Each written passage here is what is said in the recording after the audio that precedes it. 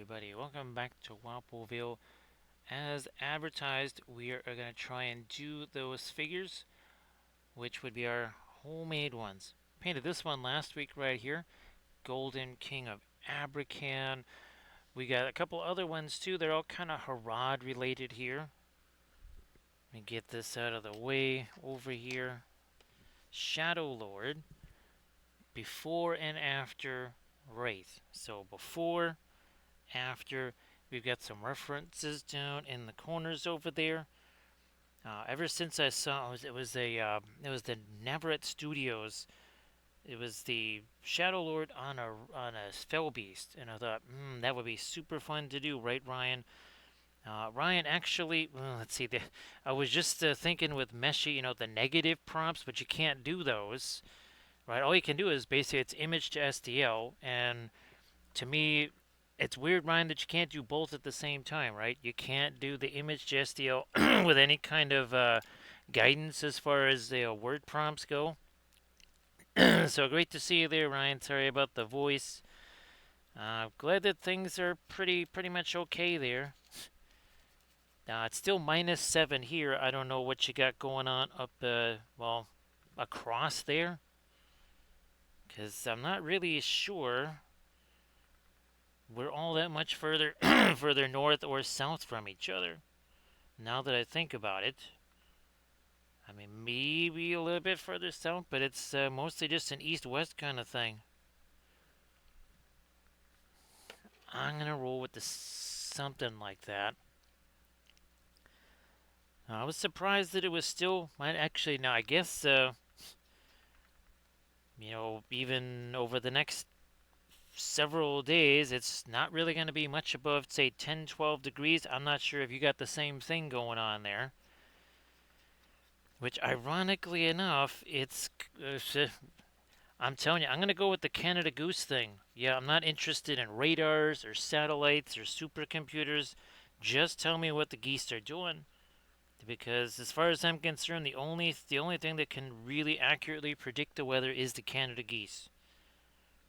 Because yeah, all these other things are super far off. But the geese somehow they know. I don't know how they know, Ryan. They got something. Maybe they got better.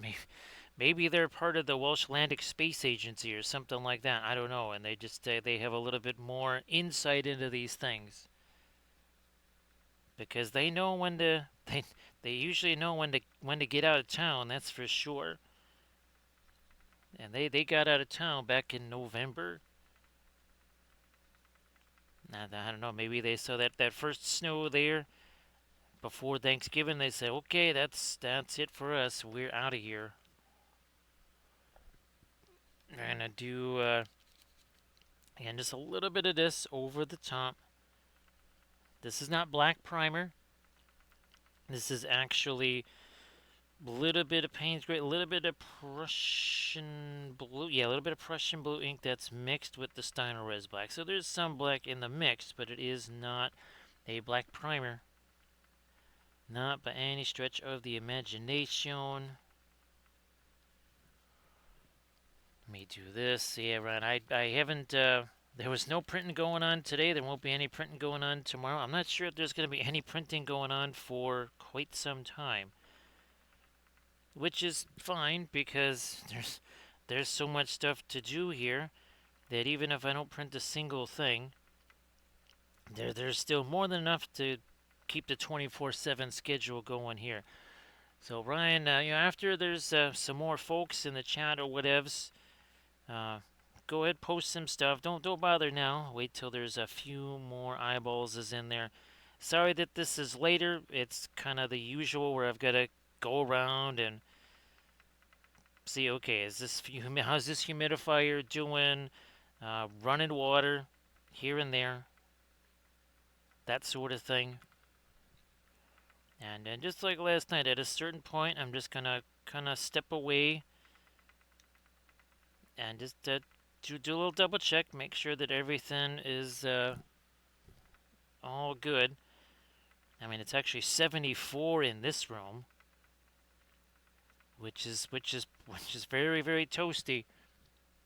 Down in there's some parts in the basement that's not even 60 degrees.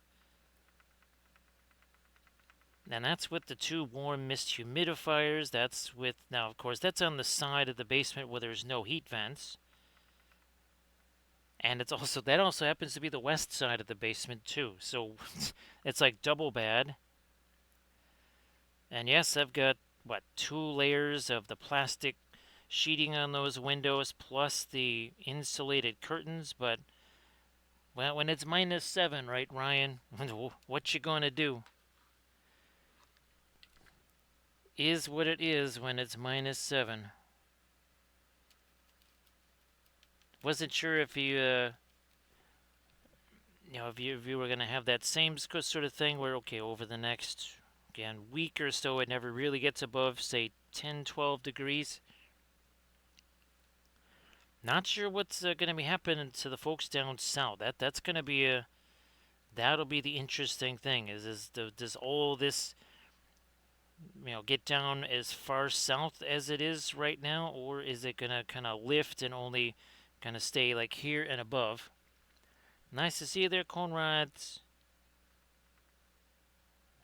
Well, it's still a happy Friday here. We got 9 more minutes of a happy Friday.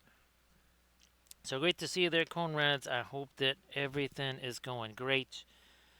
And again, hope that folks, where it pertains, hope that folks are not getting too frosty there. Now, I guess I don't know if the Northeast is still going to have the.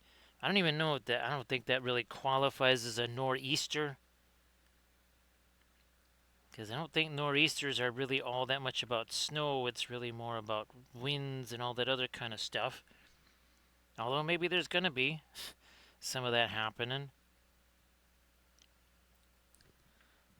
Fine. I'll just keep using some of this here gray. Now, Ryan, did you get a chance to fool around with any more meshy stuff there? Again, I would really like to try something like, okay, say high temp or whatever. I think I tried it once, and like I was saying to you the other day, I think it's more stylized. Who knows? Yeah, inevitably there's going to be like Meshy 7, Meshy 12, Meshy 45, right, Ryan? So maybe they'll figure out a way to bring back the multi-view without doing some of the weird stuff. Actually, I might have even showed it in that one video where, okay, I did the multi-view of the Galadriel on the plinth, yeah, and there was one where there was like no face. It was just like the back of her head both times, and it was because I think you described probably results along those lines where it was like, okay, it's just that back view was just supposed to show you what the back view looks like, not make the whole thing a back view. There was definitely some weirdness there. And again, we're gonna do our usual thing where we go over the top of this with our glazy stuff, because that's how we're just rolling here with the darker primer. Now our last tutorial video. Oh geez, I never posted that. I was supposed to post the video of the backdrop. I never even posted that today. Well, it's been a little bit distracting today.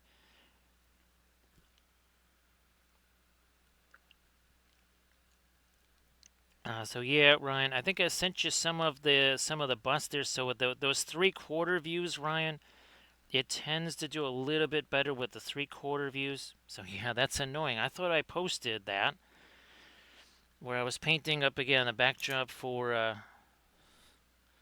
all my Trench Crusade stuff there. Hey there, Valfira. Yeah, I'll try to fill you in after the stream on stuff. It's gonna be, who knows? It could be a more truncated stream or something like that. I forgot my references, but I'm just forgetting everything here. So yeah, sorry that I didn't post the video to the Patreon page. I'll get to that I'll get to that tomorrow. Well, after the stream, I can even do that. But yeah, where is my? Okay, okay. There he is. I just need my reference picture. So 1 second here. I'm just kind of bringing these up for me. All right, there is the before. I'm looking for. There's my after. Okay, there we go. So Ryan, basically, now these were the pictures that I used. The picture on the left there, it just didn't understand the sword. Yeah, it really it botched the sword pretty badly. Yep, Velfira, that's the 5.0 and below. Those were the ones that had multi views. The 6.0 that does not have multi views, but you kind of have no choice but to use the 6.0. I think I wasted about 40, either 40 or 80 credits on 5.0 and below, and oof, that was a waste of credits right there. That was not a good spending choice. But yeah, so I apologize for not having the latest tutorial. Although I'm not sure it actually has even been 3 days since the other one. But yeah, that'll go up again later tonight. I mean, I just unfortunately again it was a little bit of mayhem.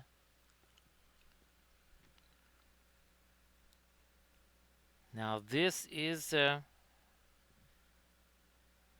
kind of your kind of a pin line washi type of a thing, inverted pre-glaze, whatever you want to call it. Let's do this right here. So Velfira, are you still looking at getting all that snow that they were talking about, or are they starting to back off of that a little bit maybe? Because here again, it's still -7 out there.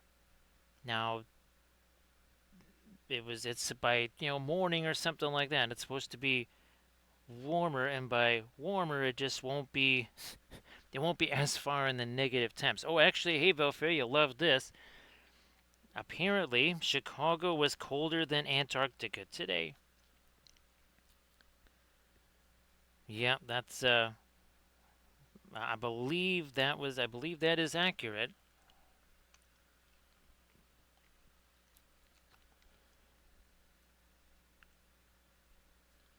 Yeah, Velfira, it's actually Velfira, it's to the point where I think I don't know, maybe I might have even seen something. Oh yeah, it was like some videos of the Bears championship NFC championship game. Basically, it was this weekend last, 40 years ago. And I was like, wait a minute, it's January? Yeah, but there was a point where I just figured, like, well, things are so crazy. 2025 must still be going. That's I'm not joking there, Velfair. I actually thought I was like, wait a minute, it's 2026. So when you wrote that there, I was like, oh yeah, that's right, it is 2026, is it not? I don't do names, dates, right? I only do words. Yep, I don't do time, I don't do names, I don't do dates, I just do words. Don't do numbers. I don't do those. States very clearly.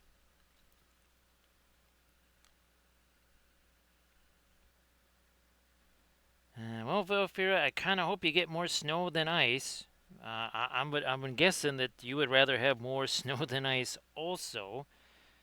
Snow is not convenient, but ice is definitely less convenient. You pretty much can't move ice. And also, ice, well, it does other fun things, right? Now, again, for folks that are in areas that don't usually get cold, as I was saying last night, you are going to want to open those cabinet doors under your kitchen sink. It will make your kitchen colder, but as I kept saying last night, it also will not make your pipes go kaboom. Because just imagine, okay, you open those doors, your kitchen gets colder. Well, now imagine those closed, and just how cold those pipes would be getting. So you gotta open up those doors, unfortunately. Again, it's not gonna be fun, but you gotta do it. So you can see those were the exact same lighter dry brushy stuff there. Yeah, I know my sister was doing that, Velfira. We get there we go, a little bit more of the violet here. Uh, Now the upstairs faucet, since I'm filling humidifiers all the time, that's really not much of a big deal there. The downstairs, it's a little bit different there, so I have to kind of sometimes remember just go down there and also fill the humidifier from there.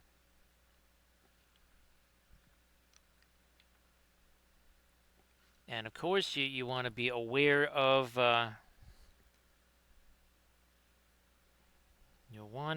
ice jams once the snow is coming along. Now, Valfera, it could be only about 10, 12 degrees here by this time next week. So I wasn't sure if okay, you get that snow and then it hangs around a while, or you're going to get the snow and it's like 2 days later it'll be 40 degrees or something and it's all gone. I think that's what Sarge was saying might be the program down there in Texas, but that's further south.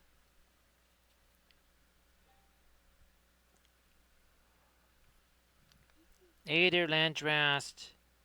Now, what's really crazy is that Chicago is like this. It's the same latitude as Rome.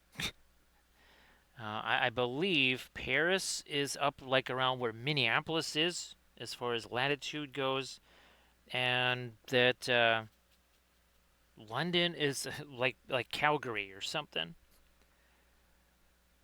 It's really freaky to think just how far north they are. So great to see you there, Landrest. Hopefully, you and the guys are having some fun at GK there. So thanks for stopping by like usual, Landrast.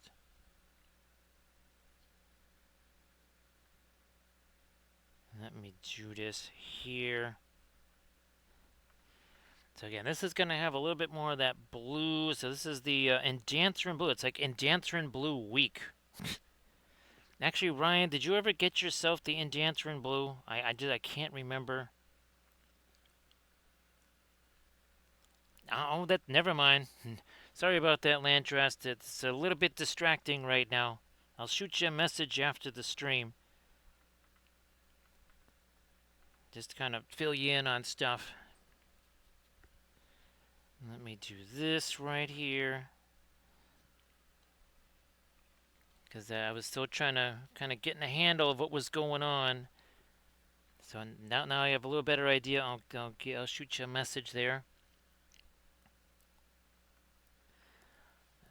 Now, Ryan, did you get the Gamlin version, the Richardson version? And I think there is a Winsor Newton version. All right, because nope, that's ultramarine violet. That's cobalt blue. That's Dio. That ain't it. Well, we'll just put out the ones we know. So that's Endanthrin blue. Is this there? So that's the Gamma one. I don't think I've got a Winsor Newton Endanthrin blue. No, I don't think so. Ain't seeing that. Hey there, Camda. Great to see you there, Camda. Happy Saturday. Should be Saturday for you. It's Saturday here now. It's probably closer to Sunday for you than it is to Saturday. So yeah, Camda, I don't know if you heard just a second ago, we are, I guess we are apparently officially colder than Antarctica. Now, I also think that the wind chills have died down a whole bunch since earlier today. So I don't think we've got the minus 30 to minus 40 wind chills anymore. So again, great to see it, Eric Hamda. Just gonna work the blue in here for right now. Then we'll have to go back to our other ones, mess around with them before we. Well, actually, I could do some stuff on the floor. Let's do some stuffs on the floor while we wait for this to have a chance to set here.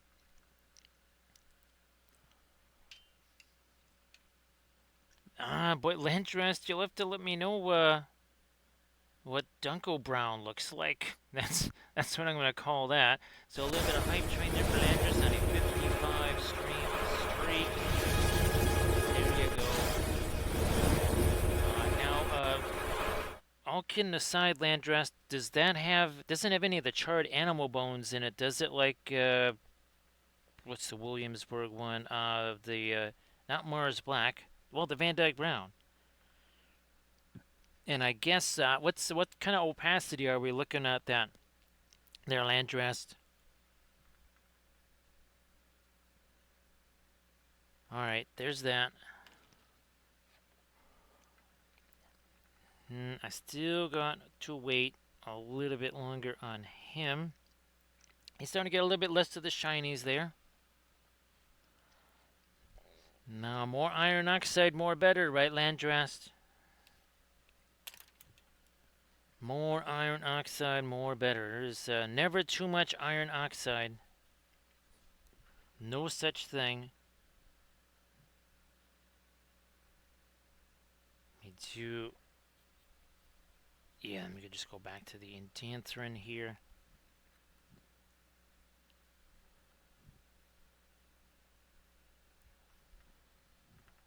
You know, I'm just gonna do the. I think should probably be like that. We'll roll with this for right now.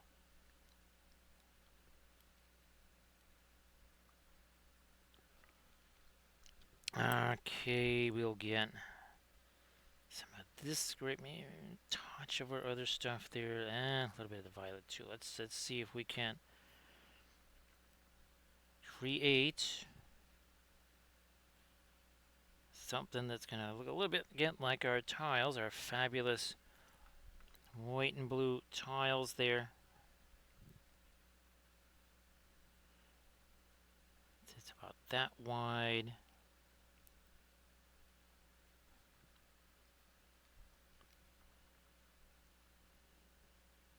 And then here.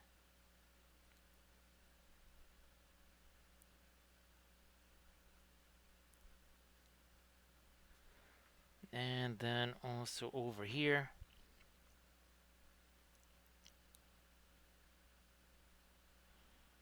Okay, white there.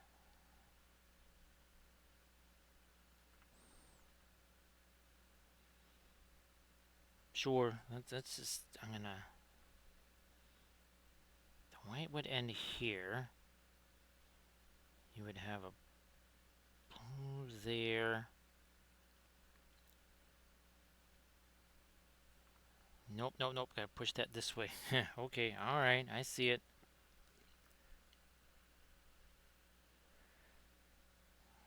Landrest, it's the Endanthrin blue, like I was saying, what, last night or whatever. It kind of seems like Pearline Crimson, where it doesn't look all that like it should be that intense of a color. Like even Pearline Crimson, just when you look at it, like that's kind of a, okay, it's a dark red, whatever. And kind of like how the Radiants just have that weird extra something something to them. Yeah, that's what happens with the Endanthrin blue. You mix that, when you mix it with a lighter color, especially something like white, it really changes it, as in like a lot. I mean, it really, really, really, really changes it. So yeah, think of it almost like the blue version of Pearline Crimson. you can. Oh, actually, oh yeah, this is something Cam to. So our cobalt blue that's not radiant cobalt blue. When you mix in Dancerin blue with white, you almost get this. Yeah. So here, let me show again. This is the color here. Whoa, where did that thing go? There was just a blob of paint on there that went flying off of there somewhere. All right, where did it go? Here it is. So this here, for whatever reason, when you mix the Indanthrone blue with white, this at least the Richardson version, it almost starts looking like this.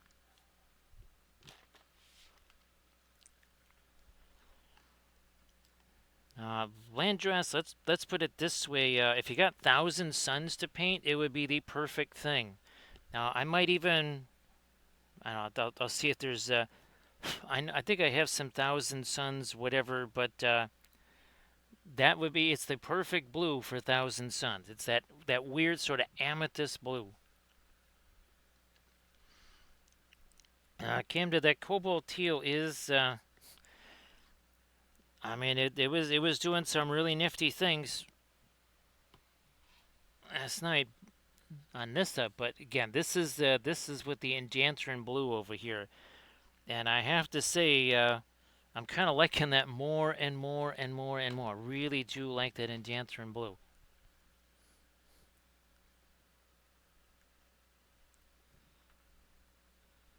And again, sorry that I didn't post the video to the Patreon page. I just, with all the stuff going on today, I did not remember. There was a couple of times like, okay, I'm gonna go post the video to the Patreon page, and then I forgot. I did everything. It's right there on YouTube. Everything's ready to go. I just forgot to send it over to everybody on the Patreon page. So my apologies there. That's something I will again get around to after the stream. Let me do this here. Now, Valfira, where they, because I know they keep saying it's like, 17 inches of snow, 18, 24 inches. My guess is that the reasonable expectation is for, say, 4, 5, maybe 7 on the high side.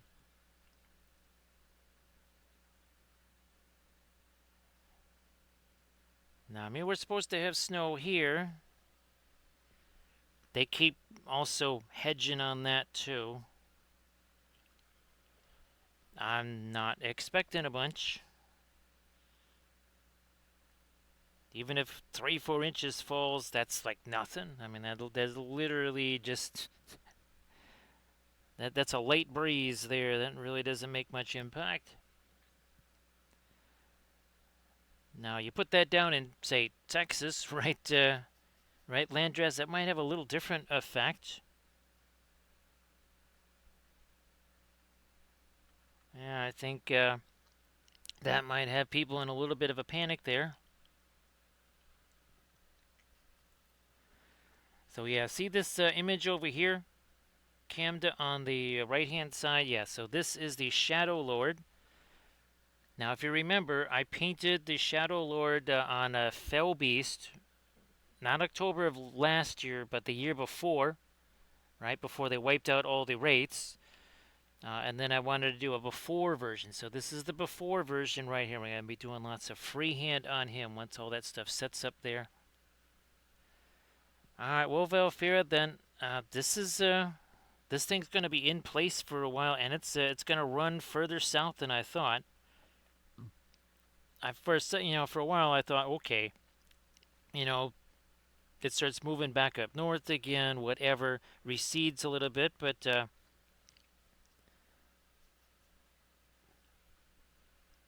let me see. Actually, Valfira, it could also be very sunny. It might also be 90 degrees, right? I'm telling you, Valfira, I ain't kidding. I don't want to hear any forecasts from anybody. I just want to just tell me what the goose are doing.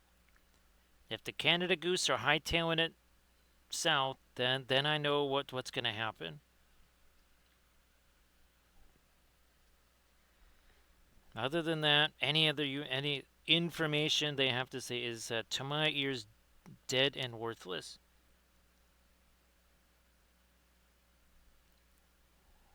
Who would have thought you had to rely on Canada geese for forecasts? Also, you don't want to get too close to those things because they're not the smartest critters, which is hilarious. They're also one of the nastier critters.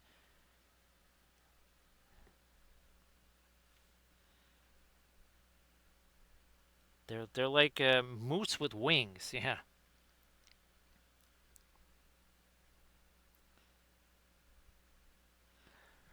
Yeah. So, oh geez, armored wolf. Good grief. So armored wolf. Yeah, I didn't want to bug you or nothing like that.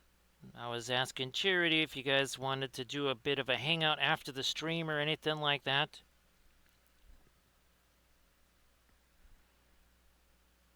Say, yeah, that was, I think I saw Charity's message maybe,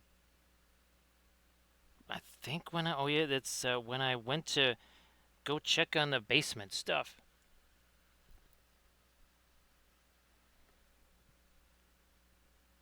Let's keep rolling with this here.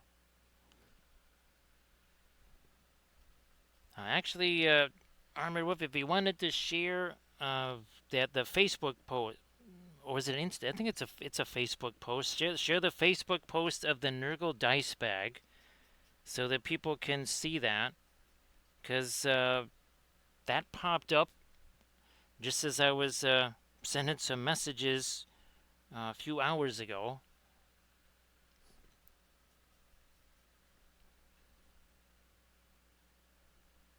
Yeah, I wasn't sure if again other things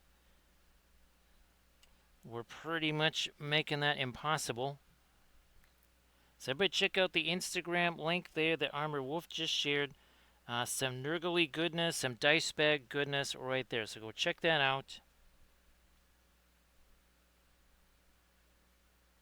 I think, was that the first fully edited one that you did there? I think that's the first fully edited one. I guess, well, because I don't think all of the metalworking individual vids have been tied together.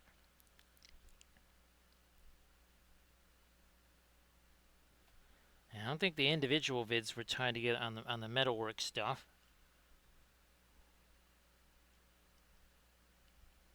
Actually, I'm going to take off this sweatshirt here. 1 second, because all of a sudden, now all of a sudden it's like 74 degrees here. It was about like down to 71 at one point here. So everybody go check out the Insta link there that Armor Wolf just shared. I mean, if you want a little window into the process of making the dice bags, it's a process. Yeah, it's they don't make themselves.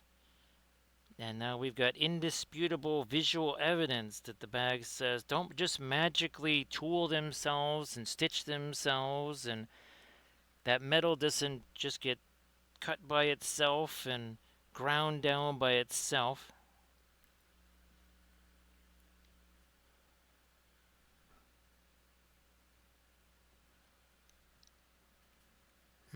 Yeah, Landrest, I guess there was some place that wanted to do some weird tax stuff with OnlyFans. I just remember was Steeler Rebel wanted to paint miniatures that Twitch was like, nope, you can't do those here. So Steeler was trying to paint those on the OnlyFans there.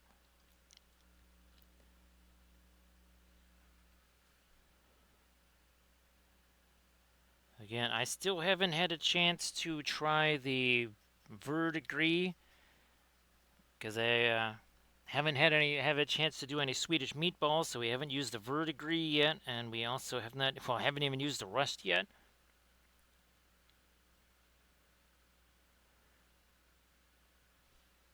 So nope, this is the ring wraith again. This is the Shadow Lord. So this is before. This is the after. The Golden King of Abrakan. There is such a character as the Golden King of Abrakan, but the whole Eye of Gold and the Throne of Flame. That's all my thing right there. So yeah, Camda. Let's just put it this way: there's certain things that you cannot paint on Twitch, and the Stila, they were Artisan Guild. Yeah, they were Artisan Guild figures. And Stila just thought, okay, well, I can paint those on OnlyFans without having to worry about Twitch, kicking you off the platform or whatevs.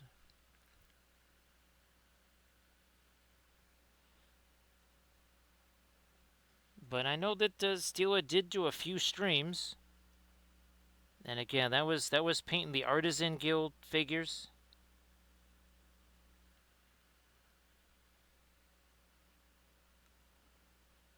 Because yeah, actually,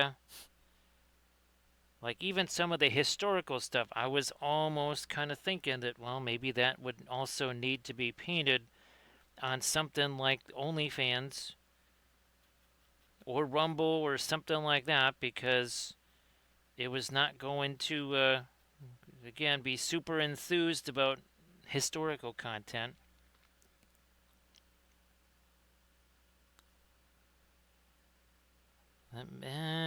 So we're not looking to get too much gold here. Not on the Shadow Lord here.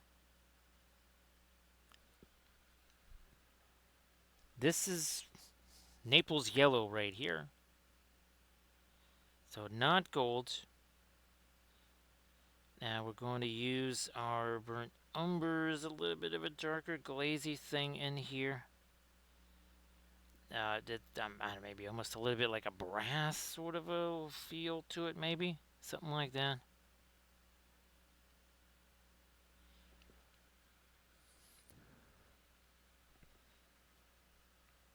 Because I think it. Well, let's see. There was. I know that the only Onis that was kind of the a lot of the stuff that Stila was painting. And remember, Stila had the. I think weren't they barrels on like little popsicle sticks or something like that? And that was what Stila was using for staining tests.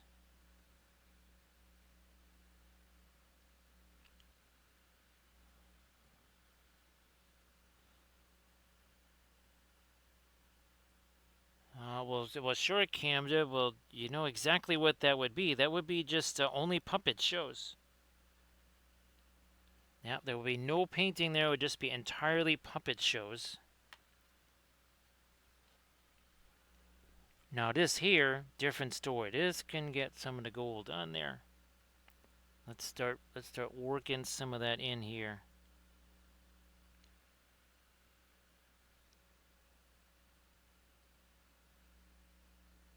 Yeah, just it would be one of those things where you'd have some splaining to do, right, Camja? There would be a little bit of splaining to do. Okay, what's up with this right here?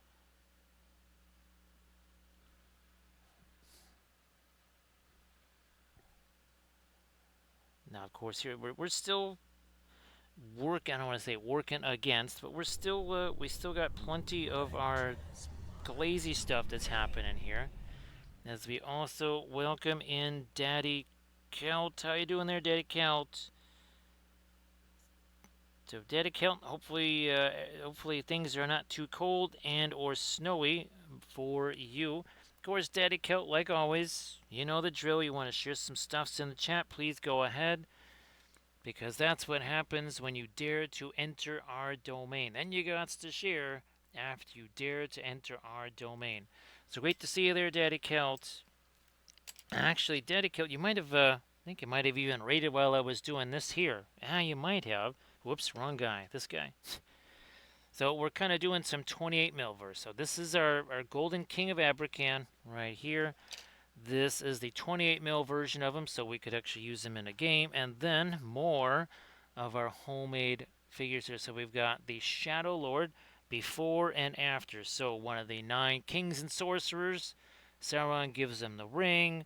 Oh, it's all good for a while. Then things get jinky. Next thing you know, they're a wraith. Hate when that happens. Yeah, that's just kind of how things roll. Now, last night, this is what we were doing. First of our Japanese theme flats, and again, these have a little bit more of the relief to them again than the original designs. So this was pretty wild doing this again last night. And again, Daddy, you want to share some stuff in the chat? Now this is finally dry enough for me to handle here. So there's our very first Trench Crusade bus with a whole bunch more on the way. Yeah, there's I don't know what Cam. There's like 30 files. Well, there might be more than that now. There might just be more. Let me get some of the, well, sort of skin tone that's not skin tone there, right, Doji? So Doji, it was very fun getting the chance to break out ye old cobalt teal bluish.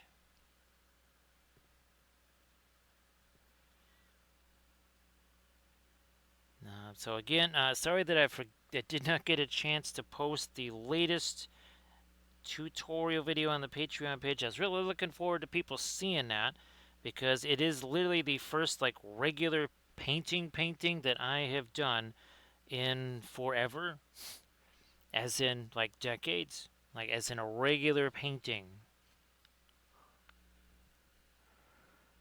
Now, so thank you so much for the raid there, Daddy Count. And of course, Camda, you want to share some stuff in the chat, please go ahead.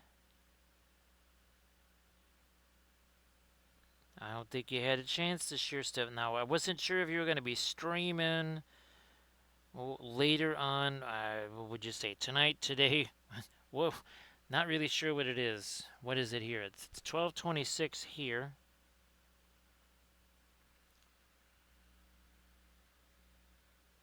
No problem there, Daddy Kilt. Well, Daddy Kilt, if you want to share some of the other stuff, right? I mean, you got plenty of other stuff that you painted on stream. You could share some of that for sure. Just like Camda shared right there. So again, you want to share some stuff like Camda did, please go ahead do that. And everybody, please give Camda Paints a follow because Camda Paints with the oils. Doji, why don't you share your fabulous oil painted stuff also? Because guess what? Doji also paints with the oil paints. Come on, get yourself in there. Now that had to be done in very much a glazy fashion. Why? Obvious reasons, right? We did some dry brushy type stuff in there, and then we let the next set of glaze kind of just set there. So this could not be super thick. Not in there. Just would have wiped everything away. Everybody check out that Instagram link that Doji just shared. Everybody please again give Doji a little look-see there because all those are painted with the oils just like what we're doing here. Painting with the oils. All oils all the time. No zenithal, none of that stuff. These were just dark brown primer when we started. Just like those flats, those 2 flats you saw. Yeah, that was dark brown primer. Yeah, dark-ish brown primer. Ebony Flesh, Steinolres. What that was. Chucking in a little bit of this. Then we're going to have to get our blue reflections just like we did on this one right here. That's another reason why I was super enthused about the whole Golden Throne miniature thing there. Because it would really be the perfect opportunity to show off that sort of thing. The extreme reflection of color, not just light. I mean, reflecting light is great, but you also got to reflect colors too. It's definitely not a use it all the time color, right, Camda? Yeah, it's one of those. It's kind of like Pearline Crimson. It's a specialty thing, but much like Pearline Crimson. Now, the nice thing is, I don't know what the Endanthrine Blue is in Williamsburg, if there even is one, But when it comes to okay, I think the gambling one's a Series 3. Maybe it's more. Let me check them again. So I know this is a 3. Yeah, this is only a Series 3 in Richardson. What do we got here? All right, so yeah, instead of Series 6, it's Series 3. So basically half the cost. This is even, well, I think Richardson is about the cost of Gamlin ish. And also, they do have it in Williamsburg, huh, Landress? Well, of course, Landress they do because, how else would they not, be able to, splice in another Series 7? Well, Landress, you're going to have to let me know how you like it. It ought to be pretty hefty, right, Grant Oracle? Well, any Series 7 ought to be. Thanks, Grant Oracle. I could definitely use. Well, again, this is just this is unleaded. Yeah, this is medicine, but it's unleaded, unfortunately. Yeah, Kanda, I just sorry that I have not been able to kind of devote a whole bunch of mental brain power to what might be going on with the Terra Rosa there. So great to see you there, Grant Oracle. So Grand Oracle Perline is a 6. The two sevens that I've got are the aforementioned Cobalt Teal Bluish and the Pyrrole Orange. Those are the sevens. I don't think I have anything else. I don't even know if I have some. Well, maybe the. Are those fives or are they four? I'm thinking of the iridescent. No, the these guys here. Are they fours or fives? Okay, so they're only four. Only. Yeah. These are fours. The interference colors. I think the Pearl White is only a 3 or something. Yeah, that's only a 3. Nice to see you there, Silver Scratch. Thank you so much for joining. So this is a character that is part of my Harad army. Now, of course, there is a Golden King of Abrakan, but I kind of elaborated on the story with the whole Eye of Gold and the Golden Throne, which is also the kind of, as you can see, shaped like a flame because there's just so much with the gold and everything. I thought it'd be neat, a flame-shaped throne. We did this one last week. Here is the character again. This was a concept piece that I made. I did not include the treasure and stuff because, well, it might have printed out in the larger form at 28 mil. Ugh, there was no way that was going to print out. Where's my? Here we go. Here's my. So this I've got, ooh, and I don't have any Moomox yet. I have 4 of them that I'm working on, but there's no, even if do not include any Moomox, I've got at least about probably 2,200 points of Harad. That's nuts. With probably another 2,200 worth of figures that aren't even painted yet. So yeah, this is the Golden King Abrakan now, and you can see the references all down there. This is the Shadow Lord. So this is one of the 9 kings slash sorcerers that was given the rings by Sauron, and eventually right turned him into wraiths. So this is, and you've seen other figures of the Shadow Lord that pretty much look like this, but you'd never seen any before. And we're also going to be doing. Well, I've got a whole bunch of them here. So here is. This is kind of the during. This is not quite the after Kamul the Easterling, but this is the before Kamul the Easterling. And we're going to go through all of the different race. Here's a larger version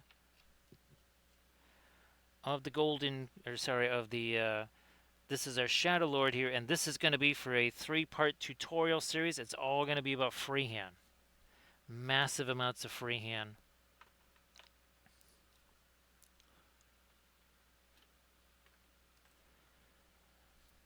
So Doji, I don't know if I have any 6s.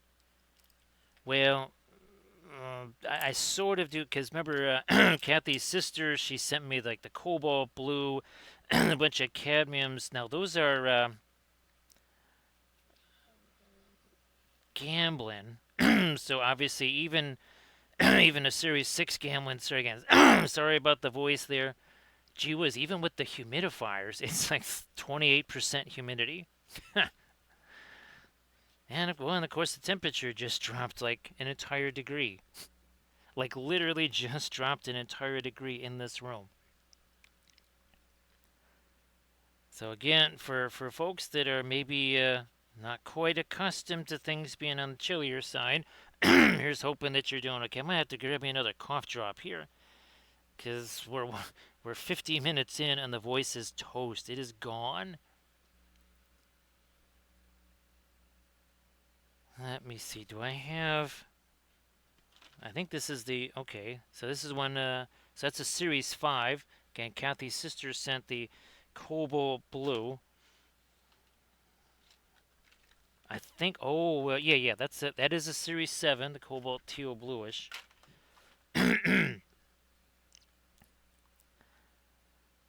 Now again, well, I think this is still the latest tutorial vid.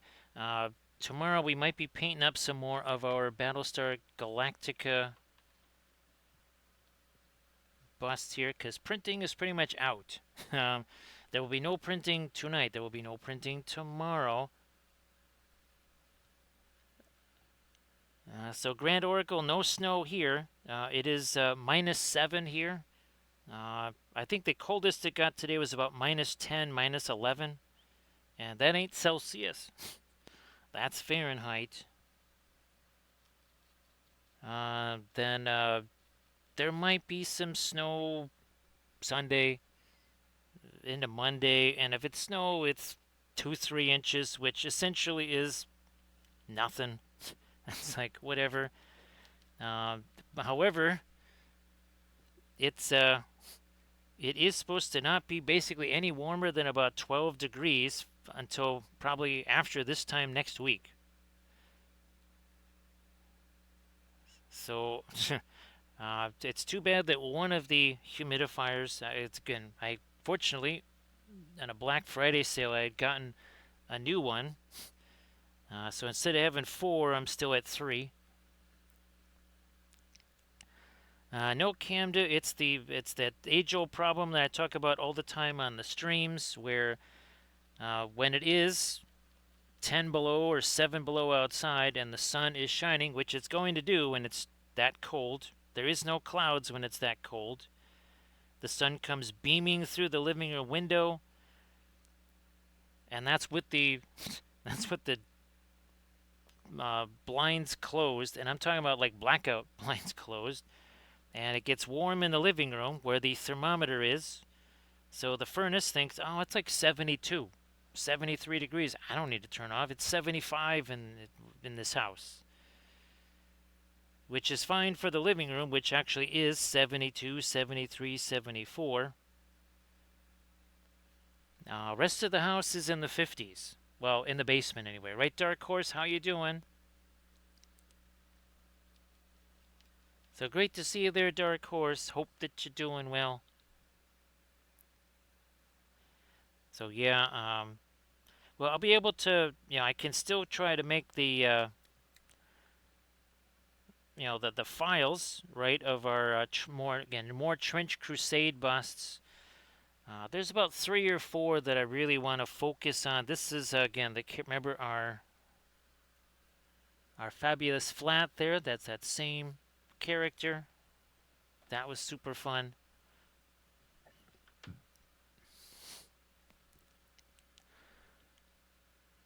Nothing, Dark Horse. This has been as long as I've lived in this house, and everybody else that, well, let's see, I'm on my brother's house. Yeah, he's for whatever reason, his thermostat is on the west side of the house, and when the sun blasts in from the west side, well, the furnace thinks that it's plenty warm enough, and it doesn't go on. So there's nothing wrong with the furnace. Furnace is just fine. It's only about 4 or 5 years old. So there's nothing wrong with that. It's just where the thermostat is. We've tried everything to combat that over decades. Yes, multiple decades have been spent since I was, I don't know, 5 years old, trying to oppose that, but it just is what it is.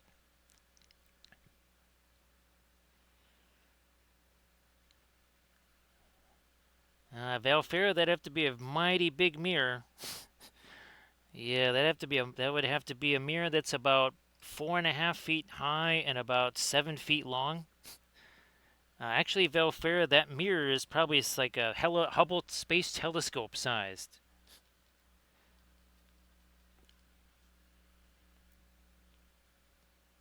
So yeah, that would be a mirror that could. Oh, you could use it to terraform Mars. Yeah, you shine that mirror down on the polar caps and you melt those. And yeah, you'll have yourself some fabulous water. Yeah. Ah, so that's cool. You know, you really shouldn't have taken that ring. It's like, dude, you got a ring too. It's like, but yeah, mine doesn't have the weird stuff like yours. What are you talking about? It's still a ring. I hear them elves got rings too. So why are you looking on? I got no face here, man. This is not cool. Let's see what happens for Agathor on our big Gandalf 6 right here. We didn't. Oh, we haven't had a 6 in a while. Oh, I thought we might have it. I thought we were gonna have it. I saw this thing flash and it kind of bounced around, but still, 2 is better than a 1. Anything but a 1, right?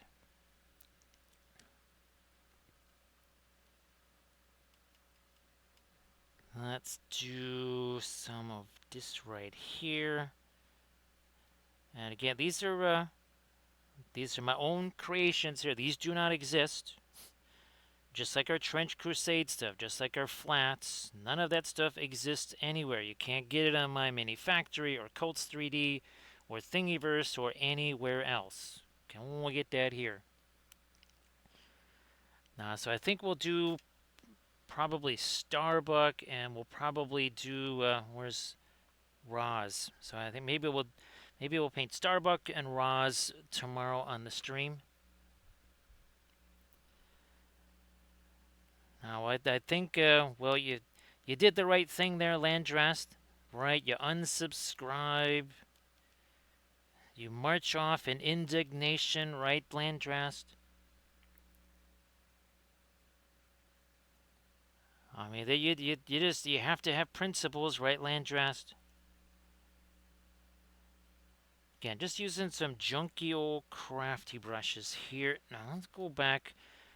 Okay, finally that is set. We can do some of our glazy stuff now on the Golden King of Abracan. And we're going to need all the variations that you saw here, right, in the coins. And you can see, again, the blue reflections there on those gold. Otherwise, I mean, gold is supposed to be super shiny, right? If it's not going to reflect on there, it ain't gold. Also here, it has to reflect on itself. So kind of an infinity mirror thing going on right there. Where's this guy here? Now, it is ironic that this was like one of the first times I had a real chance to check out the Indanthrone blue. But again, here you can see it kind of has that greenish look. Why? Because it's right next to the Indanthrone blue. Now, of course, over here where we got flamey stuff going on, a whole different influence over there.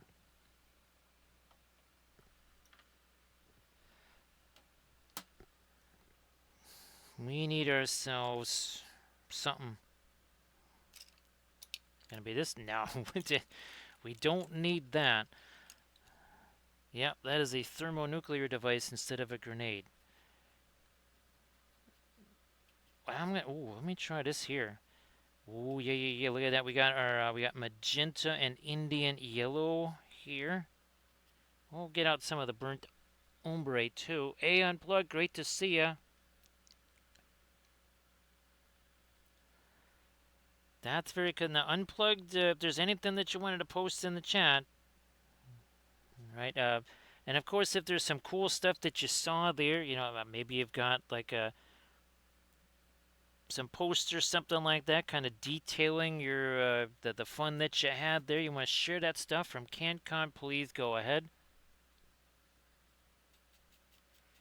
So that would be the blue tile, and also blue there, blue there, blue here, blue there. So a little bit of the tile, but mostly again this big. We don't want it on there. Let's get that off of there. Also, that had paint on it. I thought I had this brush in my hand. So yeah, he wants to share some of that unplugged. Please go ahead. I gotta get me some more of this umber in here.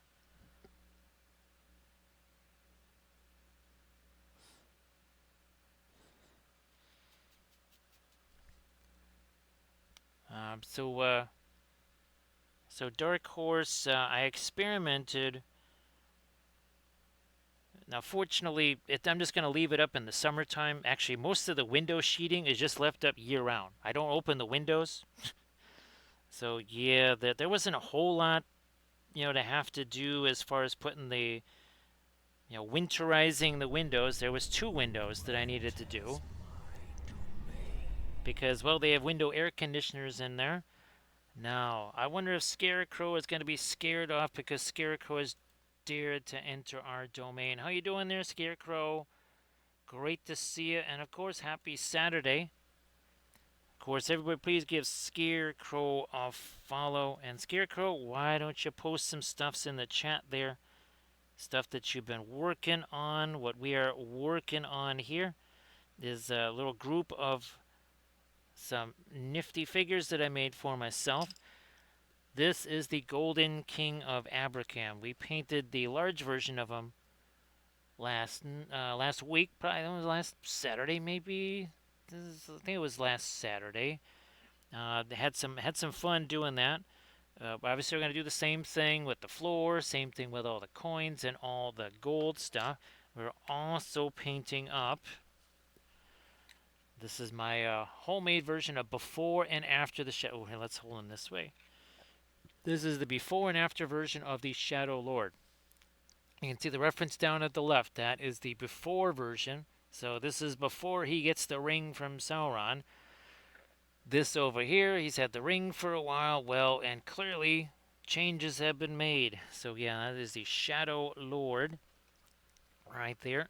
Now I'm going to set the Golden King off to the side. We're going to start to, I think, dive into some of the free handy stuff here on the Shadow Lord here on his non-wraith form. Man, I'm telling you, this that series Landrest on the just this right here. It might take a couple episodes just to do this. Like, and by couple I mean 3. This might be this might take 4 episodes to do this here. This is going to be absolutely bonkers. Holy smokes! Yeah, this is. And I swear this is almost like Picture Jasper here or something like that. So this is going to be real interesting. Oh my goodness. Yeah, Scarecrow, it's kind of, we've been doing a bunch of our, I think you might even see me painting the Eowyn figure, right? And, oh, actually, I don't know if you saw our original, the very first of these. Now, we're going to be painting some more of our BSG ones, but there's Adama and Six. We painted those, gosh, was that last week or the week before? And then, of course, this was one of our tutorial vids. We did a Galadriel bust here, and the whole point of this was to see can we make an integrated plinth and make it easy to print in FDM. And I printed this like 3 times the size, and FDM worked out great. And of course, I'm pretty sure Scarecrow, I think we did like 6 streams of our Lord of the Rings themed gummy bears. I know I've got like 30 some of them painted. And again, here's another one. We just did this. This is a 50-50. Half of this is true metallics. The other half is non-metallics. It's all oil paints, but one half is one method, one half is the other. And of course, well, we also started up our line of Trench Crusade busts right here. And, well, many more to come. Yeah, Scarecrow, we did tons of these. I mean, it just We have the mouth of Sauron there, and there's King Elisar or King Elabear. Well, here's Legolas there. Oh, I still got to get all of his flock and foliage on him there. Where's the? Oh, that's a generic wraith. Is this? Oh, there's Gandalf right there. Boy, Camda, as you can imagine, I'm really, really, really, really, really, really, really hoping that I can get some decent files. I mean, okay, if even let's say there's a 30% success rate with that many of them, I should have at least 10 successful busts out of it, somewhere between 10 to 16, I think. Thanks, Scarecrow. Appreciate that. Now, the other thing that I really do like about my Shadow Lord files here is that the folds on these things is much more photorealistic instead of the kind of the stylized folds that you kind of tend to get on most figures. Because things like ZBrush, not really the greatest, it seems, at sculpting, well, realistic looking fabric anyhow.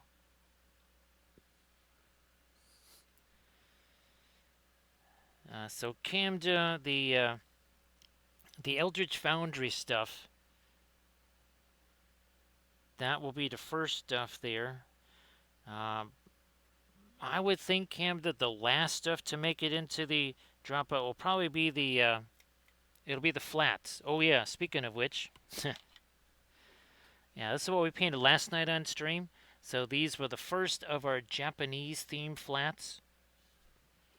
We've got here's some of the unpainted ones here. So that is what we were painting last night, and we got tons and tons of these designs also. Right, Arda Michael, how you doing? Everybody, please give Arda Michael a little look-see, because Arda Michael's going to post some painted stuff there in the chat. So why don't you do that, Arda Michael?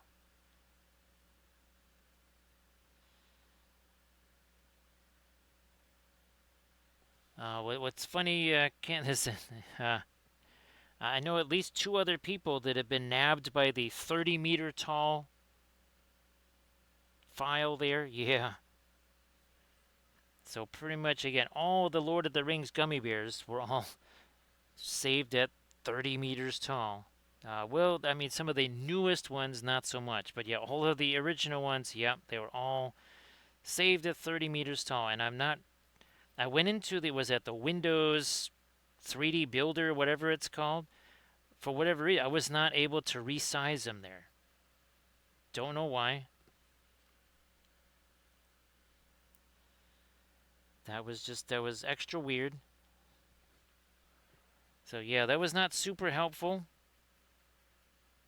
I thought they were being saved at 30 millimeters. No, they were being saved at 30 meters.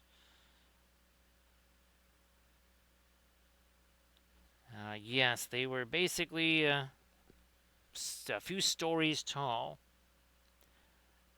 Those would be some very mighty gummy bears indeed. Very intimidating gummy bears. So see you later there, Doji. See you later. Here's hoping that, well, that's right, a bakery run. Yeah, there's no bakery run here.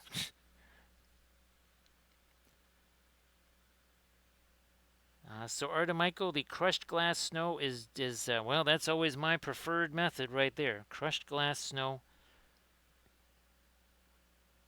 And of course, there's only one place you can get the crushed glass snow. That is from Armored Wolf. Glad that you were able to do the bakery run there, Doji.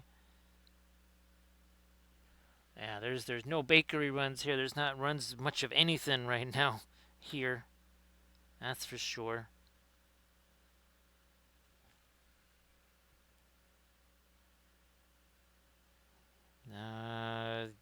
try doing that. We also need to start building our freehand here, and you can see because now this is kind of started to set a little bit, and I can actually get in here, do some work here with our freehand. At least start to develop it a bit.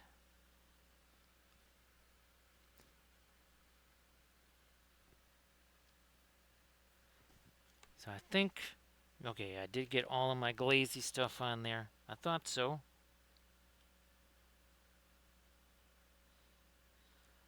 So again, this ultimately is going to be at least a three-part tutorial series because our Guinevere was a three-parter, I think.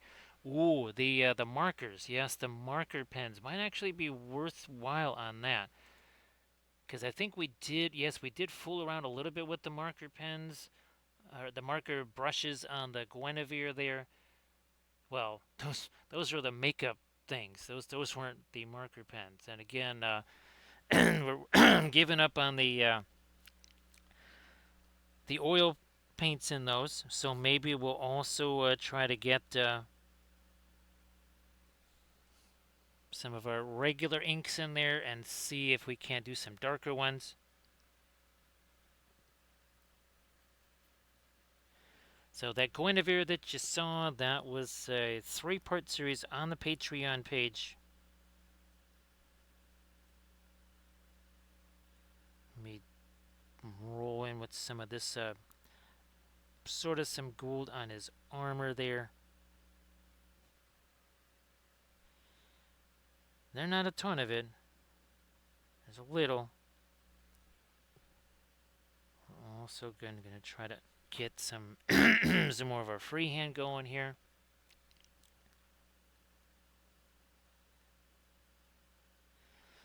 Now, yeah, Velfira, because I tried using these the last couple of streams, and basically not a whole lot comes out of them. They're just again they just because all you can get is super thin paint out of them, especially with the oils, that makes it pretty useless. Because we really wouldn't use those for a pin line wash. So what other purpose would they have? Again, also too, they didn't seem to work very well on the rough surfaces of the flats. So just imagine how much rougher the terrain is. Now, of course, getting the inks into, because the biggest problem with those marker brushes was there was no dark colors.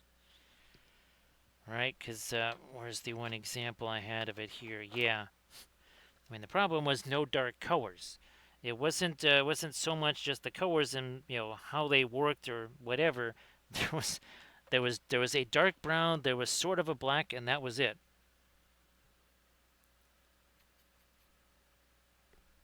But I mean, we gave it a shot, right, Velfair? We gave it a shot. Didn't work. We move on. We use them in a different way. And who knows? Maybe they'll be very effective on the terrain, or maybe again with the darker colors in them, they will be very effective for doing well this freehand stuff.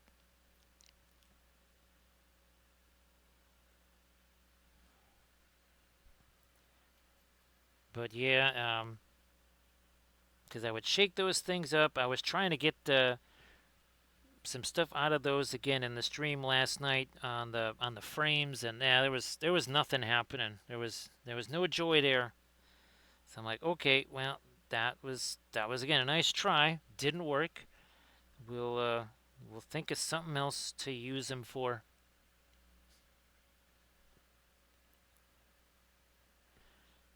This has a little bit of the Mars yellow deep in it, mostly for the opacity.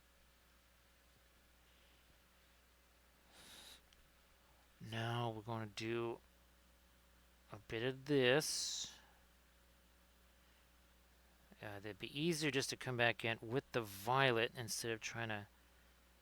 So we're going to have this and then another line on top of that, and then some of our pattern on top of that.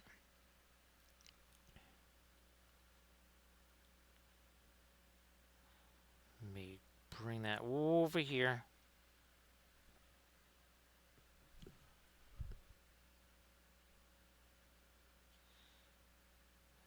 Doing this.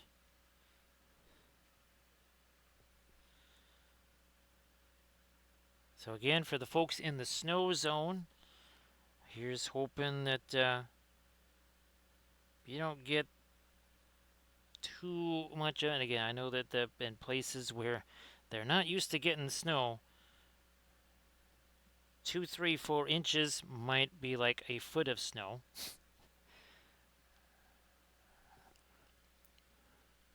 We'll see you later, Scare. And again, Scarecrow, if you wanted to share anything in the chat before you head off and do post-stream stuff and things like sleeping and all that, why don't you share stuff in the chat there, Scarecrow? And again, appreciate the raid.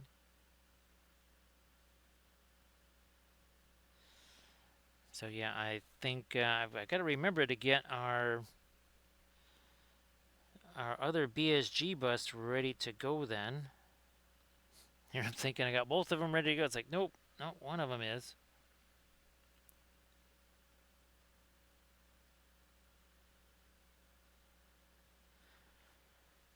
I mean, I could do 3D printing if I wanted to have the heater going most of the time there, but that would raise the electric bill significantly, and it's like, nope, we're not doing that.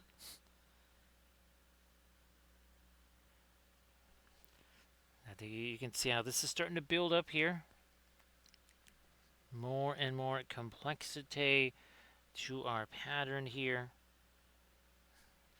Probably actually might have to be breaking out yet a new liner brush in a bit. I think we're an hour 17 minutes in. That is it.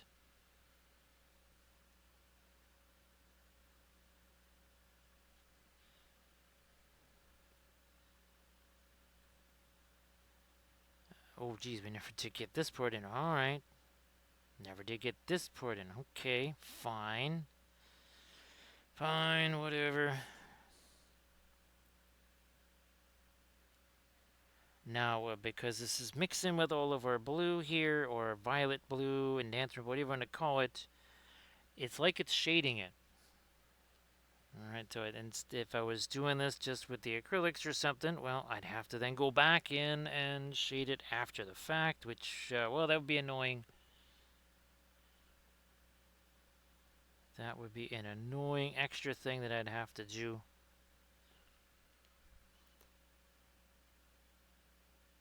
And yeah, we are working with the oil paints here on all 3 of these guys. 1 hour, 18 minutes ago, all 3 of these were devoid of all things paint. They were just, again, some dark primer. That's all they were. Not black primer. Just it was darker, that's for sure. Ooh, wait. Okay, there we go. It's like, it wouldn't have been exactly what I wanted to do for this part of his goal. Let's get this part too. I know I was forgetting something.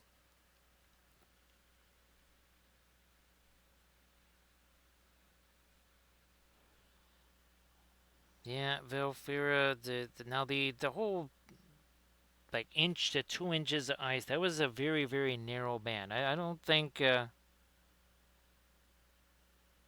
don't really think the ice is going to be as big of a thing as what they were talking about, unless the geese are wrong. And again, there's the only forecast I believe in is the Canada Goose forecast. Yep. And keep all the supercomputers and all the other kind of stuff. I just tell me what the geese are doing. Whatever they're doing, that's going to be my guide. Let the goose be your guide. Unless you cook the goose.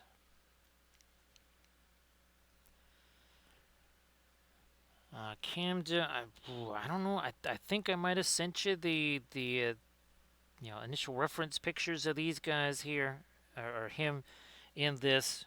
Again, I will be starting that series up Tuesday. Yeah, Tuesday I will begin that series. And again, that's going to be another test of the markers because I want to see if okay, if I fill those with again darker colors,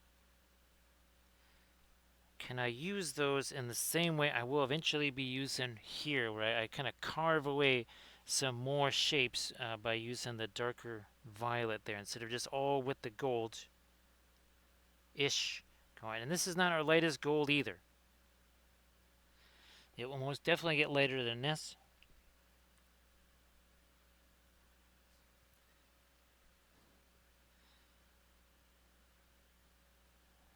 Here we are.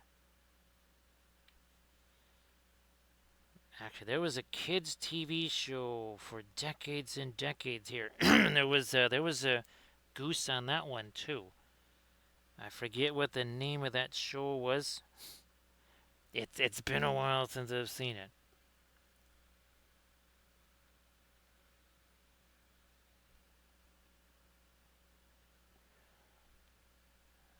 Came to it was eerie. I mean, again, it was third week in November, and I saw him hightailing it out of town.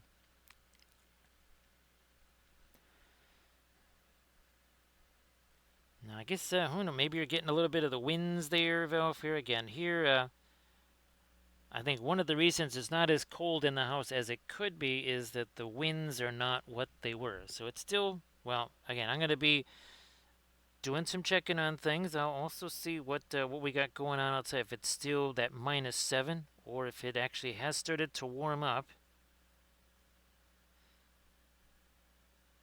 Now the big warm up would be 0 degrees. So that's that warmer is relative.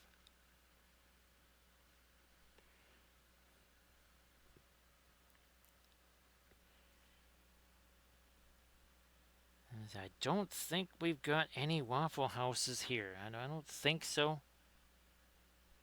Well, at least not. Well, there's no chain restaurants by me. I mean, there's one tiny little Subway, but other than that, there's no Pizza Smut or McDoodoo's or Burger Thing or anything like that, or Taco Smell. We don't have any of that kind of stuff around here. They're all just regular kind of mom and pop establishments.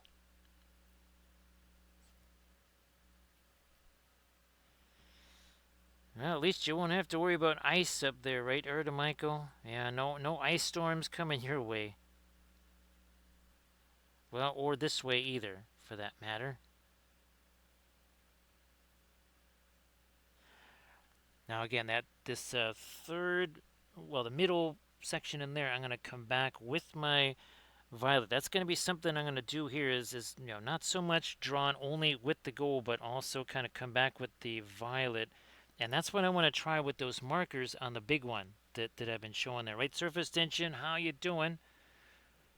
Surface Tension, why don't you share some of the stuff in the chat there? Some fabulous oil-painted stuff, no less.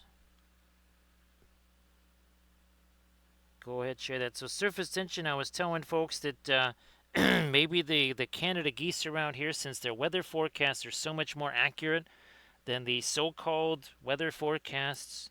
Now, I'm thinking that maybe they're somehow hooked into the ancient Welshlandian space agency right there. Yeah, I think they might be renting time on Welshlandic Space Agency satellites there.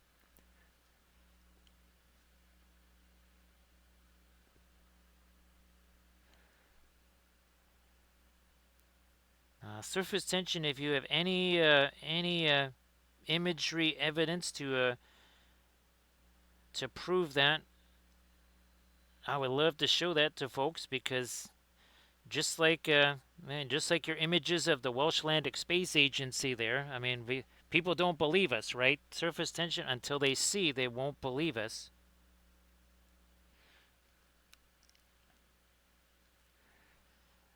So this is more violet than Indanthrone blue. The Indanthrone blue that's pretty much, yeah, this is Indanthrone blue, a little bit of Prussian blue.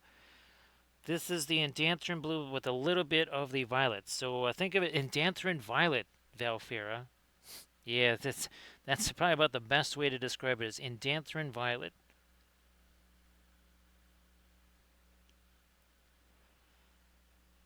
So Grant Oracle, hope things are going reasonably well there.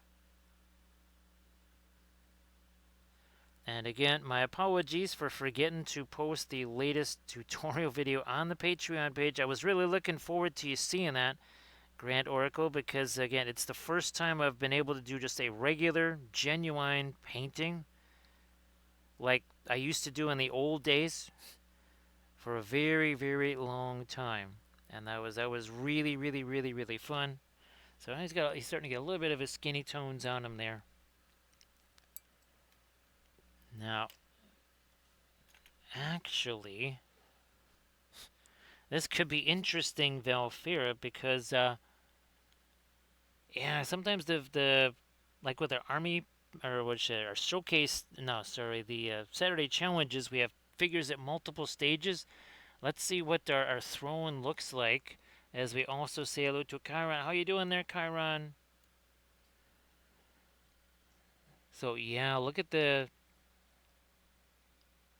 It's interesting because here, right? You don't see the reflections here. You also don't see them here, and there's way less shading here. I wish there was just a little bit more shading on the one on the left. Obviously minus all of the reflections there. Yeah. So that's kind of wild, right, Valfair, to see that. So Chiron, what's interesting now, of course, GW sort of created personalities for him, and the thing about the Shadow Lord, basically he can darken the sky, so he kind of protects your troops from sort of the long range fire or whatever. But it was all about his ostentatious. He was very prideful, very boastful. So ostentatious cloak. That's the rationale behind this, and because this is kind of how you usually see the Shadow Lord is more like this. But I kind of try to reverse engineer again back to some like a before type of version right there. And that was very fun. Again, I have Kamul. We've been showing the Kamul for a while. I also have the what was that, Dark Marshal, and I also have the Knight of Umbar. Now I also started working on the Undying. The Undying is interesting because that's going to be the first sorcerer. So far, all of the ones I've done, they've all been kings, but I know at least some. Now there was no percentage given, but I would imagine at least a third of the 9 rings were given to sorcerers.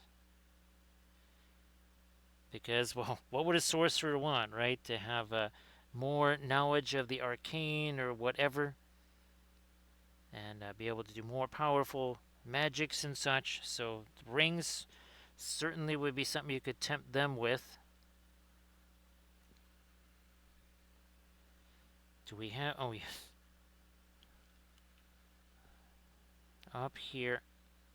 Again, we're going to be cutting into that with the violet to make more shapes out of it,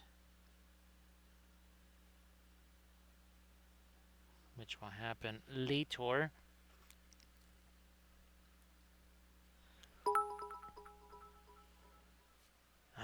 Thanks, surface tension.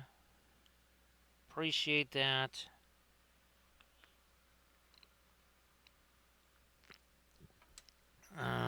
Yeah, there's might be a little bit of loose change.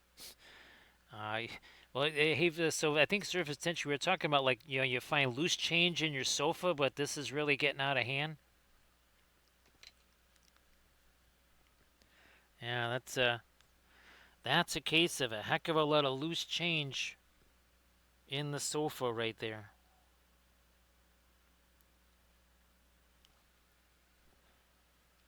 but it'll be an hour and a half in. Not even. We're just about an hour and a half in. 1 hour 29 minutes. And again, all three of these guys working on them all at the same time. You can see there's a even over here. There's still a little bit of shiny over there. Hopefully that that all just starts going away.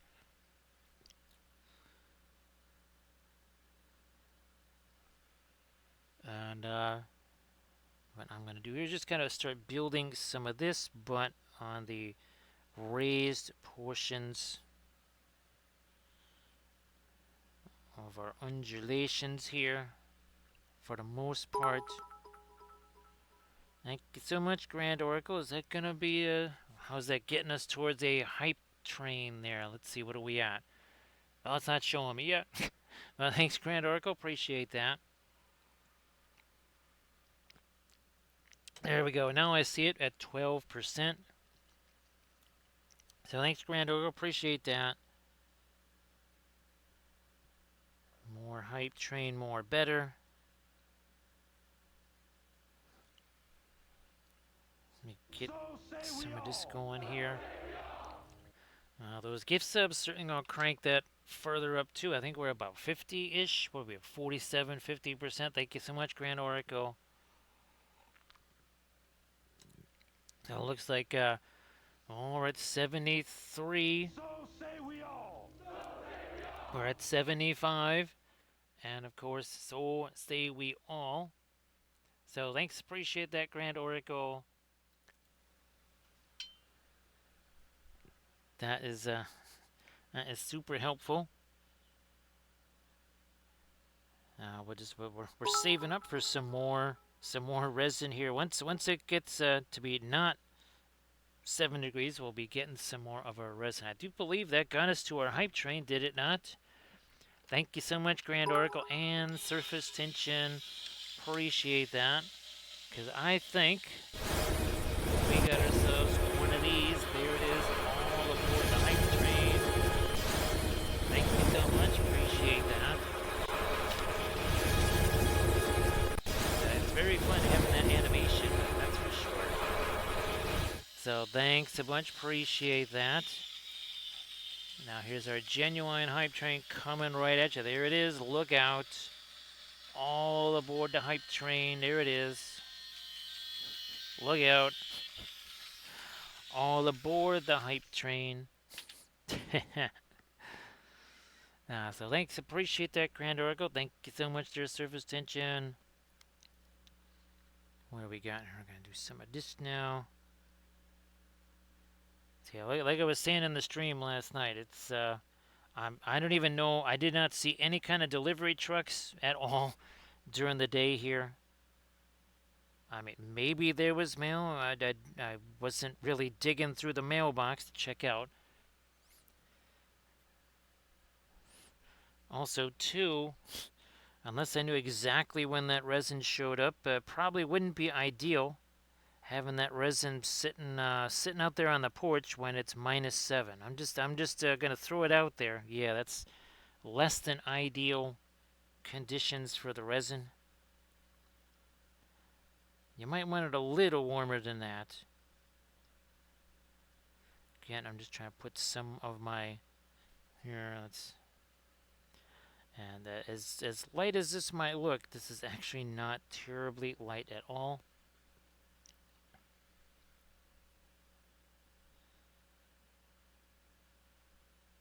Yes, he's the master of spare change, surface tension.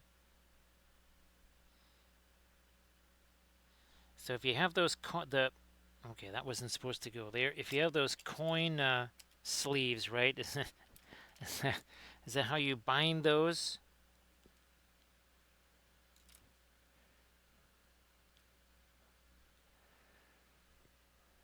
So the Welsh Landix Sky Shield in place. What's funny, Surface Tension, is there is no Sky Shield in place here yet. It is 7 below 0, and that's in Celsius. That's got to be about -20. maybe Celsius. And again, that's not a wind chill, that's the air temperature. Wind chills, again, I don't think they're anywhere near what they were earlier in the day. Earlier in the day, they were about minus, I think some of them were minus 42, something like that. If you wish to kind of feel what Antarctica is like, you can just come here because technically we were colder today than Antarctica. That's what you call a staycation right there. So it's kind of like you're an Arctic explorer, but you don't actually have to go to the Arctic.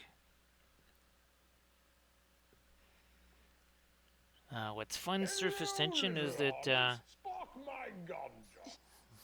it's not really going to be much more than say minus 15 Celsius for well next 10 days or so.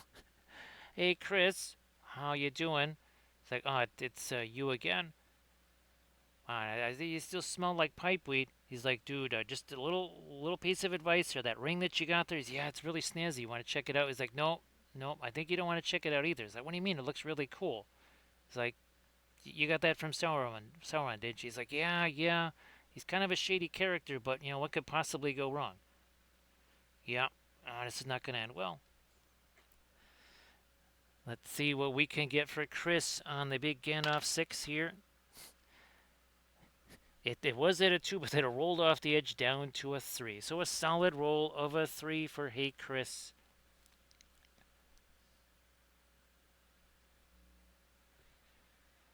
Let's do this here. So Arda Michael, like I was asking earlier, I don't think this is going to qualify as a nor'easter because, well, I mean, there is that moisture coming up from the Gulf. I don't know. I think maybe it could be a nor'easter. So thanks again, Grant Oracle. Thanks again, Surface Tension, for providing a little bit of hype train goodness there.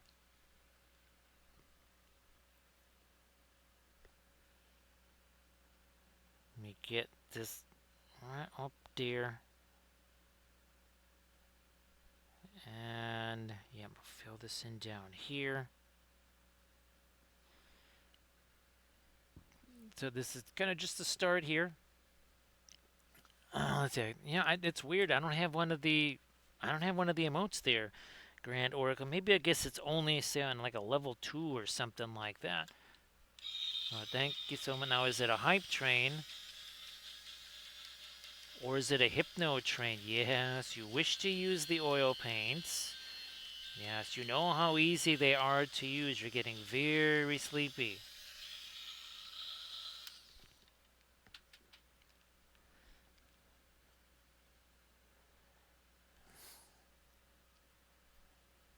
So yeah, I saw you've collected all of the. Oh yeah, that's why.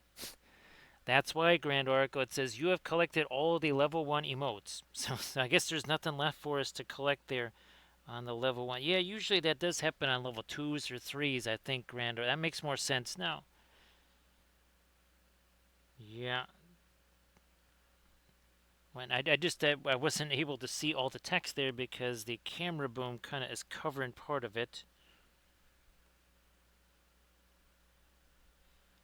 Let me get some of that again. We'll be coming back with the darker violet to cut some things away there.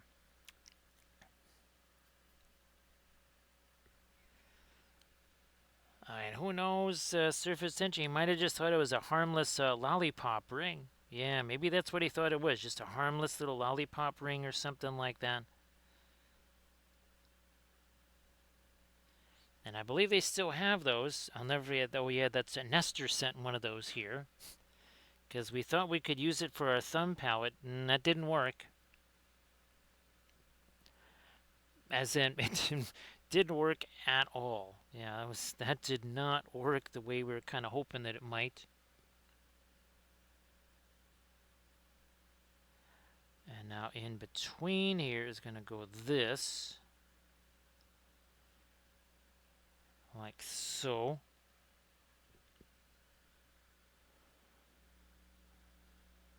Geez, Grand Urgo, that's quite the collection of stuff.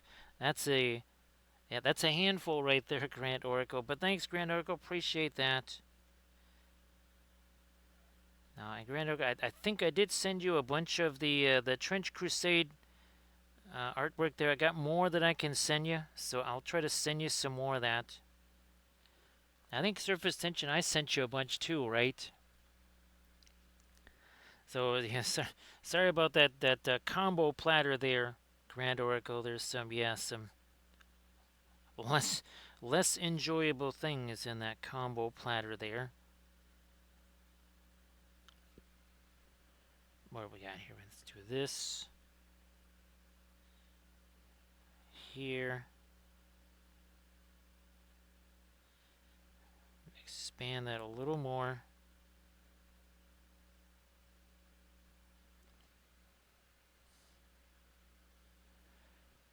Yeah, surface tension. I'm pretty sure that no matter what, even if I sent you a bunch, I'm sure you don't have all of them, because there's a lot. And actually, surface tension, all kidding aside, I think we were talking about it in the last stream. I learned a bunch about negative prompts. Now, of course, I tried using those in Suno a little bit before the stream, and they were, for the most part, they were ignored. As in, the negative prompt said, under no circumstances do this. And, well, you can imagine what it did, surface tension. I'm sure you'll be totally shocked that, yes, all of the stuff that was in the negative prompt, it went ahead and did all that. Just like a petulant teenager would, right, surface tension? Of course, Camda can confirm that. Yes, the petulant teenagers.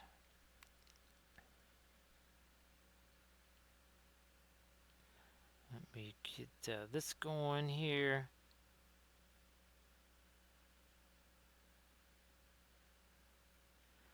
So now you can see we're getting a little bit more of our stuff filled in there, but a couple of things. First of all, this is kind of our darker freehand. So this is not our lightest light here by any stretch of the imagination. Let me fill in some of this now. And again, we're going to be taking some of that away with our darker violet.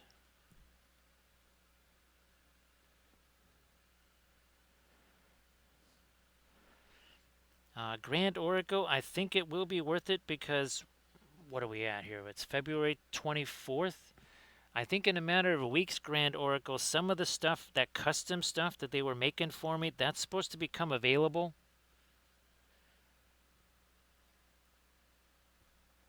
So Grand Oracle, to me, the flexibility of being able to again make busts, figures. Grand Oracle, I did do a 10 millimeter test. It seems to have printed okay. Obviously, the supporting of it's going to have to be done differently, but I think, and they keep adding more stuff to Grand Oracle. Like as far, okay, you want to maybe do some historical stuff. That's another thing I was going to ask him about there too. Grand Oracle is, okay, maybe something that could also work a bit more for historicals, at least in terms of say equipment. Maybe something that resembles a musket of some kind. Or maybe even,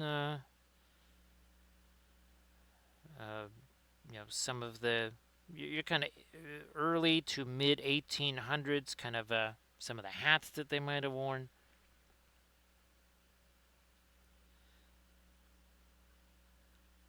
Well, yeah, the Eldridge Founders definitely has been worth it to me for sure.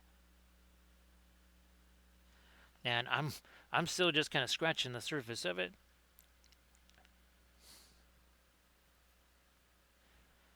Oh, that's right. I wanted to make some Army of the Dead too, because they got their skellies. Yeah, that's right. Also, two specters. I might even try to, like, okay, our characters here, like our Shadow Lord and stuff. Maybe I even try to make some of those with Eldritch Foundry too. Since, well, we know we can control all the cloaks.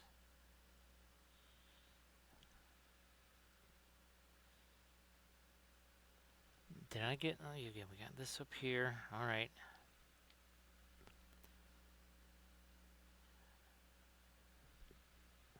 That we'll definitely put some of our lighter stuff in there.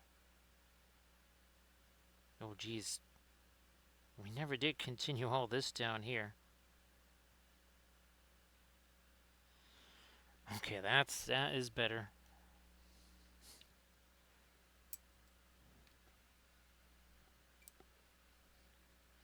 Do I want to start going with some of my? Let me try some of this here. So Indanthrone Blue. And then some of our indigo. So the indigo to darken down that Indanthrone Blue like a lot. To just really kind of establish some of our darkest shadow areas here.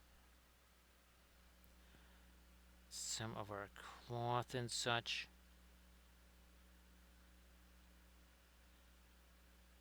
Here. Now what do we got? This going here.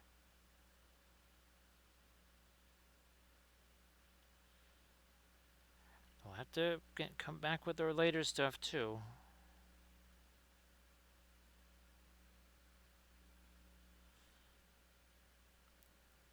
Some dark under this.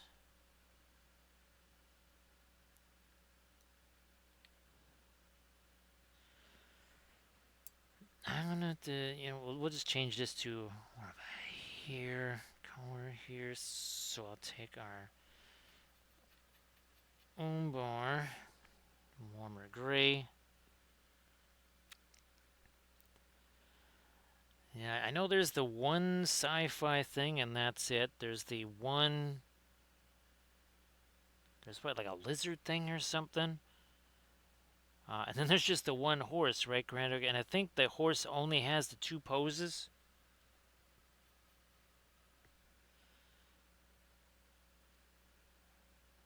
I think that is a place, Grand Orc, if they can get the, kind of cavalry slash mounts sorted out. I think that is a place where they could certainly do a lot of expansion there. Maybe lighten this up a little bit more here, like we do.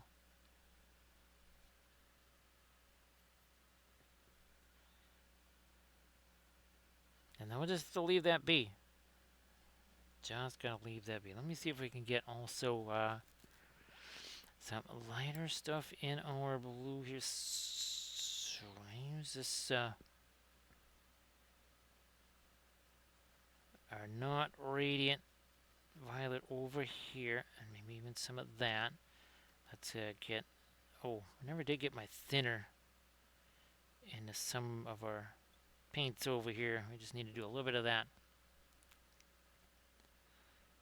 Some of that white over here. Now let's start again breaking that down.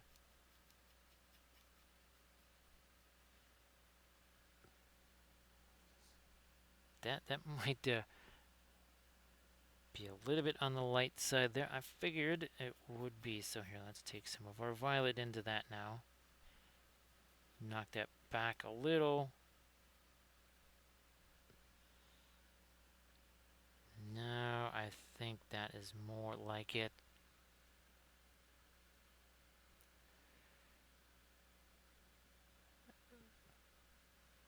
Actually, geez, Grant, they might have added some. And I mean, like, not too long ago. Yeah, I don't remember the wolf one. Ah, geez, Grant. No, there was. Maybe I didn't do the wolf one, but maybe I saw it there. Geez, Grant, it's been so long now since I filmed that episode, I can't remember. Chiron, it kind of seems like your first three episodes of Lord of the Rings was kind of magic in a bottle, and ever since then, somebody keeps dropping the bottle on the ground and smashing it to 1,000 pieces. It's difficult because, as far as what's actually written about it, there's about 2 paragraphs. So they're kind of taking one paragraph and making a movie out of it, and then another paragraph and making a movie out of it. Again, it could all come up gold. It could be great, but the Rohirrim disaster, well, that sapped all my confidence. Once that went downhill, I thought, oops. Now, of course, this probably is not going to be, well, it's not going to be as rushed as that other project was, so maybe there's a chance.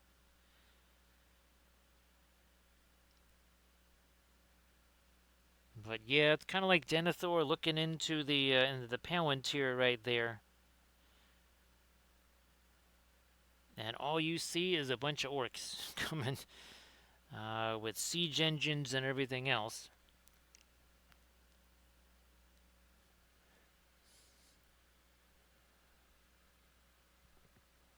So yeah, Grand Oracle. I'd have to go back actually and check out the video there, where I might have said, "Oh, hey, look, there's wolves," and we might have only tried horses and the jet bike kind of thing. Now again, we might get very, very lucky, and maybe it all works out fantastically.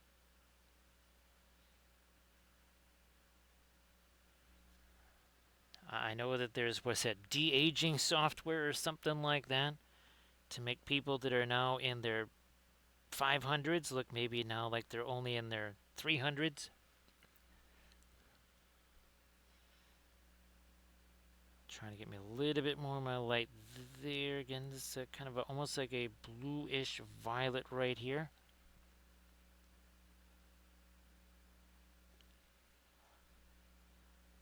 Also over here. Well, there's also minor detail. What's the last time I saw a movie and any kind of movie theater was 2018? Yeah. So that also adds another layer of complexity.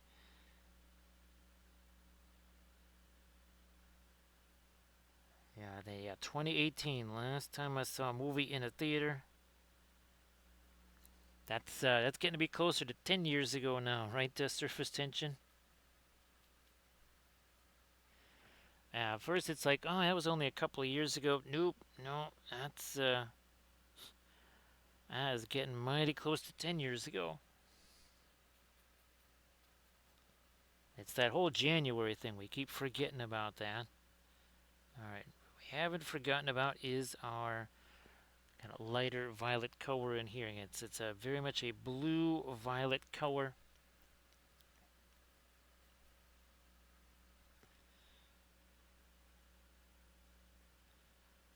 Also here.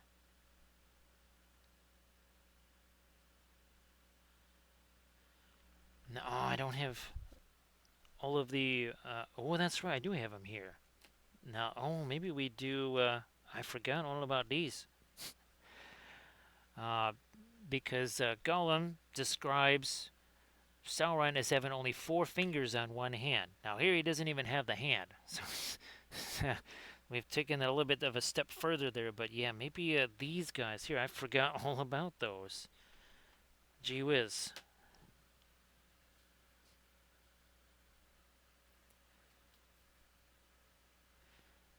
Yeah, surface tension, that kind of increases the price of the movie ticket. Now, I know it's a matinee surface tension, so you do save a couple of bucks there. Now, the flight and the hotel and the other thing, that might subtract a little bit from your matinee savings there, just a little bit. Now, of course, if you were to get any kind of popcorn, any kind of food there, surface tension, that would be more than your travel expenses. So that's another way you can kind of keep that cost more reasonable.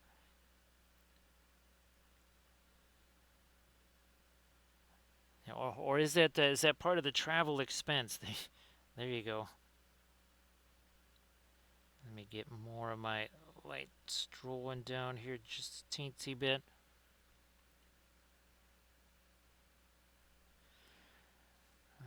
And again, we'll be working our way back around to our Golden King too. Let me try to lighten up a little bit more. Top of his head here. Now on this one, I just used the Arabic texture roller from Green Stuff World. Is that right here? So that's what I used. We use this on all of our Conquest Sorcerer Kings. Ironically enough, yeah, Sorcerer Kings.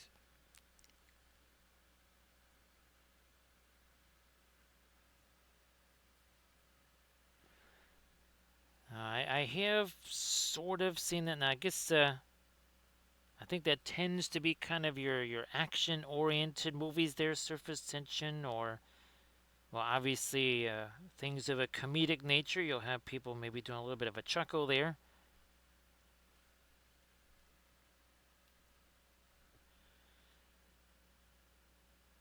Of course, the movie, if you want to see an action or any kind of movie that, shall we say, maybe has some pyrotechnics in it, the theater that is sort of near us, it's called the Quarry, and it's called the Quarry for a reason, because there is a quarry right next to it. And if you go to see, especially the daytime, like the matinee type things, well, there are times where the entire movie theater shakes, and that would not be a special effect from the movie. That would be the quarry blasting going on. So if that romantic comedy is just not quite doing it for you, you give it long enough, you will get some explosions and some vibrations, even no matter what the movie is that you're looking at.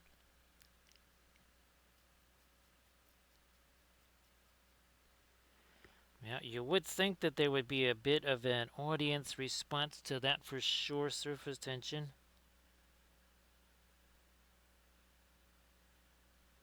Let me do this right here.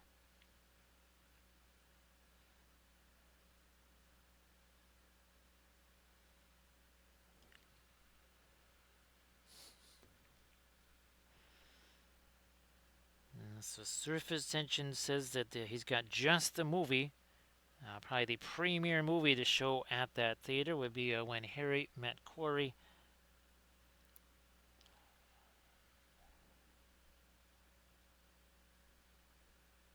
There's a whole bunch of quarries around here. Again, that is why,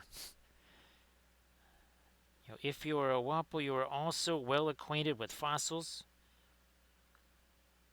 Now, this is a different quarry. This is Thornton Quarry. There's another quarry that's just down 171 here. They actually filled that in. If you can believe it, they actually took a quarry that was so deep you couldn't see the bottom of it. They actually filled it in. Now you're actually looking up at stuff. Where there, for my entire life, there was a giant hole that has all been filled in now.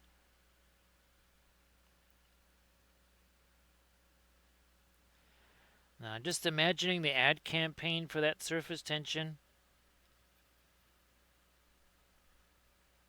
It would be, what was it, like Die Hard, a love story or something like that? Blowing up cars and buildings and all that kind of stuff. Let me do this. A little bit of that lighter stuff on his hair. Not too much, of course. Probably come back with some darker stuff on here. What about his mustachio and his beard? We'll get some of that rolling on there too.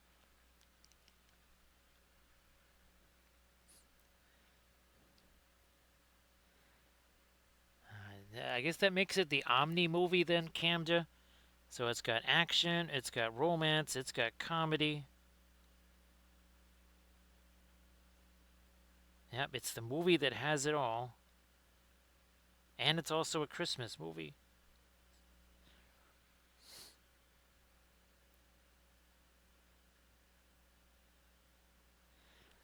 That would naturally have to be the main star of the movie, wouldn't you say there, Surface Tension?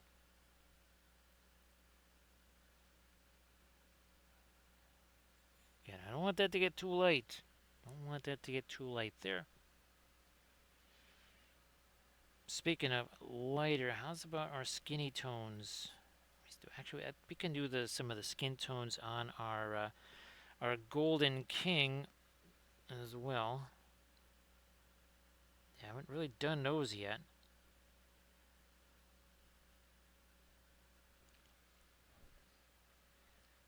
Let me work in again more of a lighter skin tone on the cheek there.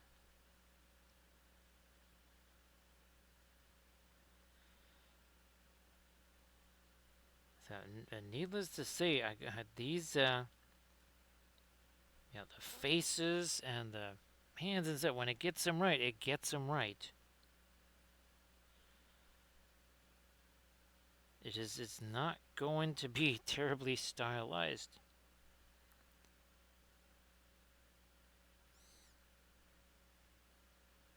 Yeah, we'll be coming back with our darker stuff on his face, but let us set him aside for a second there, and now we can come back to this. Even here, there's still a little bit of shininess there. Oh, geez, we just hit the 2 hour mark. We just got the 2 hour mark.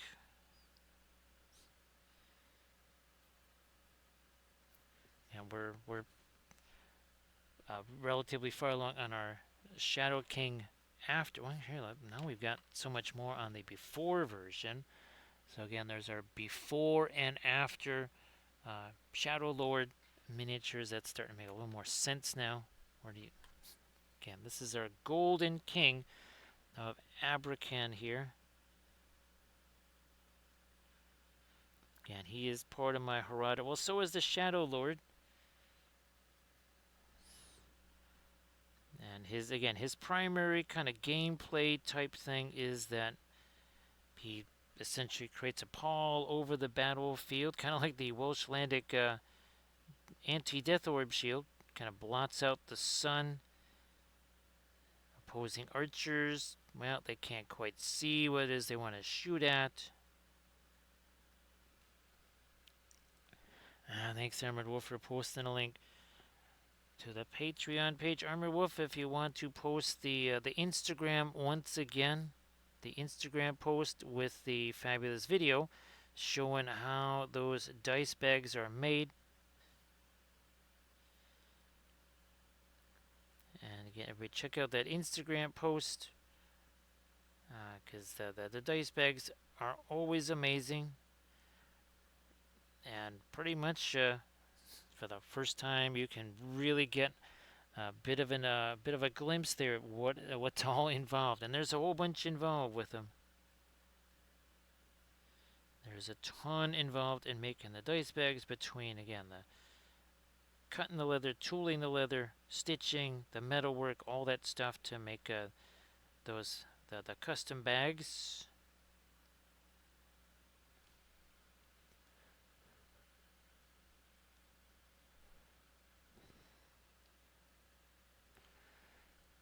So Karen, yeah, you'll be seeing a showcase video on my Harad army. And actually, I've got 3 different versions of the song, Chiron. So there's the first one. The second one is actually from Sauron's perspective. And then the third and final version is actually, now you're back to the Golden King's perspective. But essentially, he's been able to free himself, again, from the thrall of Sauron and the Eye of Gold. There was only one way to do it. And, well, that one way usually, involves the end. But that is how he was able to free himself from the influence of the Eye of Gold. Of course, the kingdom also got wiped out too, but I mean, is what it is.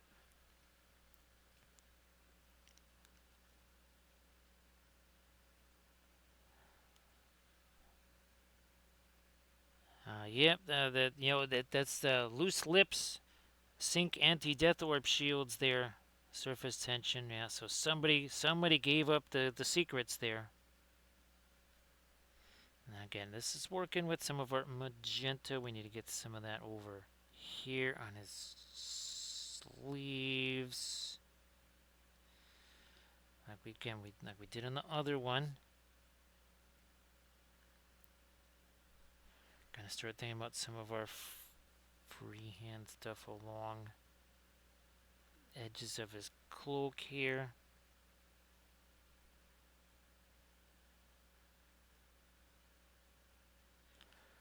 Now, I know I've painted at least 3 different Gullivars, 3 different Dwellers in Dark. Never actually got a chance to use those in any games. I know I've got at least one Dweller in the Dark right now. I actually ended up using a Reaper miniature for that.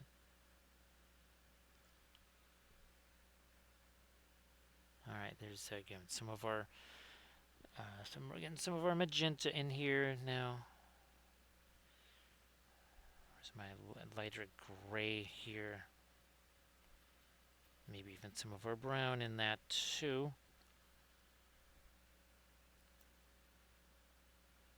Mostly over on this side. We're pretty good on that side, but here again, some of our poster, not pre-glaze, but more like our kind of, we call it post glaze sometimes. Instead of starting with the glaze and then wiping the paint away, that's what we did with this one here. So yeah, we did kind of more of an old-fashioned pre-glaze on that Mars Black, Van Dyke Brown, and Indigo were a big part of the pre-glaze on that side-on bust. And again, stuff like that. Eventually, those are going to be made available to the folks on the Patreon page. They are not going to be sold on my mini factory or any of those kind of places. I got no time for doing that. They'll go in a Dropbox folder, and then people can get them. They can print them out whatever size they want. Bigger, smaller, don't care. There's not a whole lot of painting Patreons that also provide miniature files. And the whole point is, if okay, you want to do the Golden King Abracan, you say, well, I can't get that file, or that's not a miniature I can just find somewhere. Instead of having to maybe again support 2, 3, 4, 5 other Patreons to get these files, or 12 or 20 in my case, you just say, well, okay, I'll just it's all part of my Patreon pledge. Have fun there, surface tension. I know it's a little bit on the chillier side there, but have a fantastic stroll. I'm absolutely sure things will be barked at, right? Surface tension.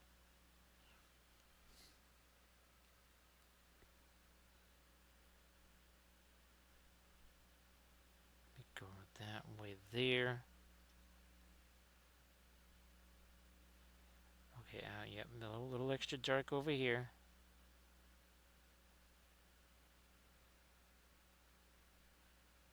So I think now, now you can see our tile a little bit better.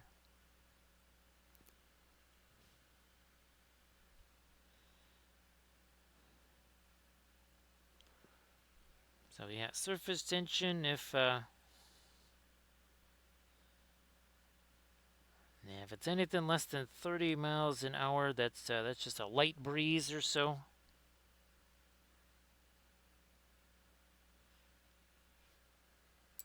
Let me get this over here. So yeah, unless you're rivaling the surface, say, of Saturn or something like that, yeah, the winds are just they're just mild winds by comparison. Should get me a little bit more of the, okay, not maybe that much violet.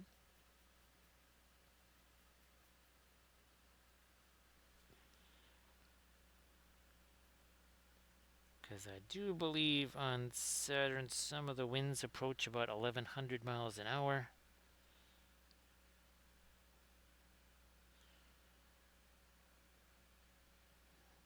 There.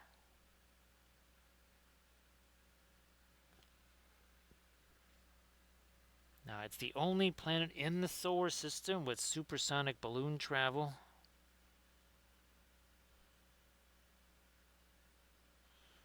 Yep, I think on that planet you got some balloons that say Concorde on the side of them.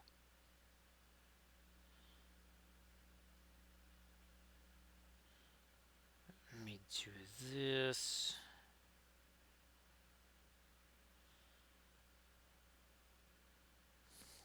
The methane content of the atmosphere and the ammonia might be a little bit of a drawback, a little bit of a downer.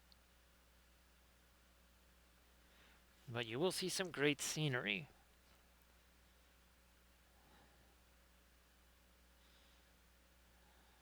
For the 1 or 2 microseconds that you stay alive, it'll be awe-inspiring visuals. Let me get some more of this right here. More of that violet. No, sorry, more of the magenta. Back here.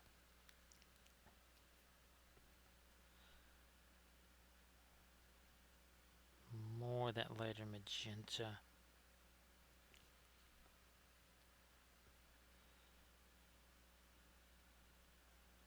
Folds, making those lighter. Gotta get some of our.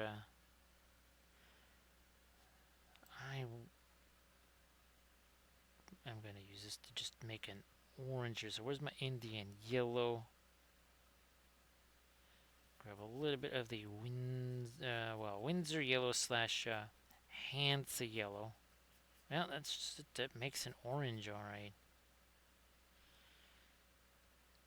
Which, of course, that makes me think about citrus canda, which also, well, that generates a little bit of Hungary right there. Got me thinking about chow time.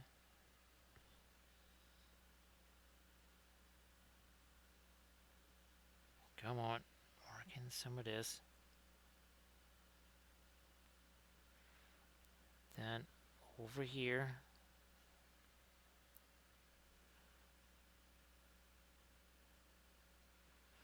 I might go one step later on the skinny tones here, then we'll maybe go back around to our Shadow Lord, as in the after version of our Shadow Lord. And then in a few minutes, again, I'm going to go do a little bit of check around the building. I think things are pretty solid, because if it's 74 degrees in here, well, there's no way it is if the furnace is not doing its thing. And it's going to be checking on humidifiers, making sure they're doing their thing.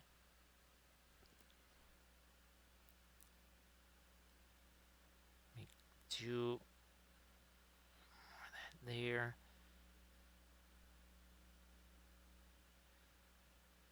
Some of that here.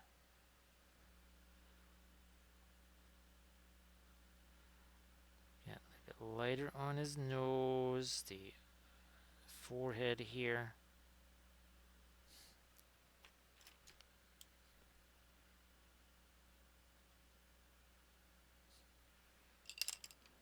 All right, here we go.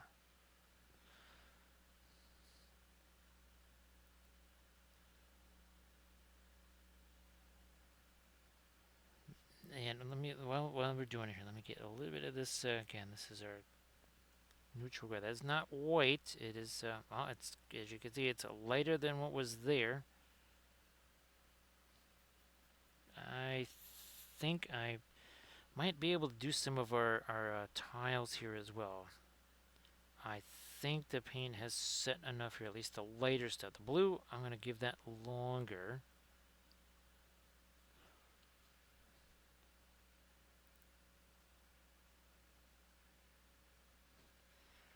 So, more here.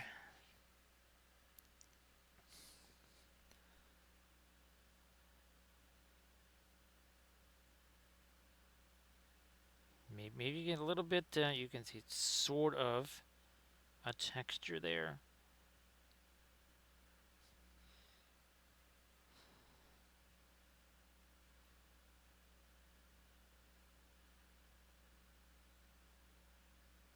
A little more there. Okay, under his shoe. Let's get these guys. Now this is not white. This is got a little bit of everything. There's some of the magenta floating around in this here. There's some of our blue there. It's kind of this weird light grayish violet. Oh, so let me do that, and then we're gonna,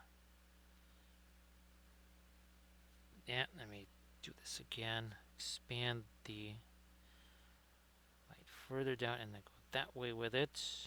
Same thing. I'm gonna move that down a little further.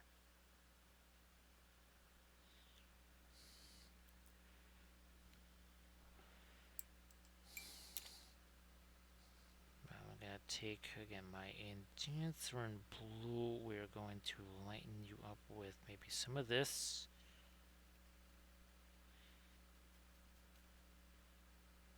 Come on. Are we getting there? Yeah, starting to break this down a little bit here.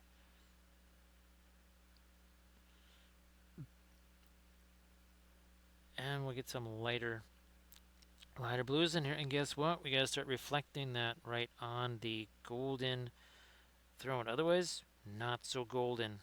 Might as well just be carved out of wood. Well, maybe it was carved out of wood. Who knows? Maybe it's like an IKEA version of a golden throne where it's just mostly wood, and then they threw some gold tinfoil over the top of it or something. Yep, it's maybe that was tricksy Sauron right there, making again think that he's got this golden throne when it's only it's just the surface of it. Okay, let me get some lighter violet into our mix over here. Maybe even some of the white. Not sure just yet. I'll kind of roll with this for now. And some of that is again going to go over here onto the throne itself because, well, there's all this blue right next to it.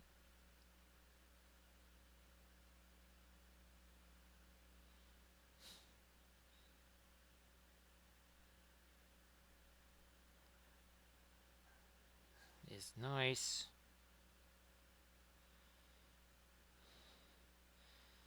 Also here.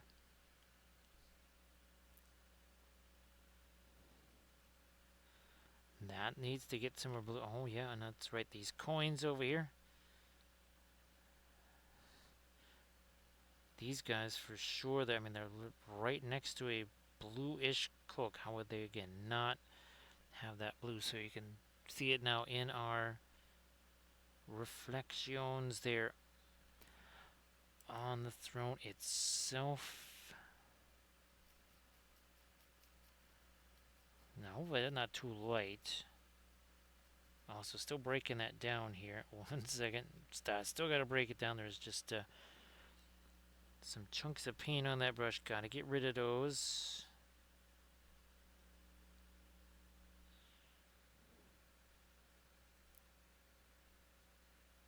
Nice.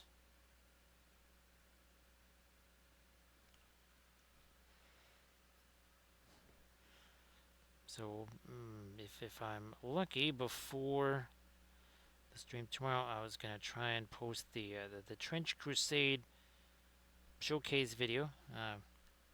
It's not any one faction. It's pretty much just all of the Trench Crusade stuff. I tried to kind of divvy it up by faction. I don't necessarily know exactly which things go to which faction, except for the real obvious stuff. So there might be a little bit of mixing and matching.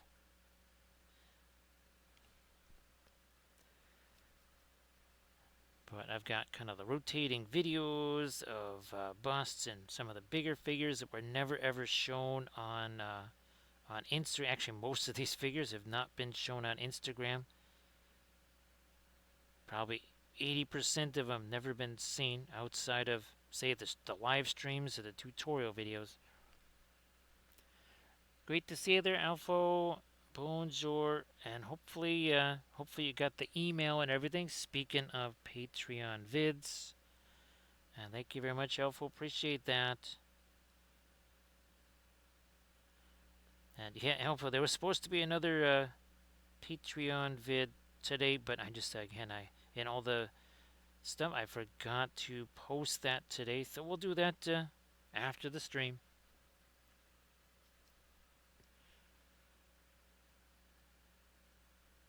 This is already looking significantly different here now with our, and that's just kind of mid-tones there. That is not our lightest blue color there either.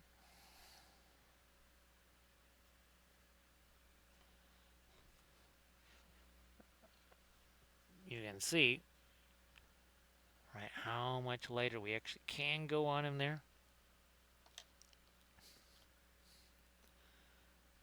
Top of his head also lighter.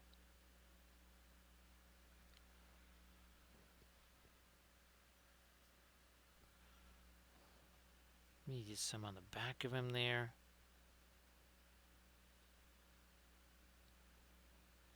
Ooh, yeah, I never did get the by his elbow there.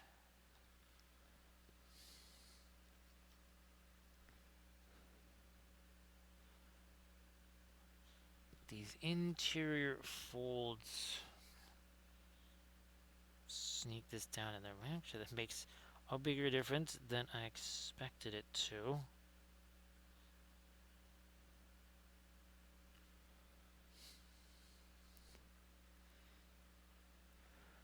So yeah, Alpha. That's going into the very early days there, for sure. Now there's a much more recent one where that's right. I gotta go check on some of those containers. It's now been a week and a half, maybe 2 weeks almost. Especially that one container that, well, I'm hoping to bring into Adepticon. Now, it's not like I'm going to be putting the paints in there 3 months in advance, because, well, it's not even 3 months. Well, it's maybe almost 3 months in advance. No, it's only 2 months away now. But that one container has got the 16 wells in it. That could be, that is going to be a very handy tool for conventions, I think.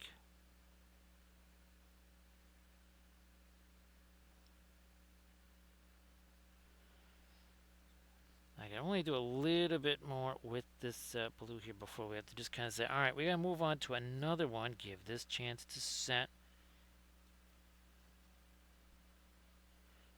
Take a little quick look-see at this. Okay, so I maybe want a little more. I want a touch of the sky blue in there.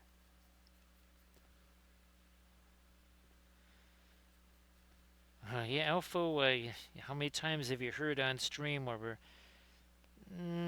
maybe half jokingly talking about the 2,700 hours worth of vids? Then you look at that 1,700-mile long email there and you say, oh yeah, there's got to be. There's a lot of links here. And when you figure each one of those links is, on average, a 2-hour video.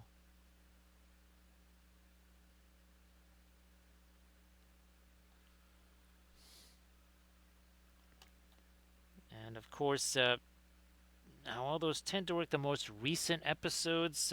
And this kind of go, I know it says on the Army Painter and Dark Sword vids, but on all of the series, whether it's the Star Wars Shatterpoint series, your Space Marine chapter and any of the series, the newest episodes tend to be the ones at the very end of the list, not at the top of the list. And there's also that search engine kind of link there. That's right at the top of the email. So if you want to look for, okay, I want to see anything that is true metallic metal, that should search it out for you. Instead of you having just kind of look through all the links. You can just kind of use that to peruse. And the other thing especially in the last year plus, I try to do is that any other episodes that either pertain directly to that video, best example, Army Painting Series, I try to have, if it's the 5th episode, I try to have 1 through 5 little links to those in the description. In the case of the last video with that Cylon bust, I included a link to the previous tutorial where we were trying to, again, do that direct non-metallic to true metallic metal comparison. Once again, you can see we've got our reflection of the blue now in that gold.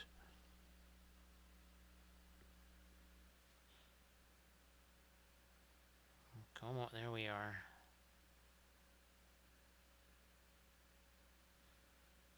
Oh yeah, we've got to get that on the arm of the chair here. There we go.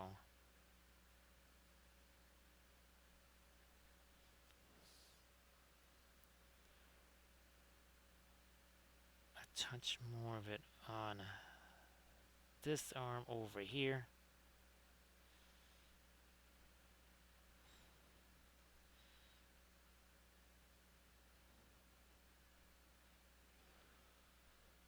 Yep, we gotta do some of that on the throne here, because it's, well, guess what? Right next to a whole bunch of blue. Now, I gotta start thinking about these coins. They've been sitting around a while. I think we can get to those. We've got our stuff here on the floor. We gotta do some stuff on those two.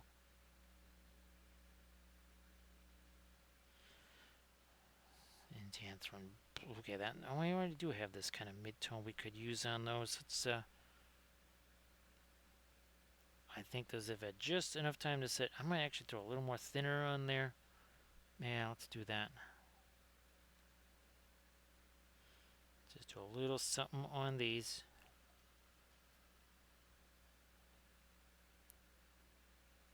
And you see, we're trying to already get the impression of some of those, like the veins going through there. You can also see, did I not say this is not super dark primer? Look at that. That the blue of the tile is darker than that primer. It looked real dark. It was not black primer. It was just that dark brown ebony flesh primer.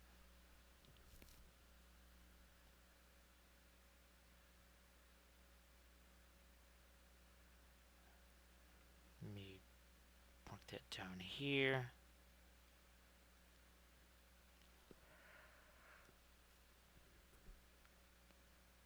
Whoops, little too light.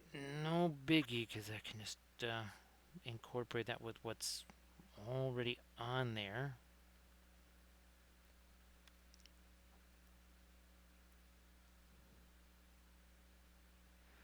Let me see if we can start to fish out again maybe some of the orange in our coins here. Let me take some of the, let me get all that blue out of there first.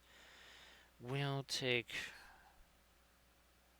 a bit of our magenta, even maybe mix it with that, so this again has a little bit more of an orangey feel to it, not super glazy. Thin, yeah, but not super glazy. Because that's a pin line wash. That stuff's going all, it's already spreading out all over the place. You can see it is not. Therefore, not a pin line wash. So we're also going to try to get a few different colors in our golds, just like we did there. See that? You can see there's different, there's oranges, greens, violet, all that stuff in the gold. Gold is very shiny, very reflective. Gold again tends to take on kind of all the colors that are around it.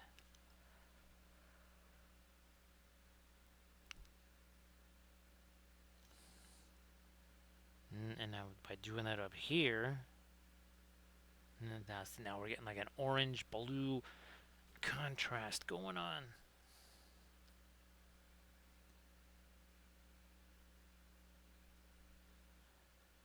Same deal on the arm of his little golden sofa here.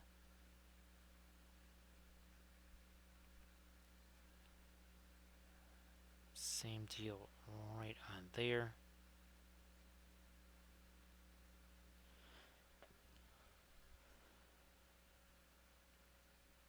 Maybe almost a little bit of blending going on there. Not I would use a blending brush to do the rest of that.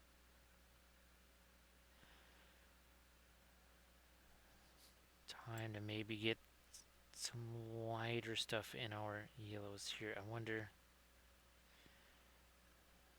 I might need to. Well, it's 2 hours 30 minutes in. So I still want to wait a little bit before I kind of grab the fast matte white. So let's do as much as we can again without that.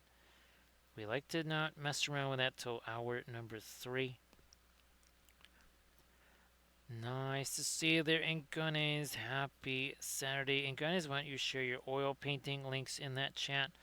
Everybody, please give Ingones a follow because Ingones also streams the oil paintings. So you want to go check out Ingones there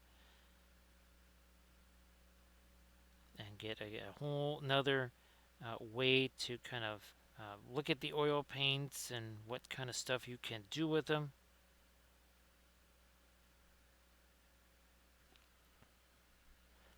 Ingones has also reached a 40 stream streak, and again, check out the Instagram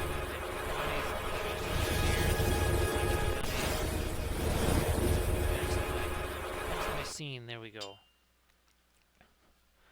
And of course, if you want to see this stream and all the other past streams, well, like the larger version of our Golden King of Abracan, that is on the Linseed Fellowship YouTube channel. Right here. So again, this is it's not the main YouTube channel, it's kind of the secondary YouTube channel right there. There are no ads on that channel, and there won't be, because all it's there for is just to again show older episodes that, well, you can't save on Twitch anymore. And again, give Ingones the follow. Let me work this in here. So Ingones, well, also see if it's any warmer than -7 outside. And again, that is -7 Fahrenheit. So my guess on Celsius, let's see, at -7. I don't know, -16 maybe Celsius. Maybe it's more. Maybe it's more like -8 or something like. No, maybe it's right, -18 Celsius or something. I know they coincide at -40.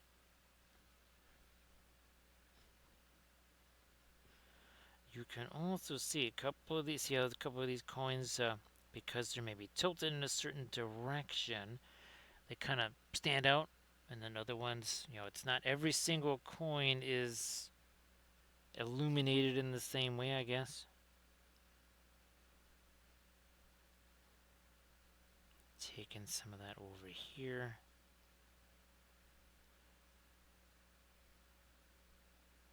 A lot of coin edges to deal with here. Oh my goodness, lots of those.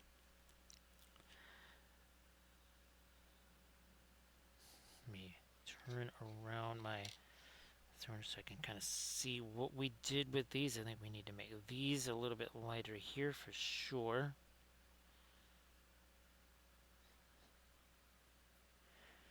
This is nowhere near our lightest light. We can definitely go lighter than this.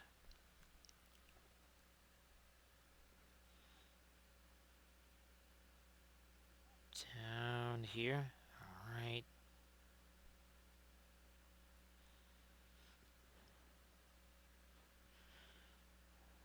This.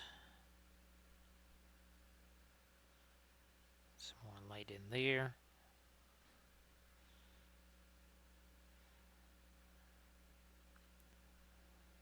light in there. Now we need this down here. Again, this is where the coins are kind of reflecting onto the throne, that sort of mirrored effect. So that's light over there. Okay, we'll leave that dark on that side, and we're also going to be bringing some more darks back into our throne as well.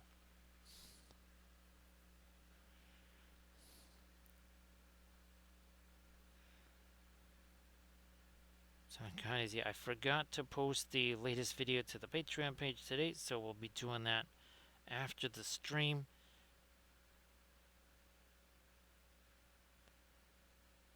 Again, it was a Trench Crusade photo backdrop that I actually got a chance to paint on canvas. Because, well, photographing miniatures can be really, really, really important these days. And while I don't necessarily have a straight up series on doing that,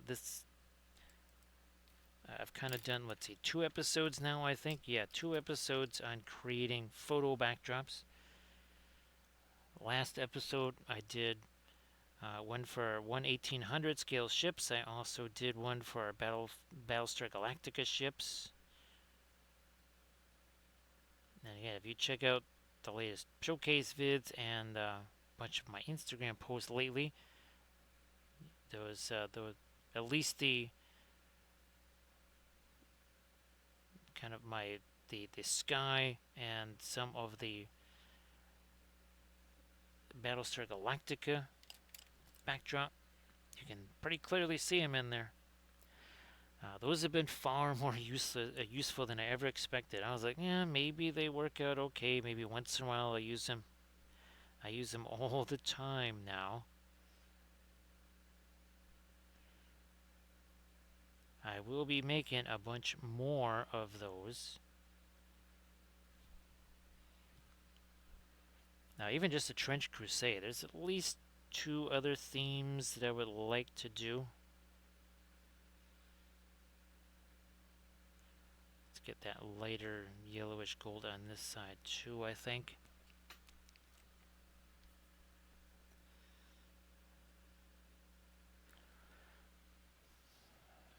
So yeah, what I think I'm going to do here pretty soon is, again, we'll also have to kind of refresh the medicine a little bit as well. We're running low on that.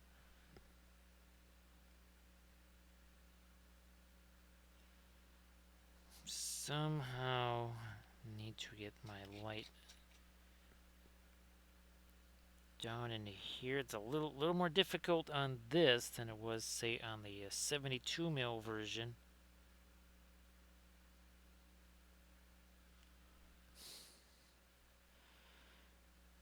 And we go here. Okay.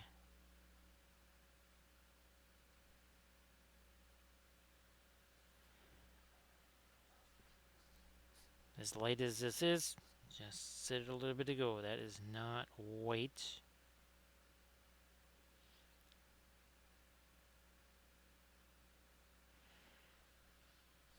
Okay, so again, don't go anywhere. We shall be right back. We're only 2.5 hours in. We're working on all 3 of these, and remember, none of these had any paint on them whatsoever. So we're working on 3 of our, again, custom figures all at once. Don't go away. We shall be right back.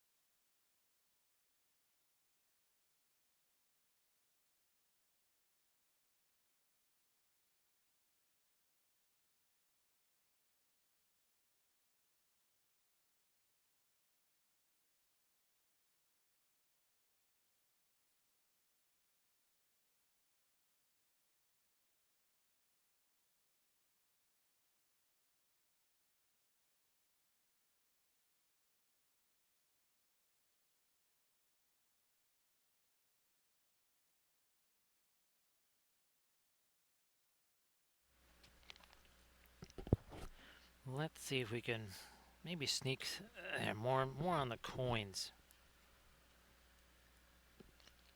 So we're doing kind of like what we got here, more on the coins. We'll have to get some greens in there and maybe some other type colors. So let's think about that here. I got the radiant green right in front of me here, so let's put some of this in there. Breaking it down a little bit first, though. So welcome back there, surface tension. There we go. This is a whole bunch of coins here.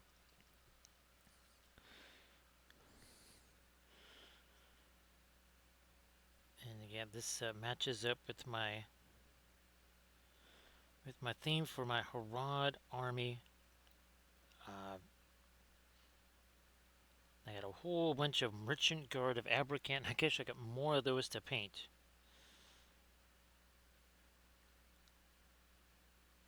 I think, well, since I'm not printing any new stuff, I'm gonna try to. There's the Battlefleet Gothic ships that I'm trying to get assembled. All the whole bunch of stuff I've been printing out for weeks and weeks and weeks. I have not had any chance to prep that. I figured, well, you know what? Maybe just again take the pause on the printing while all of the weather craziness is going on. So you can see again, different colors in the coins, bringing out a few of them.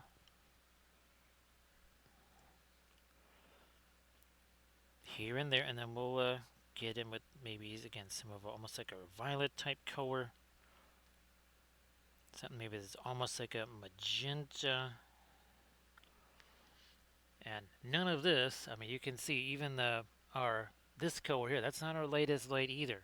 So we can see on the golds and on his robes and stuff, we can certainly go lighter than that. We're maybe at value 3, maybe at the very latest a 2 in some places. Value 1, well, it's going to be your weight.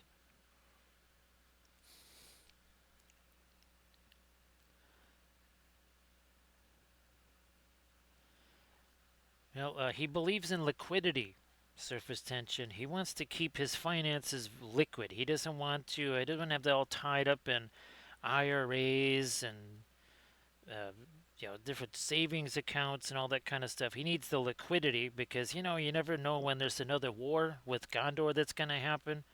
So you really want to make sure that your finances are as liquid as possible.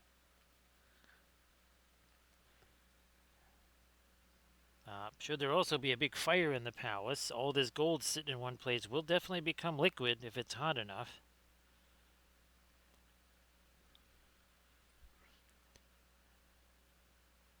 Let's see here.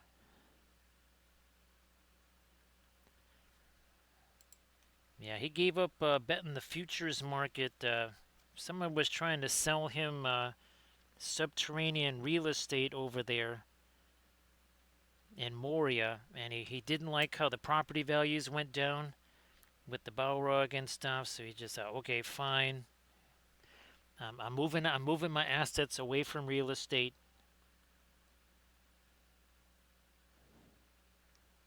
We're just going to go directly to gold.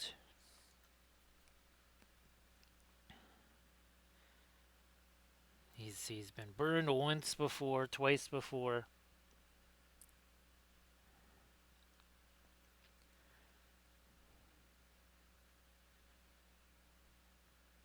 I mean, that Bitcoin stuff, surface tension, they can track that from anywhere. Actual coins, not so much.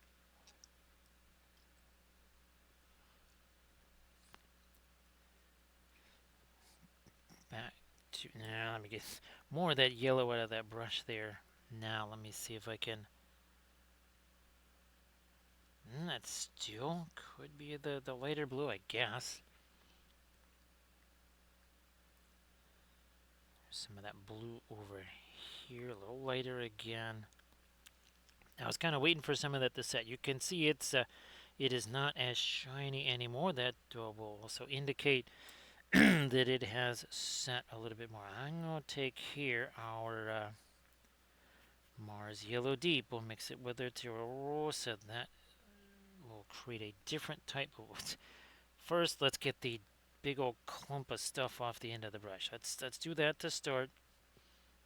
All right, we can roll with that now, I guess.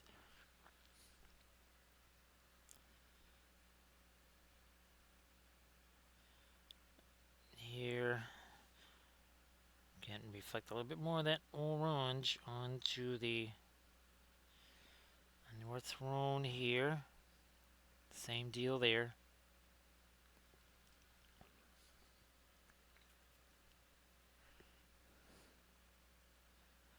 Some more with our more with our coins here,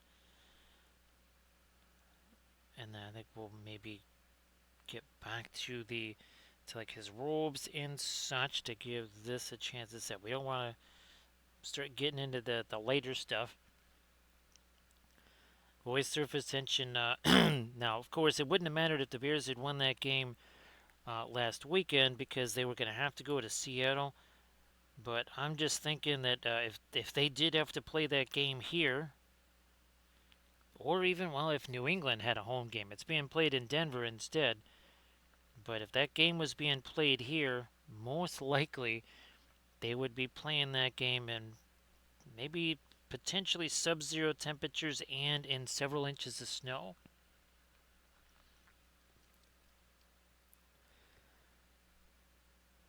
That would have been more like was that last year? I think that was last year in Kansas City, where it was so cold that at least two helmets. I know Patrick Mahomes was one of the helmets that shattered. Yeah, that's the thing that's supposed to protect your head. The thing shattered.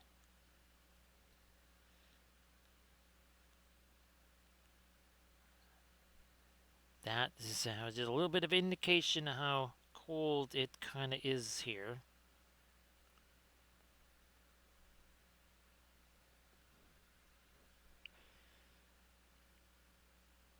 Now again, there's certain parts of the world where it's like, nah, okay, -7, that would be like just average, whatever, no big deal.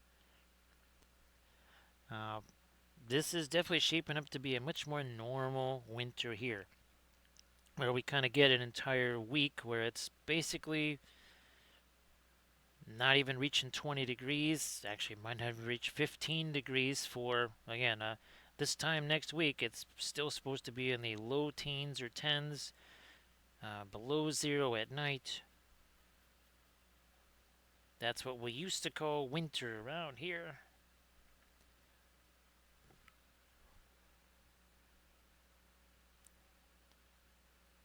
That's it is why it's kind of ironic that I'm doing a bunch of Harad stuff. Of all the things to be painting,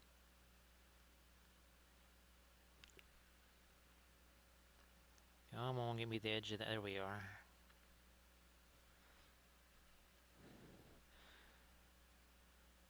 More of that up here.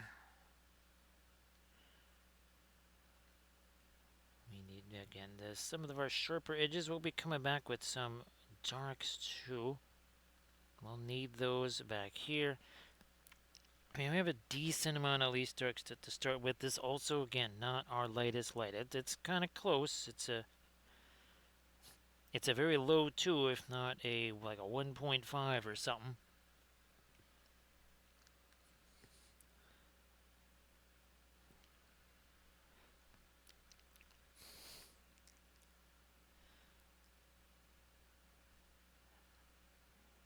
Yeah, those Gondorian tax collecting agencies, they're pretty relentless, right?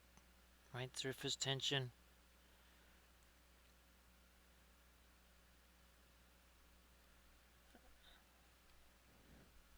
Those grapes don't just grow themselves.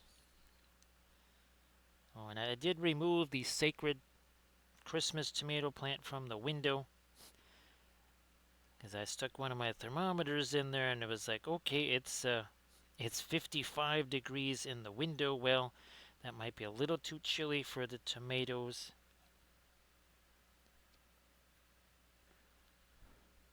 And that was in direct southern sunlight right there. Yeah, that wasn't exactly down in the basement. That was in the living room window with the sun shining on it. Ooh, now that's starting to emerge.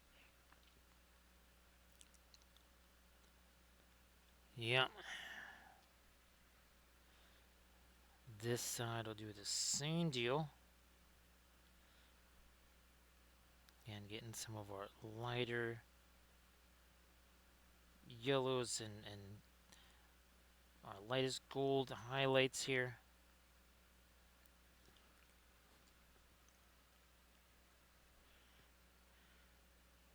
Now it's still going. Actually, well, surface tension, it's got those flowers on there, which means there should be tomatoes at some point. Right now, it's sitting on the living room floor,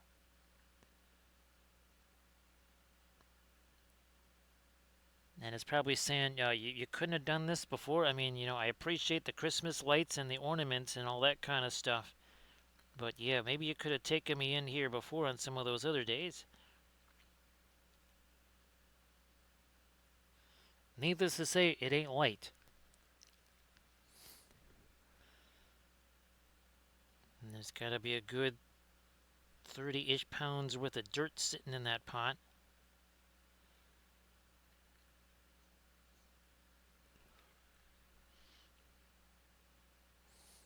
I also ended up smelling like a tomato plant too, because all that stuff was rubbing onto me. Now speaking of rubbing out, we're gonna rub this stuff off here. That last little bit of light there, we're just gonna get rid of that.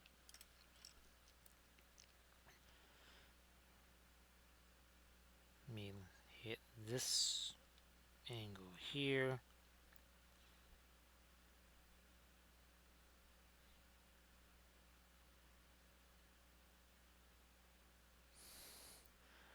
Down here.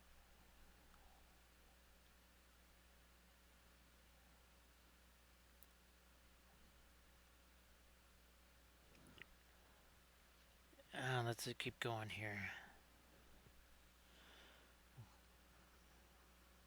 Now these lights, these gotta kind of be on the edges of the coins here. It can't just be doing kind of the whole surface like I have been.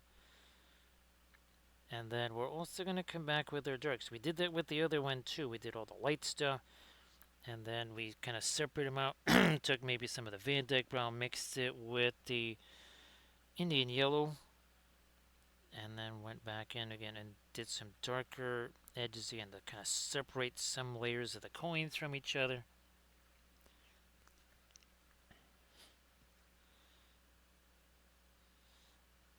I mean, this is the Omni channel, and gardening, of course, is one of the topics that we cover. Now, in addition to home repairs, and again, those folks there you're not used to, maybe even have outdoor pipes or something like that, you might want to be doing some stuff to keep those from freezing. Places where you're going to maybe be getting a whole bunch of snow where you're not used to it, keep an eye on those gutters. If you see a whole bunch of long icicles and basically water kind of spilling over the edge of the gutter and running down the side of the house, that's an ice jam there, and you're going to want to clear that snow off the roof.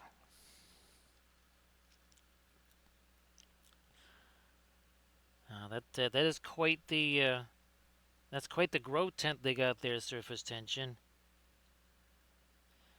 Now some of these little lights again along the edges will separate these coins, but we won't lose the blue or the greens or any of the stuffs that we've got on said coins. And again, sorry about the voice. Boy, oh boy, even with those humidifiers running at full blast, it's still only 29% humidity in here.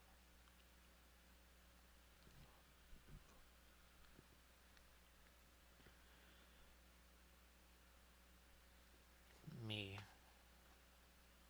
Yeah, these guys too need some more of that light down here.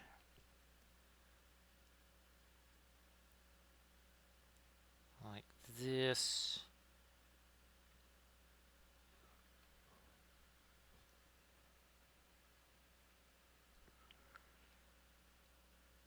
I will say, fortunately, one of the things about the new desk that I was kind of hoping would play, and it did work out this way, is the heat vent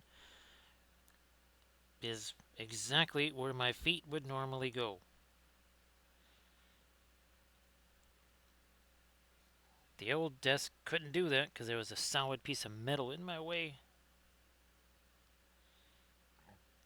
But now we've got ourselves some of that heat flowing right onto my feet there.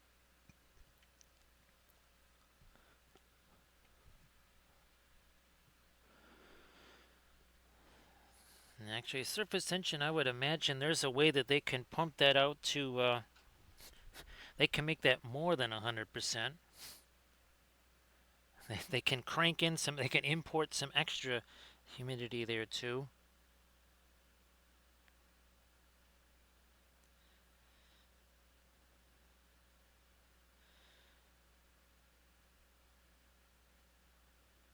Which is crazy because I think it was it less than 2 weeks ago? I had all the I had all the dehumidifiers going. Yeah, I think it was maybe 7 to 10 days ago. I had actually plugged all the dehumidifiers back in.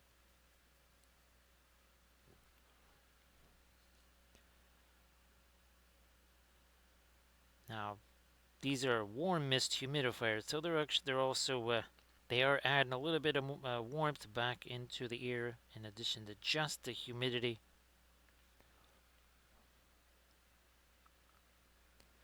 So I get more of our, like right along the edge of all of these coins here.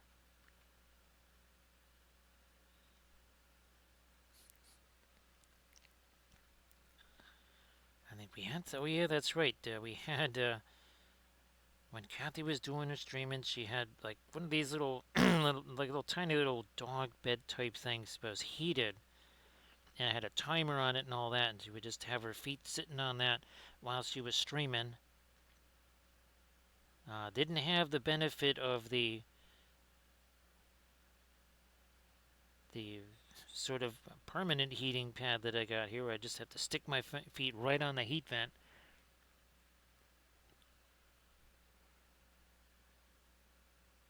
Let me get some more of this working in here.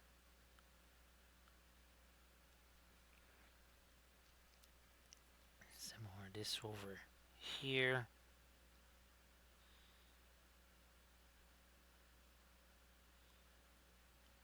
Good to go.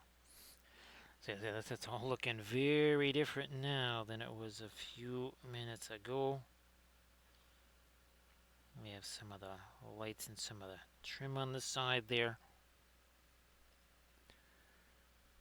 I might also, yeah, I might grab some of my red too for some of the symbols on him there. Let me see if I can get a lighter magenta rolling here for his couple of areas here on his turban and the maybe even a little bit this edge on the robe here. Yeah, that needs to be a little lighter in a couple of spots, like over here, certainly here. Catching a little light there. Back to it here. So that little bit makes a big difference. Right, Stretch Pretzel, how you doing?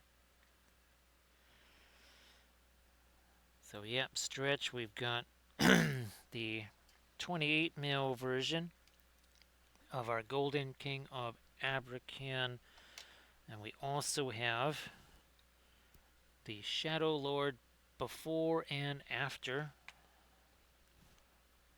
And we will be getting back to that Shadow Lord in a little bit here, because we're kind of reaching the point on our Golden King where we want to give him a chance to set as well. Been working on him for a little bit here, so we'll give him we'll set him aside and work on our two other Harad related figs. So great to see you there, Stretch Pretzel. Appreciate you being here, of course. And these are all figures of my own design here. Because while there's been maybe different sculpts of, say, Golden King made, actually, I did print one out from Kurzlik Miniatures because he did a whole multi-phased Harad release the last couple of months. Okay, set you aside, and now, yeah, we can definitely get back into him here. So, Stretch, I hope that everything goes well for you there. Get some of our violet mixed in with some of our white here. Start breaking this down. And then, over here, we'll get back into our freehand. I wanted to give that a chance to set because we got to come back in with our darker colors. I think first we'll go with our lighter stuff to kind of almost do like our freehand highlights. Then we'll come back with the darker stuff to take care of some of those, again, more of those shapes there. To make sure that this is not getting too late, we can also always come back with some darker glaze type stuff too.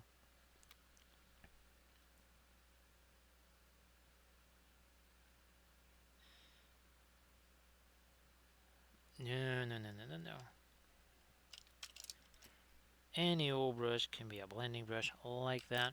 So Stretch, if you want to share some stuffs in the chat, you know the drill, go ahead and do that.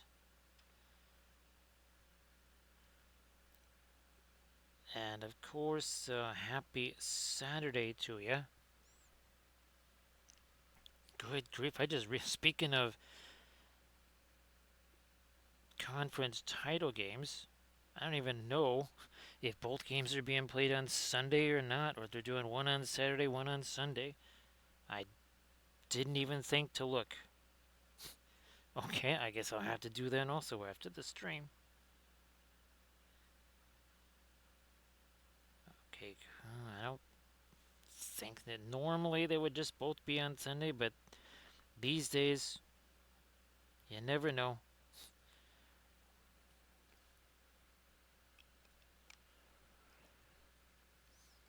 So Stretch Pretzel, I never use the white Steino res. Well, I use the black only because I mixed that with other stuff. But yeah, the white Steino res, I couldn't tell you the last time I used that. It's been years ago, probably. Now the white Steino res, I don't do any white primer anyways, so it's another reason why. Hence, no white Steino res, but I know other folks they're not super enamored of the white Steino res.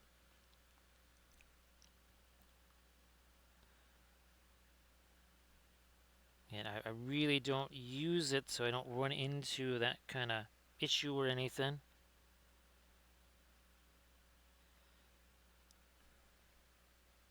You know, stuff like the neutral gray primer, the ebony flash primer, even like the terracotta.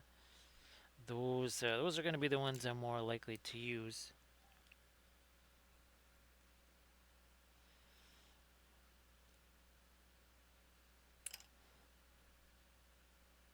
I think they're now maybe at like say Gen Con when I'm in the booth there, and the only white that I have to mix with, say, the ghost tints is, well, the white Stoner res. But even then, that's being mixed with ghost tints.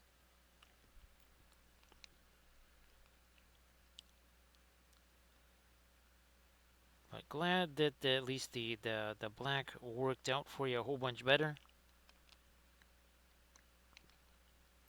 And thanks Armored Wolf for posting a link to the Patreon page. Like I've been saying a couple of times during the stream here, I just didn't get a chance to post the latest Patreon vid. That will happen after the stream. And that one was a very interesting one because that was me painting some Trench Crusade photo backdrop. And since I was finally able to create a painting area where I could do something larger like that, I think it's like an 11 by 17 or whatever. It was literally on a piece of canvas, not a canvas board or whatever, it was a piece of canvas. I will be doing more of those. We'll do some for Lord of the Rings, all their different genres. I do more Trench Crusade ones too.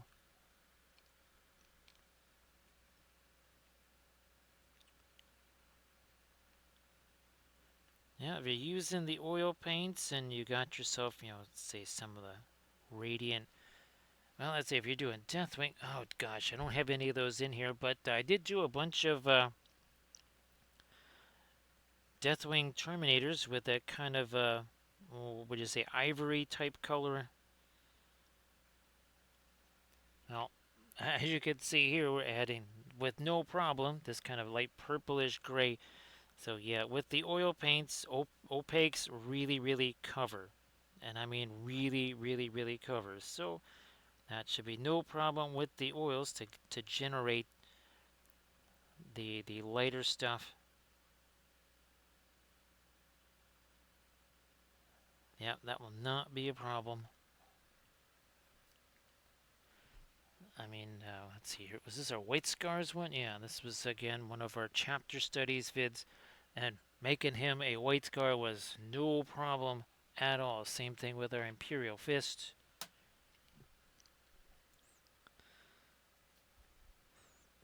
Yeah, just like here.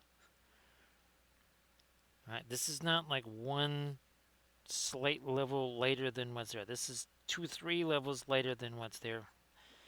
And again, it's also mixing at the same time.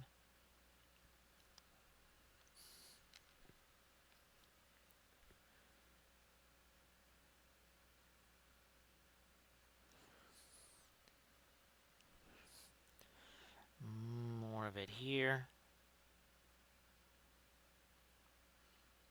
Get some of that lighter stuff along our Shadow Lord's cloak here. Definitely gotta do some stuff up here. 3 hours, 13 minutes, and 45 seconds ago. All three of these guys were just some dark primer. That's all they were. There was no zenithal. There was nothing. There was no pre-painting or base coat, whatever the heck people would do with acrylics or something. None of that.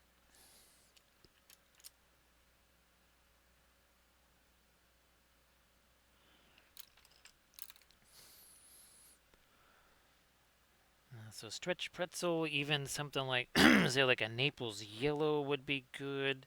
Of course, the Mars yellow deep is even, well, actually, way more opaque than a yellow ochre.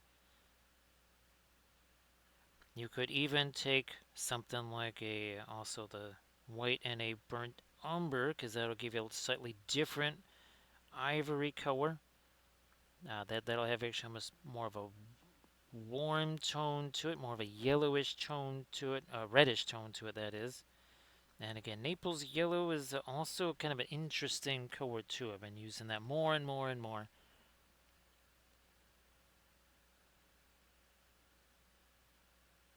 The uh, brilliant yellow pale, that's always been a fave over the years. I haven't used it in a while, but mostly because I've had to go more alkyds for things. And just having stuff dry has been really important. I'm just gonna get me more of the sky blue and maybe some of this green down here. So less of the violet, more of the green as we work our way down here on the, give me some of that. No, that's going to make it too violet. Let me go back to this again. All right. And more of a green, well, like a very dirty sort of turquoise-ish type color there. Maybe a little bit of the Prussian blue might be the way to go. Of course, I can always just grab some phthalo green too. That would also work. Like, because they were trying to change the color here, and again, this is maybe a value 3, 3, 3.5, something like that. And since this is oils, right, all of this is mixed. Look at it, see it just mixing with what is already there.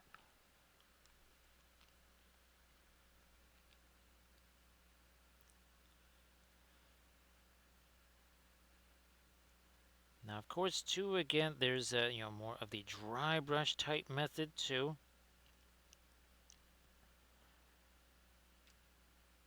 So you would have, say, a darker primer or whatever, and just from the get-go, you would just take that mix of maybe the umber or ochre mixed with your white, and then just kind of dry brush that stuff on. I mean, all of these, again, were darker color primer, and then we went in this case, this was indanthrene blue and violet that we glazed over the top of him there.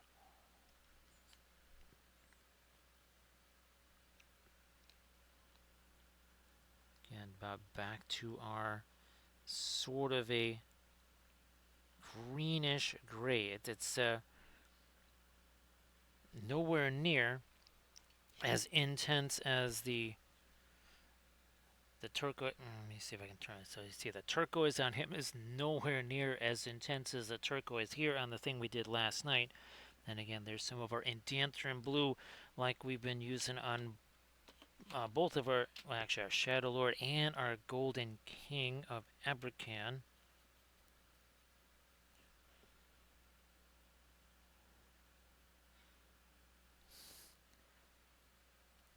I'm going to throw me a little more of the Prussian blue, and then actually a little bit of the Indian yellow. That'll make it. That's going to make it greenish. There we go. So it was getting a little too light. Also, too, as we let that kind of mix with what's there. Yeah. So now we're starting to get a little color transition. Didn't want it to be all violet there. Oh, thanks, Stretch Presso. Appreciate that.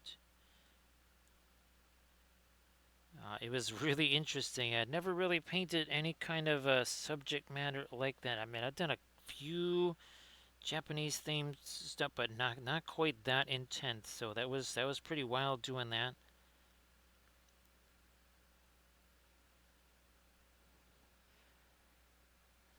And I'm definitely glad that I also found that different way of creating the actual files themselves with the more of a bas relief.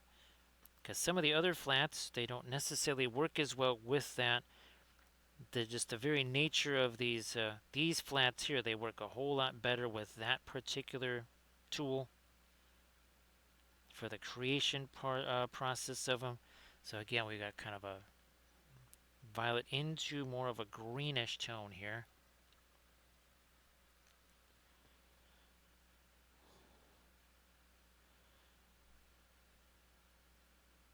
Now, actually, I do have a couple of more of those ready to go, although I might try to do a couple more of our Lord of the Rings flats. Actually, now it's been a while since we painted those, because I know we painted a couple of our Arthurian ones the week before.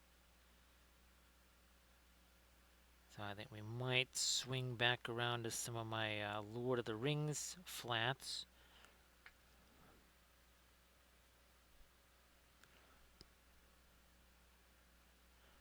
Get some of that light right in here. More of it there. Some of that here.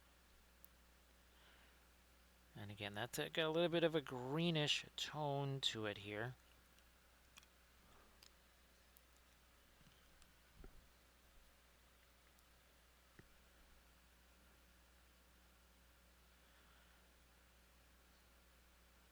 Taking out, again, more of our green up there. Oh, green is, again, it's kind of a dirty turquoise type color there.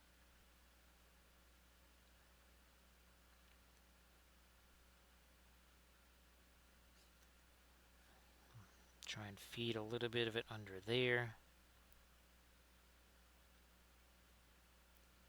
Some of that here.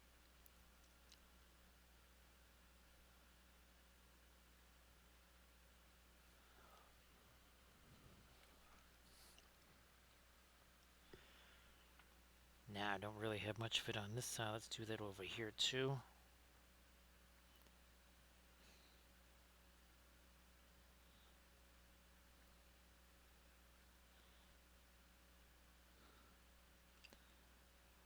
Doing that, let me get some more of this over here.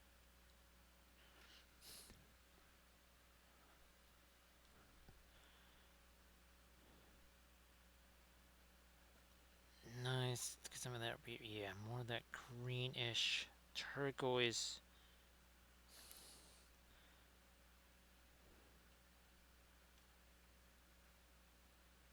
As we want them to also a little bit more magical too. Now, if you remember the Shadow Lord on Fell Beast that I painted, not wasn't this last year, it was the year before. We did. Now we did all of the named ring race on Fell Beast. Actually, I did 2 of the Knight of Umbar.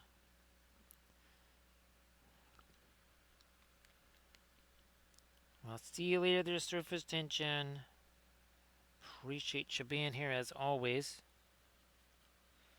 Now maybe I get me a little bit of the Radiant Green into some of that. Let me try a little more of that up in here. So it's a little lighter in some cases here. So again, have a good one there, Surface Tension.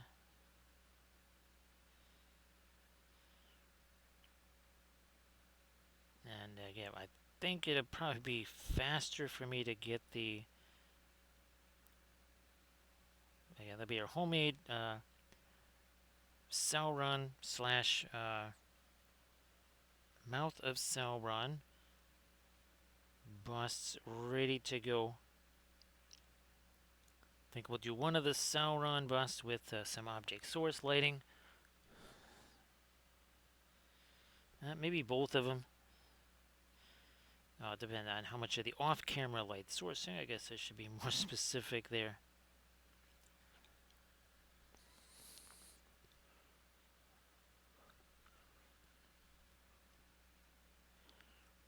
Yeah, now more and more of that lighter green starting to sneak into some of our edges down there.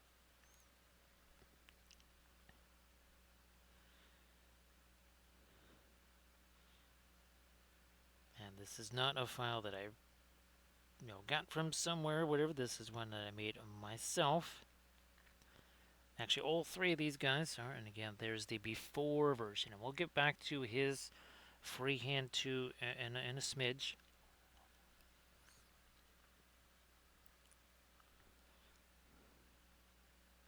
First, though, trying to work in some more interesting, get other colors here on our Shadow Lord.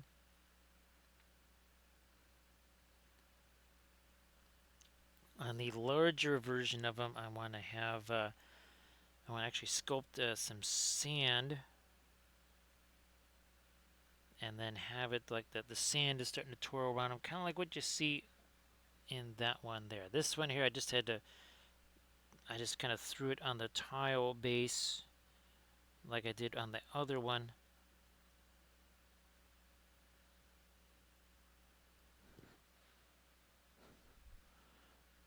Get this in here, and of course, well, speaking of which, we got...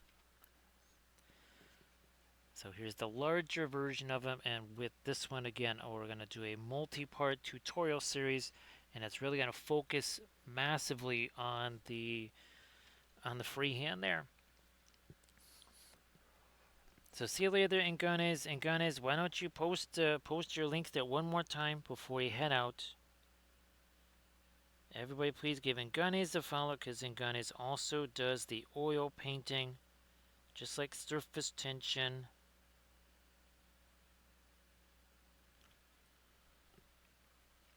So again, everybody please give Ingunness a follow and check out that Instagram post right there. Go check that out. And again, give Ingunness a follow. So have a fantastic Saturday there, Ingunness. And well, I guess we'll be seeing you on your Sunday. So cheers and have a good one. And just get rid of some of that extra paint. Now let's try this again. This has more, even more of the radiant green. And I think that's about what we wanted there. Make that a little lighter.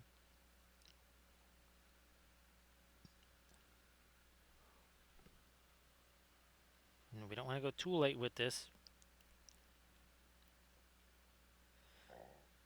But we want a little bit of a color change in here, even though it looks very much gray. Well, guess what?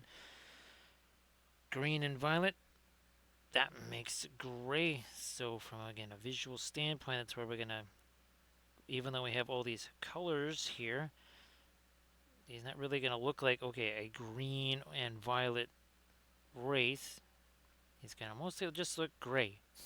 Because guess what? Again, violet and green together, that's going to make a gray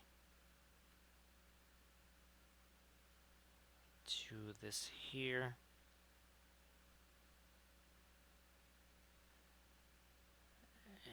And get the end of him here.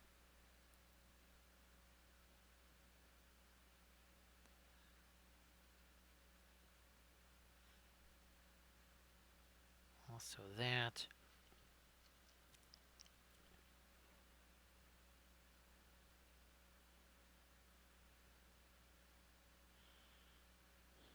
Alright, we're doing this.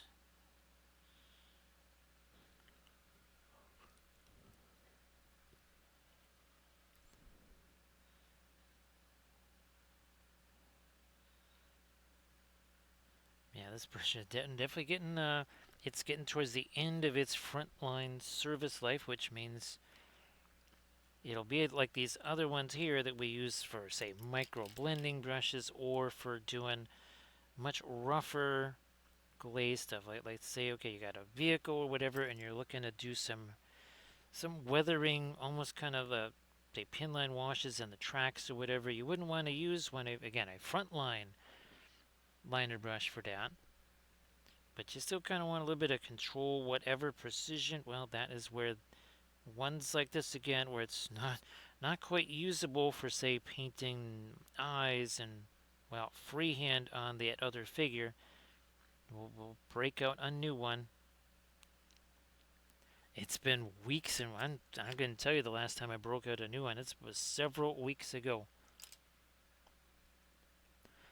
Now we were speaking about using something like this again. That's more beat up here for some kind of glaze stuff. How's about that umber we were talking about? So we got this going, and that will go here. Maybe even a little more of our. There we go. So it's not necessarily supposed to be a yellowish. This is just a brown right here. Also trying to make it look a little bit more stained, like you do. Even the crown there.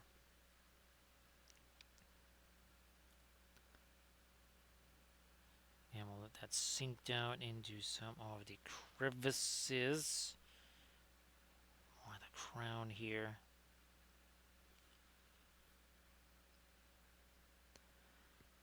Perhaps even a bit more the umber to really get some dark in the recesses of the armor here. Now we'll come back with some of our really light stuff, but we'll wait on that. Let's not get too crazy about that just yet.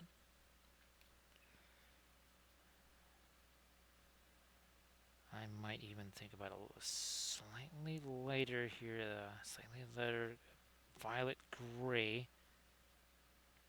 Are we an hour? Oh, geez, it's 3 hours 30 minutes. I was like, oh, are we an hour three yet? So I could maybe get the fast mat weight out on the pallet. Oh yeah, it's 3 hours 30 minutes now. But again, our three miniatures here went from zero paint to what you see here in just 3 hours 30 minutes.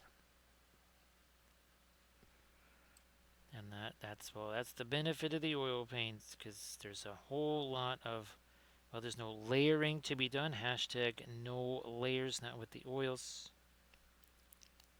We're not looking to mix the perfect paint or color or value even. That happens on here. The miniature, well, that becomes your canvas. That's your palette. The colors, they just kind of sit on the palette. They're just kind of waiting there. That's like a staging area, but here is where the real mixing happens, is on the figure itself. I mean, that's what the oils do real well. Might as well use them in the way that they work really well. You know, the layers and all that kind of stuff, that's going to work well with the acrylic, so maybe save the whole layering thing for acrylic stuff. That'll work out just fine. Just trying to maximize what you can do with the oils.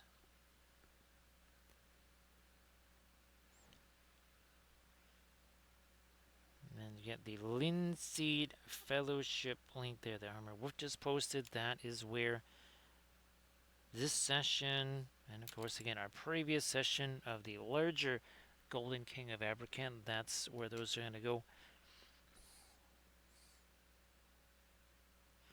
I might do a little bit of a sculpting video on the larger version of the Shadow Lord. Where I try to again create the sort of swirling sand effects. I have an idea for that. I was actually thinking about using our heavy gloss gel and maybe the tile grout or something like that. So for all intents and purposes, it would almost be like doing water effects.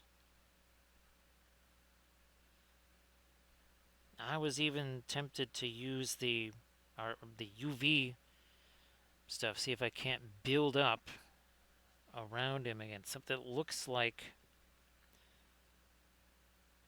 sand sort of being kicked up, because that's kind of how the lore of the character is, that he kind of the sand in his robes become almost indistinguishable from each other,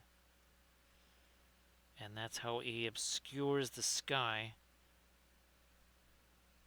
So in effect, his robes are almost like a little spot sandstorm. I mean, that's going to be going on a much larger base anyway. That would give me the room to do something like that. Didn't quite have the room on this. This is supposed to, again, be more of a figure that you could use in a game. Same thing with the other Golden King. Same thing with the before version of the Shadow Lord.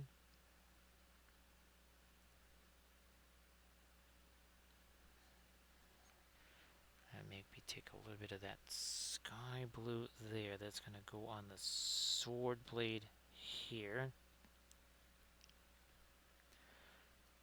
Maybe now some real genuine violet to go in there. Also maybe some down in there.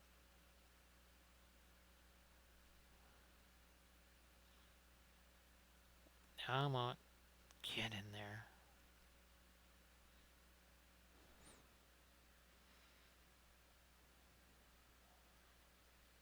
Back to my violet color over here.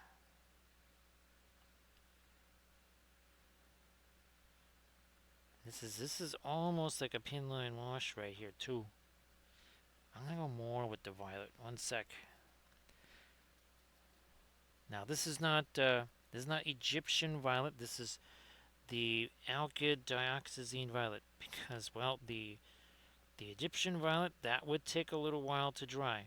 A, not an alkyd. B, it's Egyptian violet. That just by itself, the nature of being Egyptian violet, it's going to take longer to dry. Was that Indian yellow also another color that takes longer to dry? Just innately. Doesn't matter how much of it you use.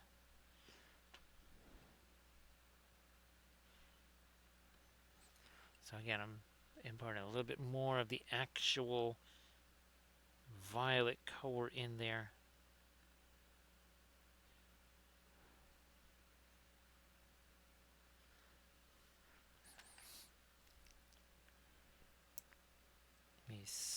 Okay, let me here. Let me put this brush to the side. Let me see what shape is this. No, I don't think that one is really in all that much better shape, really.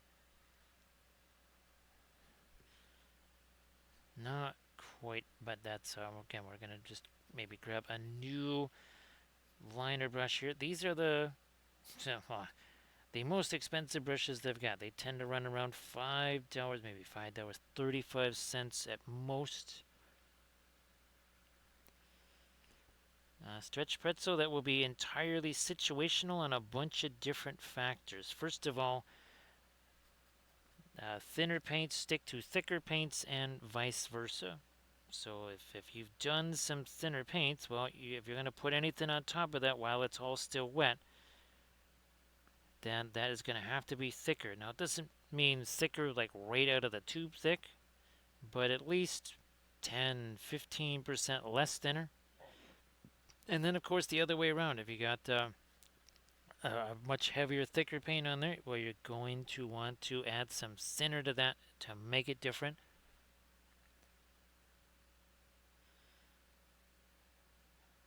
And of course, when I'm first starting out, like with these guys, it was essentially just a dry brush. Then there was the glaze over that dry brush. But with the oils, of course, it's still going to mix even with the dry brush or whatever because that paint is all wet. So very easy to do mixing even again when you're doing technically a dry brush. Catch up, yeah, a little bit, smidge more of the light there. There's also certain colors, so Indian yellow tends to be, even though it is extremely translucent, it is also very, very, very thick, just a natural consistency. So just to use Indian yellow, for the most part, you're going to really have to chuck in a bunch of thinner on that. Some of your other opaques can be like that. There's other colors like, say, your phthalo colors that are innately much thinner, and well, in that case, a lot less thinner is going to be needed to make those flow.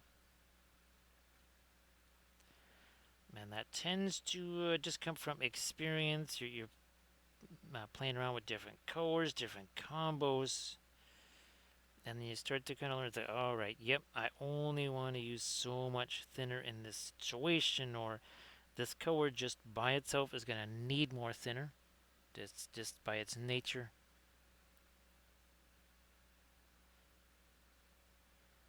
Get a little more of it there. Okay. And again, the fast matte white for the really latest stuff on the armor. Well, we'll come back with that in a smidge. Not right now though. Some of the umber and some of our Mars black mixed together here. Oh, no problem there, Stretch Pretzel. I know it's not quite as super. Okay, here in this situation, do exactly this. But boy, oh boy, there's such different Stretch Pretzel. And this could all be the exact same brand of paint. We're not even talking about, okay, alkyds, non-alkyds, Winsor Newton versus Williamsburg. Because I can tell you right now, a tale of two indanthrone blues. You would think, okay, Indianther and blue. Well, not only are they spelled differently, this is a very different texture and consistency than this one, even though it's, well, supposed to be the same color. They are both pigment blue 60. Guess what? They are still very different from each other. Which again, that can kind of make people a little twitchy there. Like, what are you talking about? It's the same color. It should handle exactly the same. Nope. That happens with acrylics because just everything is basically rubber. I mean, you're basically painting with melted shoes that have some pigment in there. This is a little bit different because you've got, oh, and also too, the type of oil. Those Richardsons, they got a whole bunch of safflower oil in them. Whereas the Gamlin version is much more linseed oil based. And guess what? That will make a difference. Now, we were talking about the darker stuff. Here, this has had a chance to set. We are going to now start to sharpen up some edges and lines all over the place. Same thing with the coins. This is exactly the thing we were talking about probably an hour-ish ago.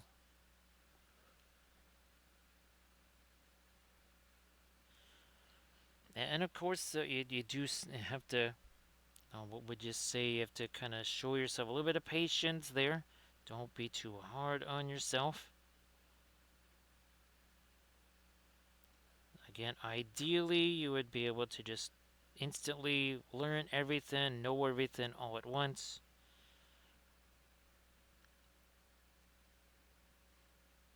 I mean, I'm still learning tons of printing stuff after 5 years of print. I'm closer to 6 years worth of printing now.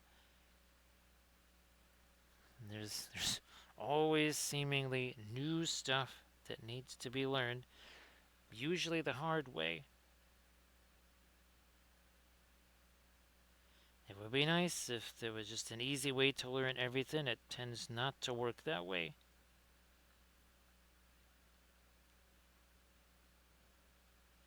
Funny how that goes. Let me get some of my Van Dyke Brown. I'm just gonna maybe mix the. For now, we'll go with the Terra Rosa with the Van Dyke Brown.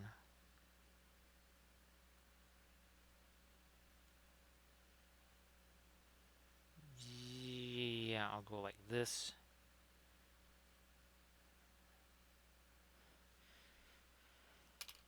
Blending brush of some kind. Not you. Maybe this guy. So we got those big old nasty brush strokes on there. Or did we just use an airbrush on that? I can't tell. It sure does look like I just used an airbrush. Nope, I used hairy sticks. That is what we used. More of a dark there, and then same thing here. Let me try a little smaller brush for blending brush purposes.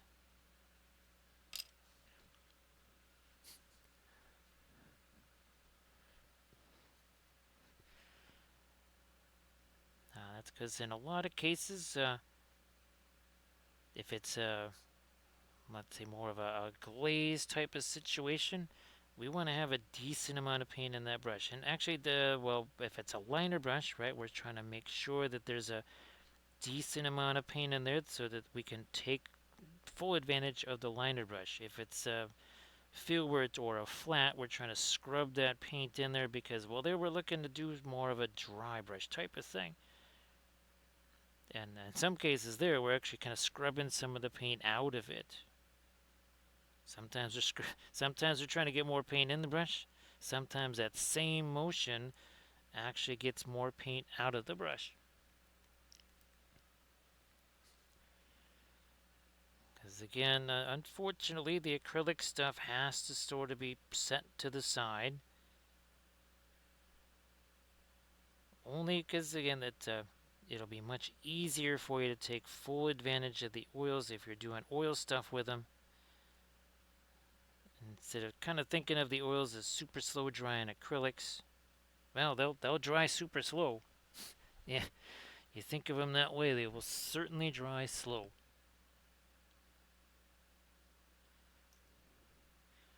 Hashtag no layers.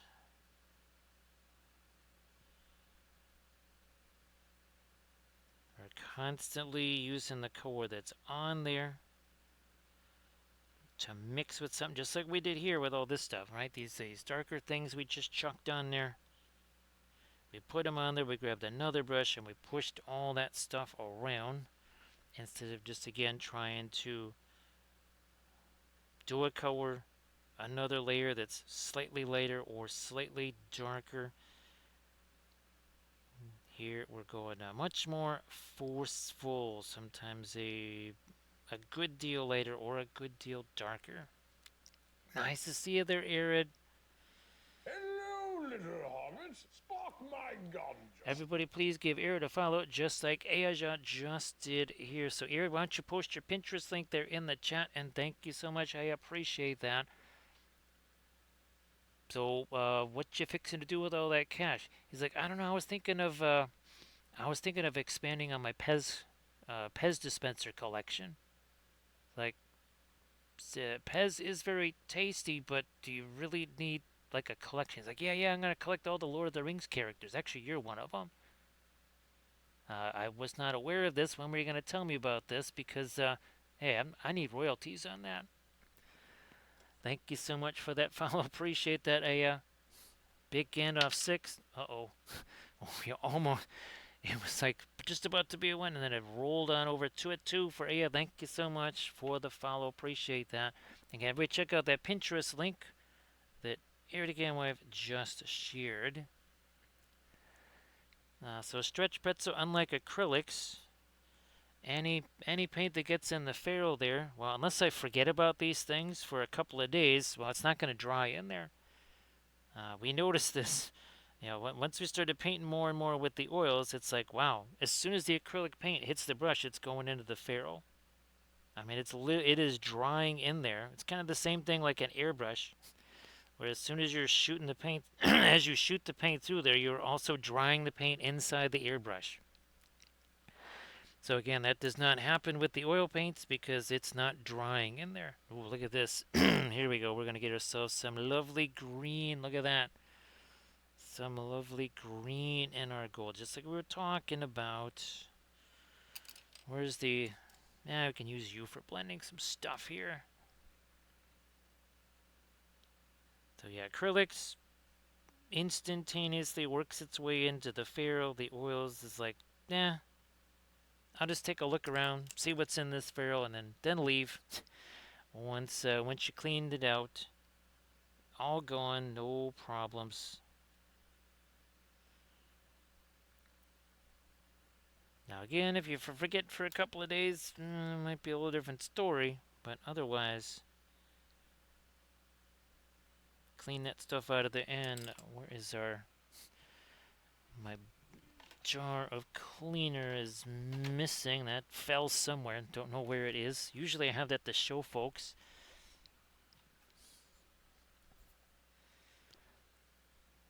So, Harad, I hope that the stream was a good one. Was a good one today. You'll also be. It's also going to be doing the Saturday stream later today, 7 p.m. Pacific there. And last I checked again at like about an hour something ago, it is still it's still -7 out there. And again, that is a Fahrenheit temperature. My guess is that's somewhere about a -18 Celsius-ish, something like that. Maybe -16, I don't know. Wind chills, though, definitely not really going to be much of. I don't think it is very windy out there now. Well, at least not like it was when we had the -30 and 40 and 45 wind chills.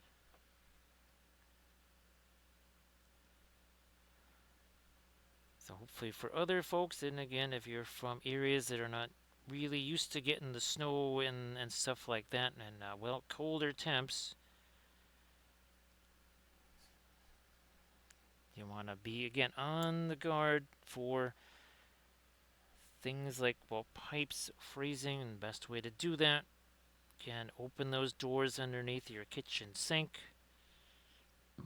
because that is a prime way to get those pipes to freeze. Yes, kitchen's going to be colder, believe me. I think having those doors open is probably making the kitchen at least 1 to 2 degrees colder here. Also means that the pipes aren't freezing.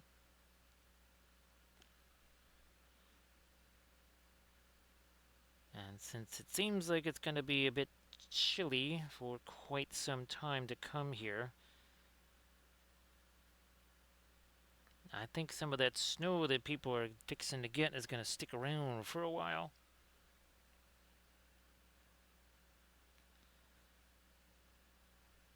Who knows, I may have to use my roof rake. I doubt it, but maybe.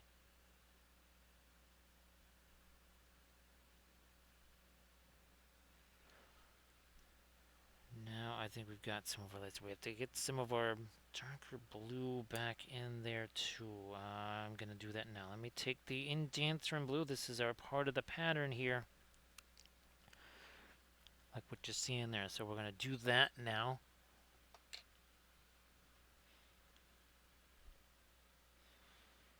Well, and again, thanks for the follows. We're getting closer to the, well, 9,600, looks like.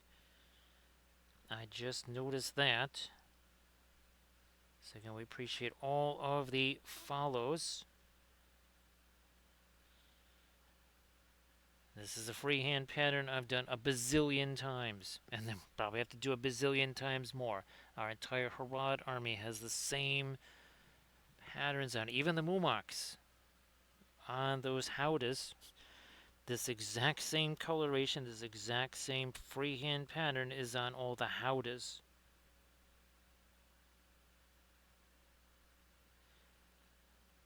And again, to kind of give you a little hint as to how large those Mumaks are, the howdah holds, well, very easily holds 12 Haradrim. And you could put probably 3, 4 at least more of them in that howdah.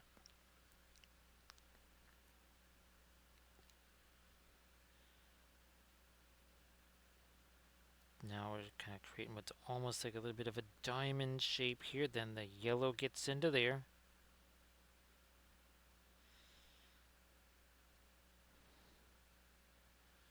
Up and over. There we go.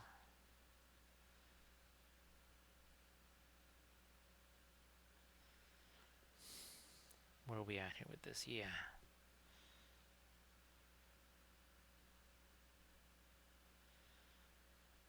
Same deal here.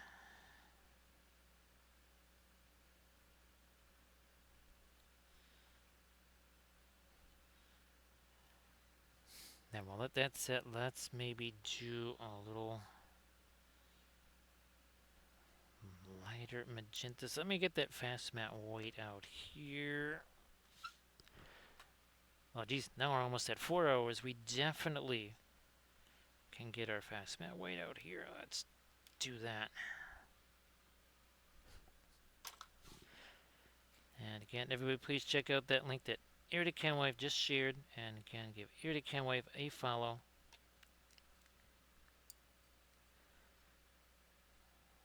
Let's get some of this going into here. A little more, a little more.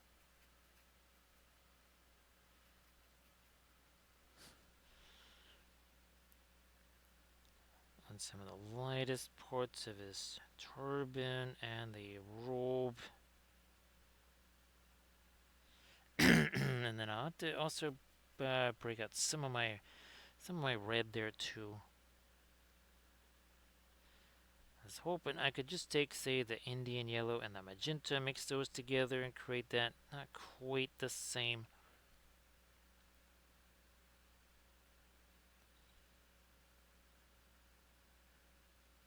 do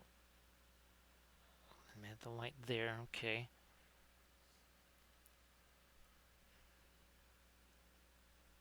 Maybe on that cuff on his sleeve.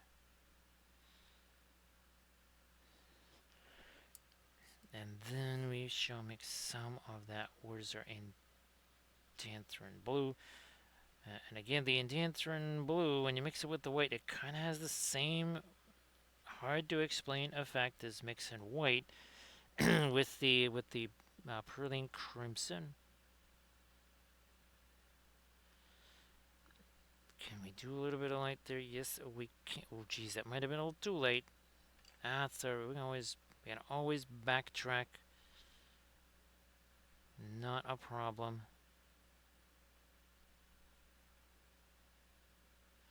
I'm also gonna try. Whoops, since that got too late with our blue reflection there.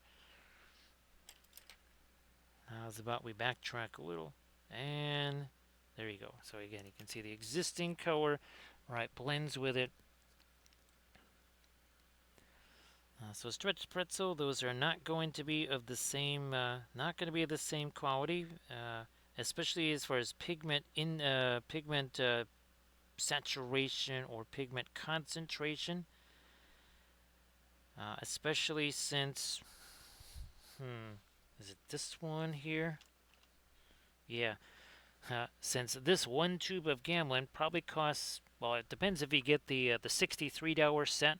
Oh, here we go, not this one here. Yeah. So this tube of paint right here. Again, if you get that on, they say the Prime Day sale, this one tube of paint will cost more than the entire set of Paul Rubens. So if that was to match this quality, these guys would have some explaining to do, wouldn't they? It's like, so why exactly is that tube of paint about $65 when I can go over here to the Paul Rubens and get 38 tubes of paint that are also 50 mil for the same price? However, Gamlet does not make alkyds anymore. They used to have these. For some reason, they discontinued all these, and even those were not going to be the same as quality-wise. It's the nature of the beast. But the the Paul Rubens, again, they're not just the alkyds, but they also have the fluoroalkyds.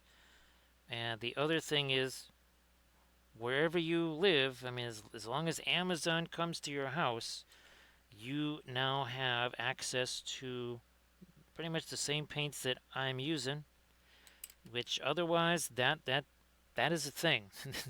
It's hard for folks again to get their mitts on these same things when they're from a whole different part of the world. But Paul Rubens are kinda everywhere. Now that is way too light, but well, guess what?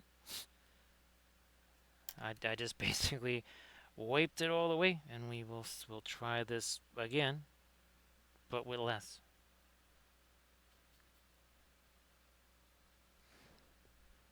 We'll try this again here. So yeah, there's a few oranges in the Paul Rubens set that on the surface would appear to be real similar to that Puro orange. Like if you just sit them out on the palette, ooh, look at that, I got Puro orange. Well, you don't. You better not. Again, if they were the same at a fraction of the cost, then that would be there again. There would be some little bit of explaining to do. So it has as much to do with accessibility. There's other folks that they would prefer. I think probably because they're used to buying miniature paints, they want to buy sets of paint and not individual tubes. That also kind of fills that need for some folks. Again, they feel better.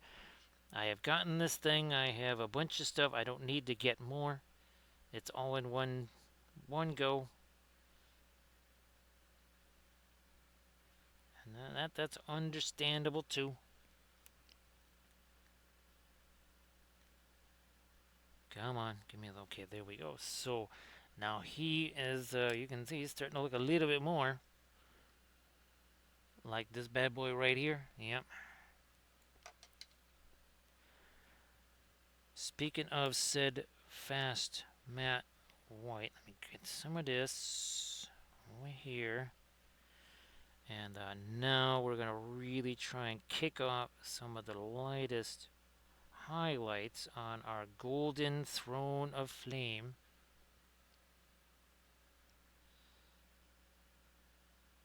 Like this. No, not on him. And then we'll have to get our yellow in there too. But remember, we'll try to let that have a chance to set first.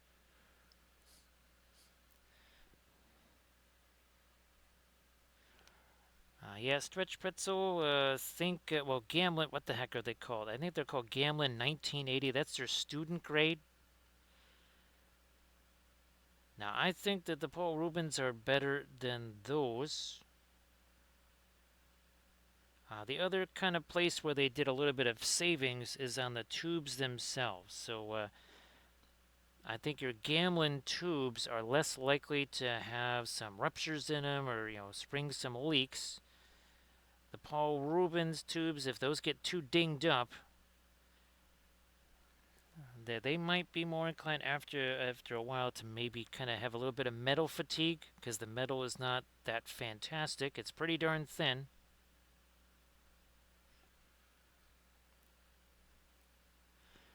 But again, the Paul Rubens, nobody well, just fluorescent oils to begin with. Generally, your best option is to make them yourself. It's easy enough. You take some floral pigment powders, you take some linseed oil, and poof, you got yourself fluorescent oil paint. Same thing with our metals too, like the one that I just dropped here. Same deal, you just take the pigment powder, the linseed oil, you mix them together, and you make your own. I think I just had wasn't that many videos ago where we had taken the pigment powders and mixing up. I think it was fluorescent and maybe a couple of the metallics.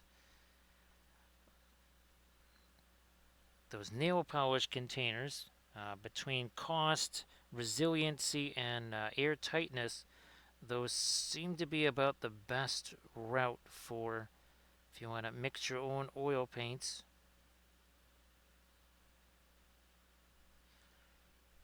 I mean, you can do that with other stuff besides just the fluoros, just the metallics. I mean, anything is a pigment powder.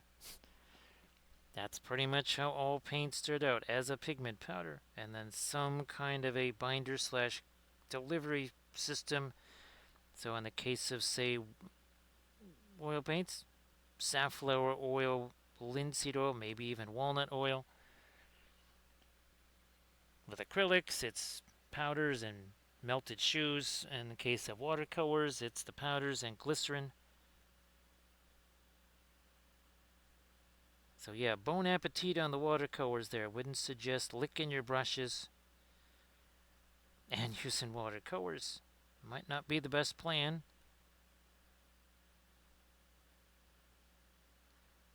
I'm not too aware of the nutritional value of glycerin in your diet.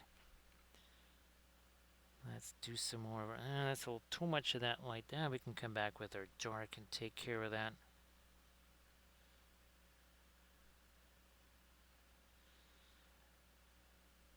Boom.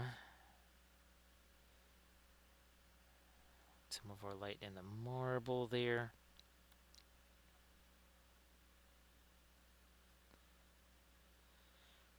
Now push this over to the a little bit wider there. Okay.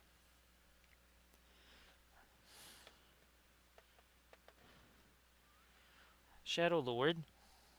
Lightest lights. Shadow Lord. Crown armor, maybe sword ish. Let me do this up here.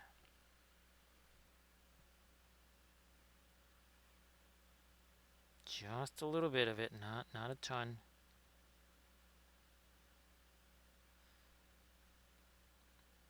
Yeah, we need some down in there too.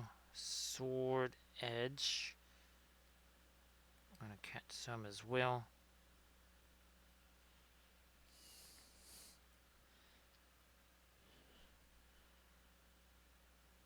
A little bit of it. Yeah, here, this side too.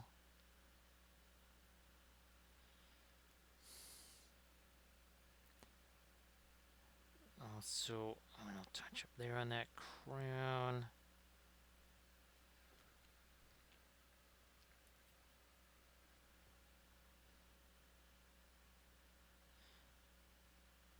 That there, okay.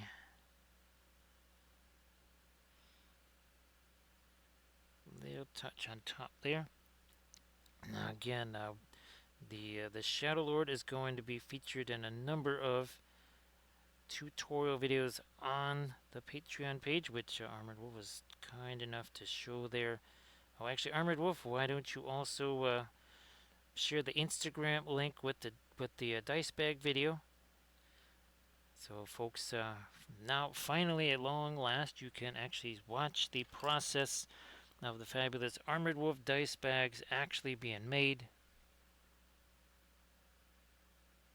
And more of those are to come, especially with some of the fantastic metal work that you see on the dice bags.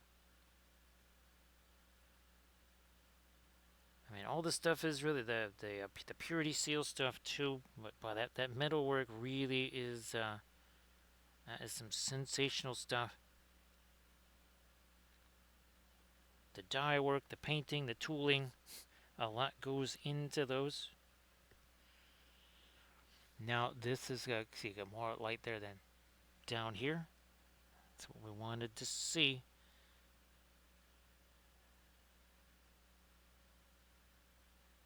Also, right there, and then maybe a touch more. And they get these uppermost surfaces here, not down there. That's we want this to have the latest light right up in here.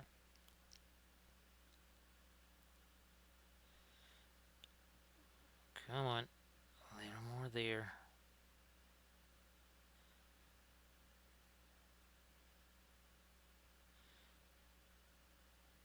Touch on that, and then we'll leave that be for a little bit. Let's go to this guy. We've been waiting on him for quite some time. Also, gonna get my reference up here. One sec. There we are. Alrighty. We have lighter colors in several areas we want to get here.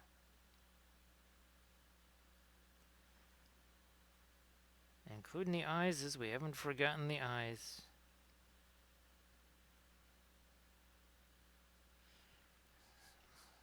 Some even a lighter skin tone here. We haven't really done that done that either. Again, sorry about the voice there. Everybody check out that Instagram link that Armored Wolf just posted. Again, that's going to be the can get finally a chance to see what the very intricate process of making those fabulous dice bags is like. And there's many stages to the process, and that's why they are the super high quality that they are.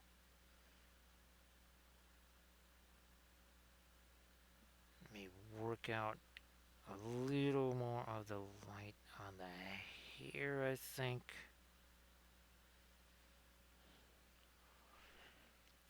And now, gonna just drift a little teensy bit of Indian yellow into that.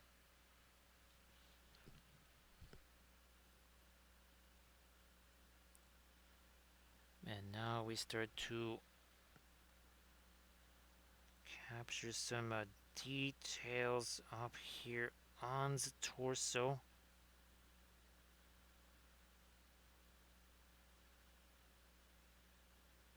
on the belt, on the armor here.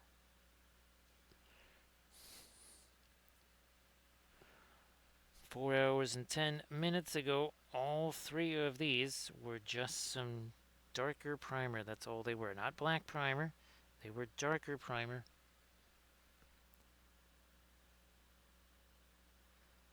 But yep, there was no zenithal. There was none of that kind of stuff going on here.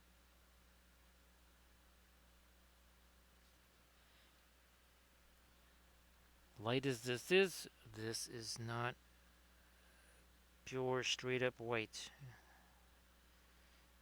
It's a light yellow, but there is still a color in there.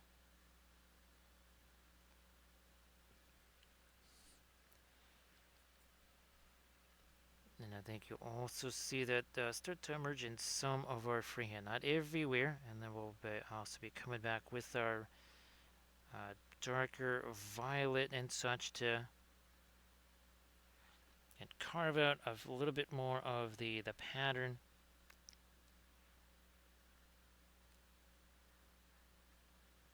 It's been at least a couple of hours since we last worked on this area here, and that's with very much intention. That was very deliberate. We wanted this to have as long of a chance to set here as possible. It's making it real easy to be able to come back in and do this. So yeah, stretch, that's another thing too. Again, timing. It's not just in comedy. It is definitely in the oil paints. We don't want to be hasty little hobbitses. Because again, we know what happens to hasty little hobbitses. That's what happens to them right there. Don't be hasty. And that means if you're going to put down paint somewhere, maybe you set that aside. Maybe set the whole figure aside, work on something else. Or at least you work on a different part of the figure. In this case here, we just went to a whole different figure because we have three of them. And again, the part that I'm playing with here, even right now, I can see there's some of the stuff that I put there. That still is kind of, it's easy, it's malleable. I could be moving that around.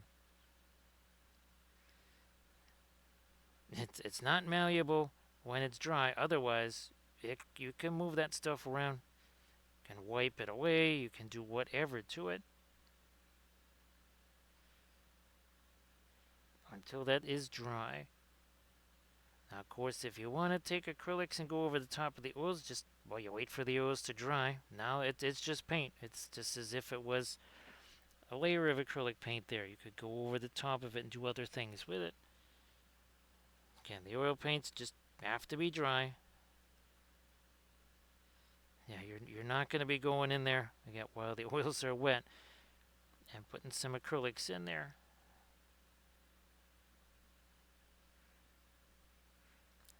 And as we've been talking about the alkyd oils, those are going to dry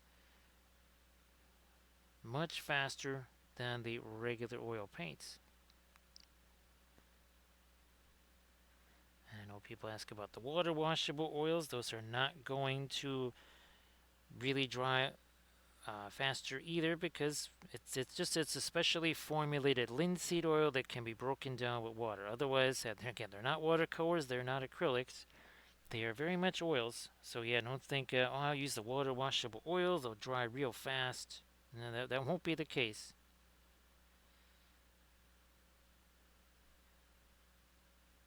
Because they are still very much oil paints. We have got at least 3 or 4 videos now with the water washable oils. I will be doing another one. I'll even be doing an army painting series with them. Again, just because they handle really differently than regular oil paints.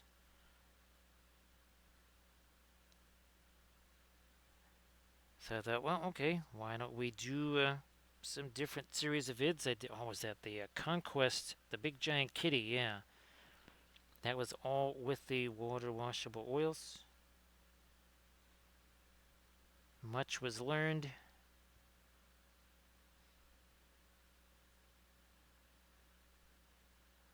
One thing for sure, your color selection is going to be more limited.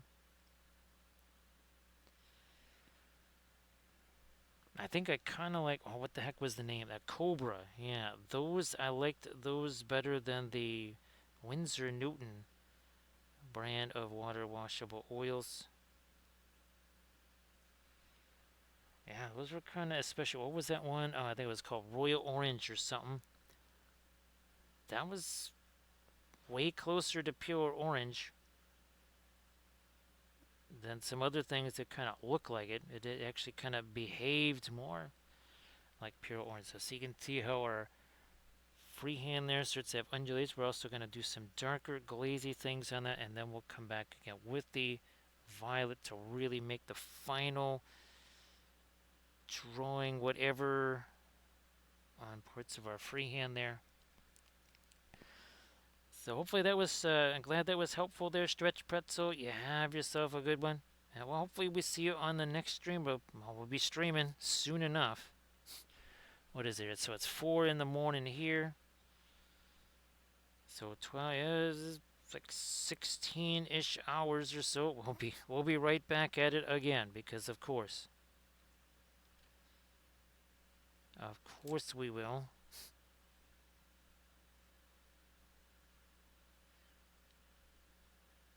So everybody be ready to join us, and I do think we'll be doing. I just re-asked some of our fabulous Lord of the Rings boss, because basically all I have to do is put primer on those. I don't really need. There's a whole bunch of prep stuff I would have to do with the BSG ones. Come on, that, some of that. Yeah, so now we're freehand there. Also to I'm gonna take a bit of a break from doing the oops, wait, first let's do this. I want to get down to some stuff on the base here too. Almost forgot about this shoulder over here. Let me do this 1 second. So cheers, Stretch, and again, have yourself a good night. And of course, for everybody again, where it's gonna maybe be snowy, maybe more spicy, wintry conditions than you're accustomed to. Here's hoping that nothing gets too out of hand. Now, enough of that. We will get this out of here. Couple of things that I want to do. Some darks in there too, but let's do some stuff on the base because we did already on the Shadow Lord's base over here. We did some work on it there. Taking that same sort of a violet type color here.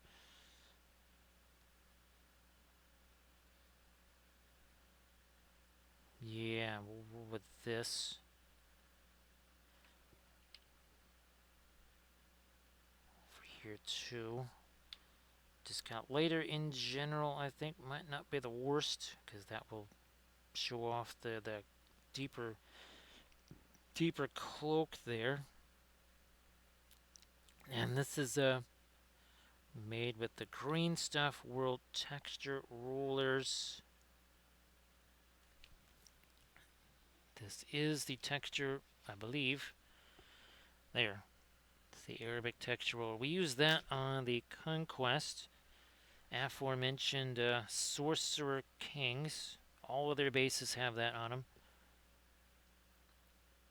I mean, I've seen the sand bases over and over again on the Sorcerer King, so let's do something different. Come on over here again, some of that lighter. Oh, in the marble here. Might also put a little touch of that. Some of the cloth there. I think we're also going to come back with some of our darker violet too. Maybe that got a little too late, which is fine. I'm going to take me a blending brush here, and so I just drag that along. It blended it, did everything. It's all good now.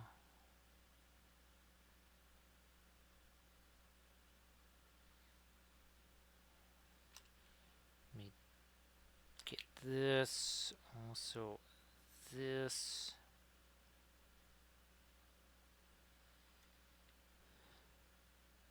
A little lighter, right up on the top of that. So you can see how this kind of flows straight down. Now imagine again, hold that freehand. However, on a nice big old miniature like this here, it's like 3 times the size.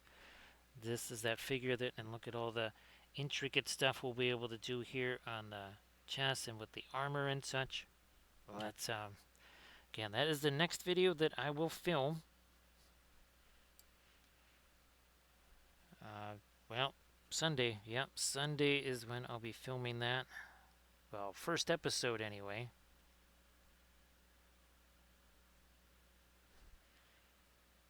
With at least 2 more to come, possibly 3.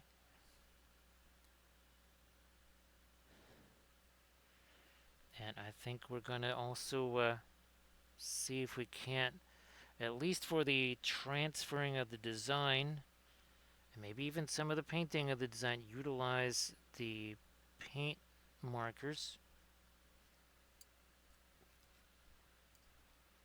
I need me some dark 40 eyes. Let me just grab this here. It's kind of a Van Dyke brown, a little bit of the Mars black as well. Come on. A little bit of an eyebrow there, and now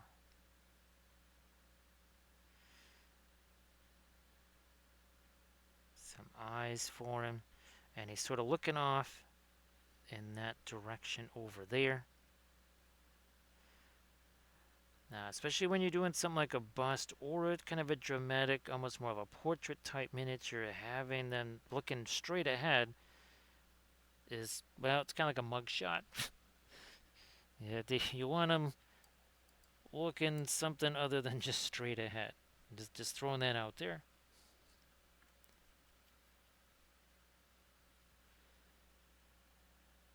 Now here, there's a little bit of tinting with some of the darker,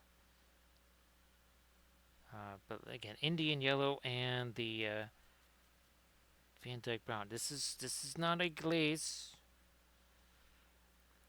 You got 2 relatively translucent colors. You don't need to do a glaze. All you got to do is just essentially dry brush them on there. They act like a glaze because they're just so translucent. And that's just a thing that with the with the oil paints versus say the acrylics, it's just a feel. You get used to it over time.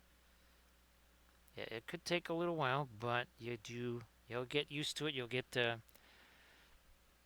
in your memory banks there. You say, okay, that color that tends to be really translucent. That one, geez, that's really opaque.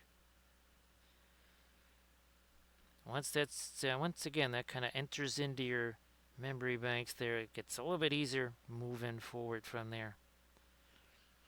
Now, again, now this is the other plate where not being a glaze is handy, because if that was done as a glaze, that would be getting all over our blue, and it would also be tinting the blue. That's not really what we want there. We want to only just tint the yellowish stuff there. And again, that's down in all these crevices here, especially the deepest parts. See that? And look at that. That's starting to look more and more the dimensional here, right? And we can even take this and just do a little bit. Kind of mesh the darker stuff and the lighter stuff together. Same thing with that. Just kind of kill that a little bit.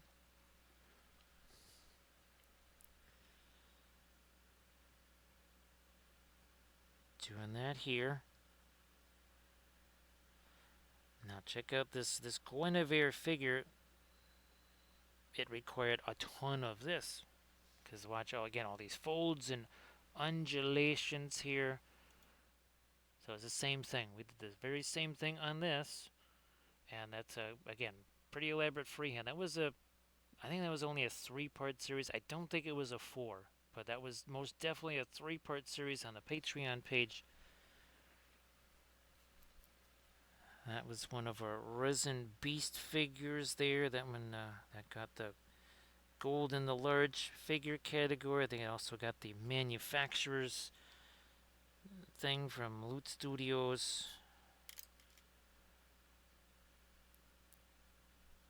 And ever since, I've been wanting to do something like that, but much like the Cylon bust that I made, this was just, it was perfect on multiple levels. It wasn't just that the folds were more realistic, there was more of them, and it was, again, this is going to work really well for that freehand, and I could do it all over the place. We also have our Kamo the Easterling, which will also have tons of freehand on it.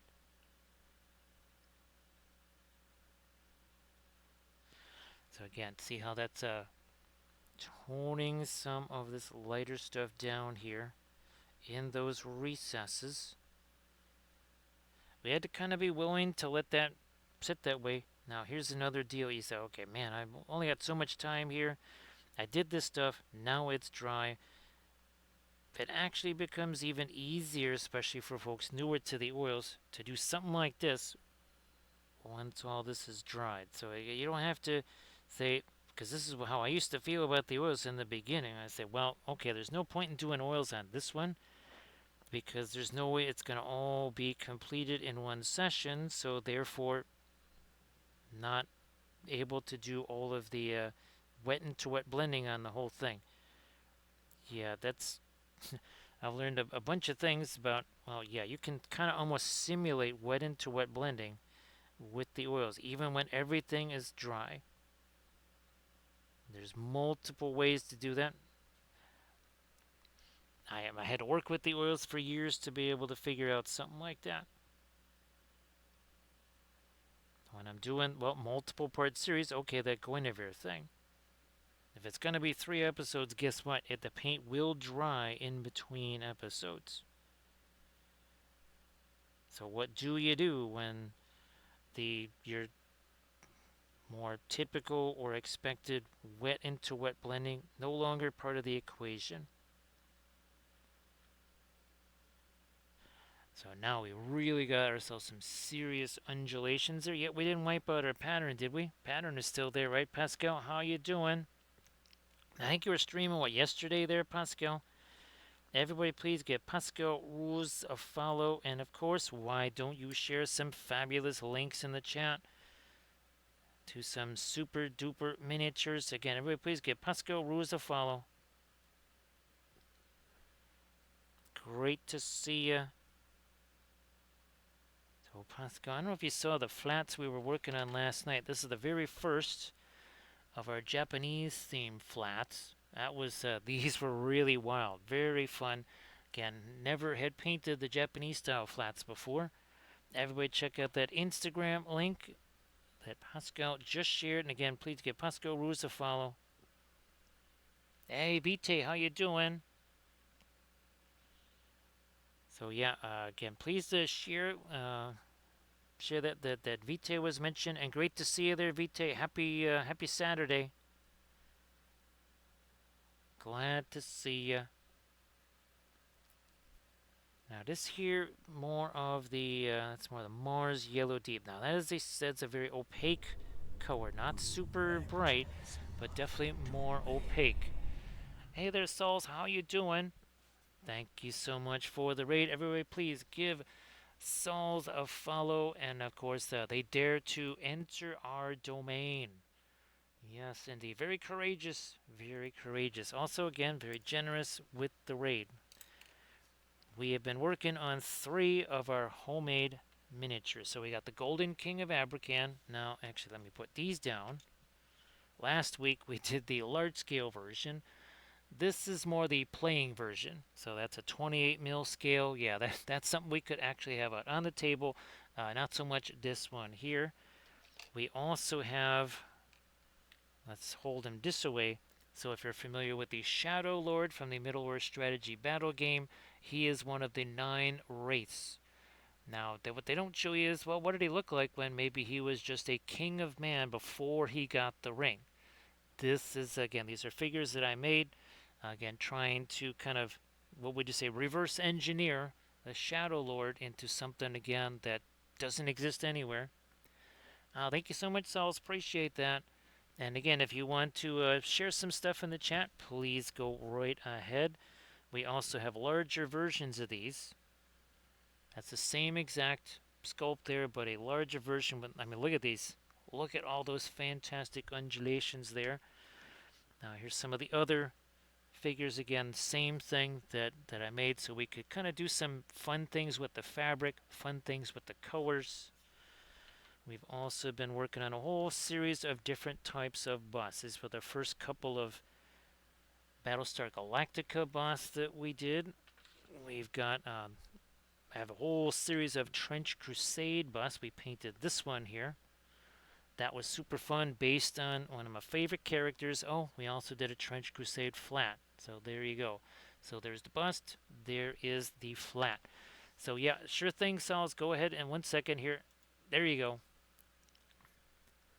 Yeah, definitely share the instas there, Sauls. Share the Instagram. Oh, here's another one too. This is another one of our fabulous BSG busts. This was a tutorial where, since he was so perfectly symmetrical, we split him really right down the middle. And one half was true metallic, the other half was non-metallic. All done with the oil paints. And we were just showing this. This was last night's stream again, also with the oil paints. Some of our Japanese themed flats here. You can see kind of what they look like, unpainted, and those have got some paint on them now. So yep, Sauls, definitely go ahead and share that, please. Where's the button? That's I think what I was just using right there. So Vite, I hope that all is well. Hope that all is fantastic. Again, we're gonna work again a little bit of our Mars Yellow Deep in here now that we got some of our darker stuff in there. Yeah, it needs it over here too. So I bet check out that Instagram check out that Instagram link that Saul's just shared, and please also give a follow. Now, Saul's, where you gonna be streaming again this weekend?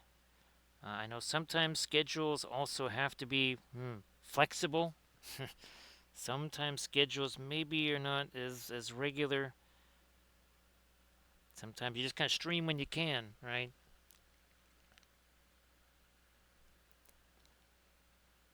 That's fantastic that you got a bunch of new stuff on the Instas there. I know that it can take some time to get posts on the Instas.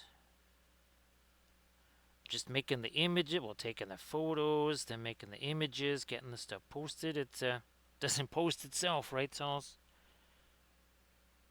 The only way that happens is the hard way. Okay, now we've done that. We're talking about going in reverse here. We get some of our violet colors. So we're going to take the Indancerin blue. We're going to go somewhere over here. Take our violet, dioxazine violet in this case. We'll start breaking that down. And again, we have a very, very, very deep bluish violet here. And what we're going to do is kind of go back in here, and you can kind of see the little reference down in the corner there. That is what we're looking to do freehand wise. We're going to come back in here, and now we're going to break up some of these shapes like this. Again, not doing a ton of stuff, but especially down here, because those are actually almost supposed to be like little pearls or something like that right there.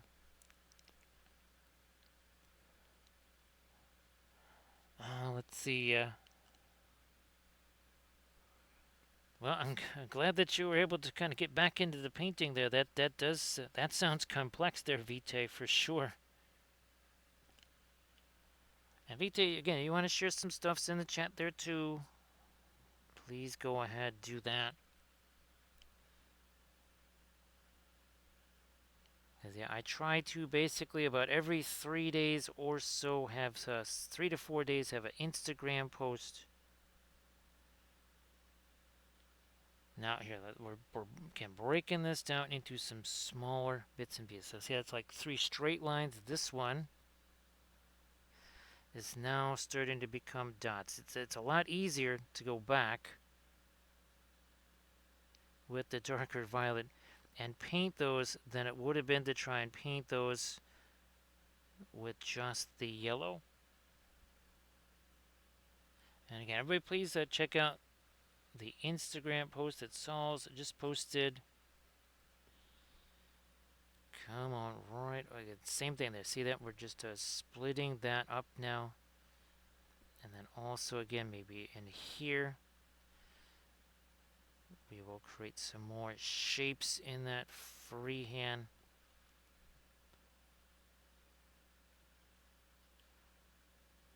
Same thing there. And again, in this too, that's kind of like just one big old blob of the yellow there. We're going to try and make that a little bit more complex without having to work super hard. Thanks, Souls. It's a favorite combo that I don't get to use all the time. Again, that Indanthrone Blue is super nifty. It's kind of an amethyst blue.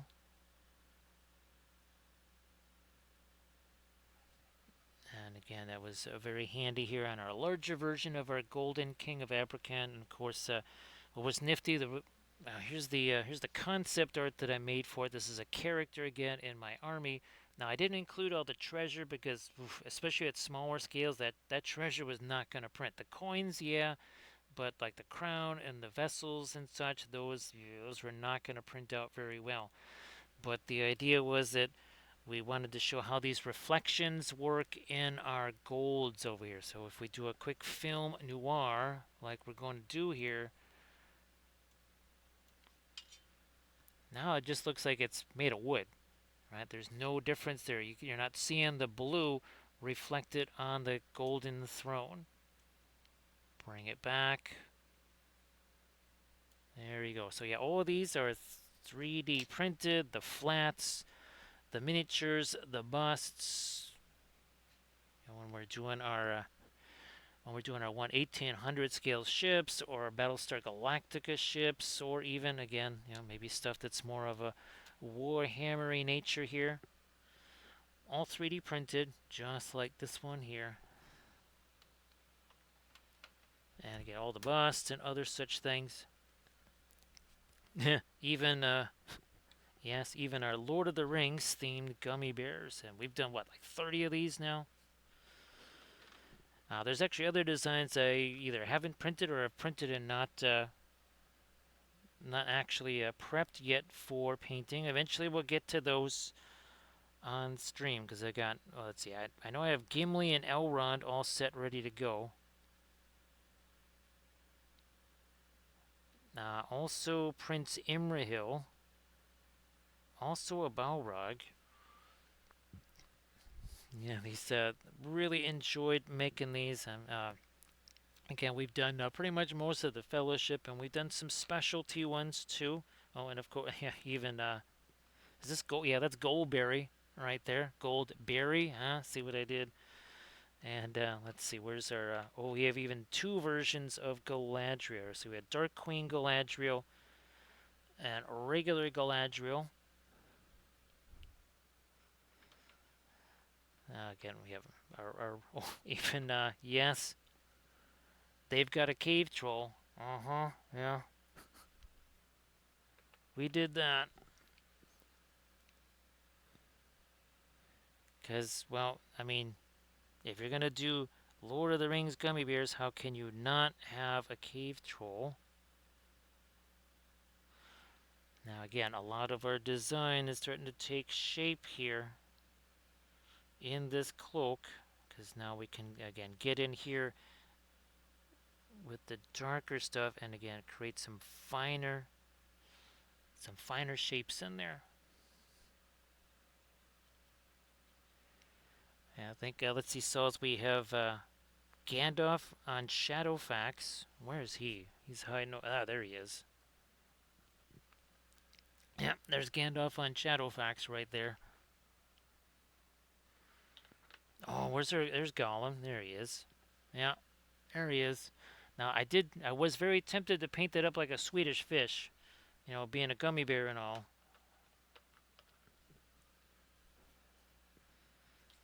Of course, well, that's the beauty of 3D printing, right, Sauls, is that I can just, I can print out another one. And print out another one, and we'll give him a Swedish fish.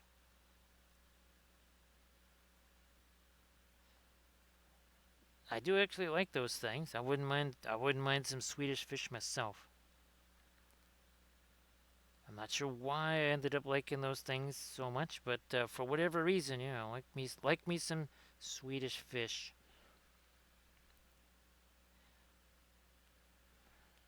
Yeah, Saul's. I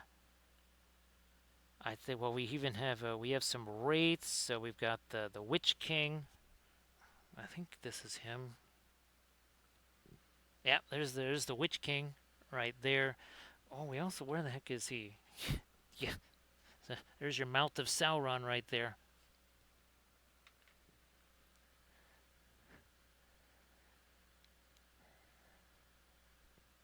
He's definitely seen some things, right, Souls? So Swedish fish are, it's kind of like gummy bears before there was gummy bears. They're part of the vinyl food group right there. They're red. They don't really have a huge amount of taste to them. I mean, obviously they're kind of on the sweeter side, but yeah, they're sort of like, well, gummy fish.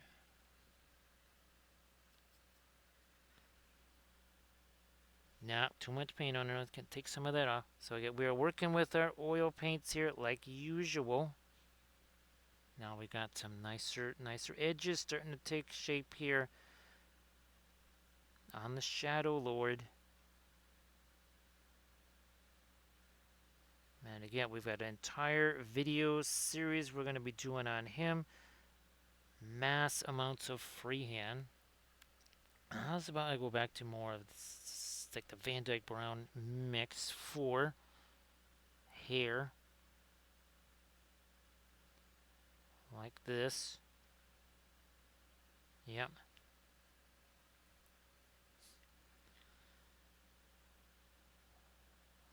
And here. Now again on our next stream for the Saturday stream, I think maybe we go like one of our Mouth of Sauron busts and one of Sauron. So there's one of our Mouth of Sauron busts that we made. And again, we'll figure out which of our Sauron maybe we do. This one right here. So again, either one of those or both.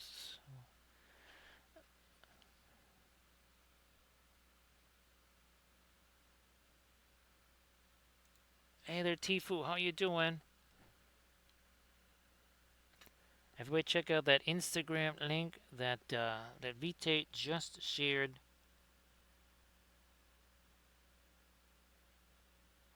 So of course, happy Saturday there, Tifu. I was mentioned earlier in the stream some of the comparisons in latitude, say Chicago to places in Europe, which again, a lot of those places, well, Rome is the same latitude as Chicago. However, I'm also thinking that it's not -7 degrees Fahrenheit in Rome at this point. I think that's a fairly safe guess, since it wasn't even this temperature in Antarctica today. Just crazy that, again, London is actually further north than Chicago, latitude wise.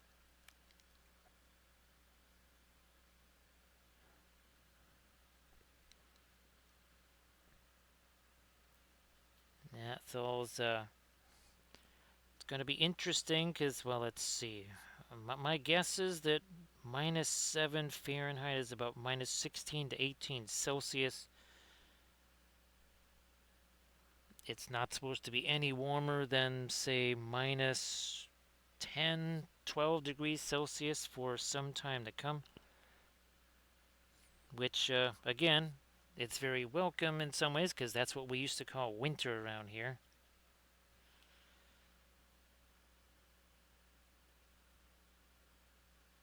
For all too long, it's been quite the sauna here in the winter time.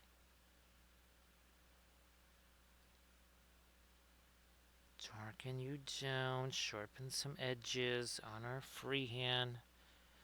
Might even, again, lighten up the floor tiles a little bit here. Maybe we'll grab some of this. See what happens.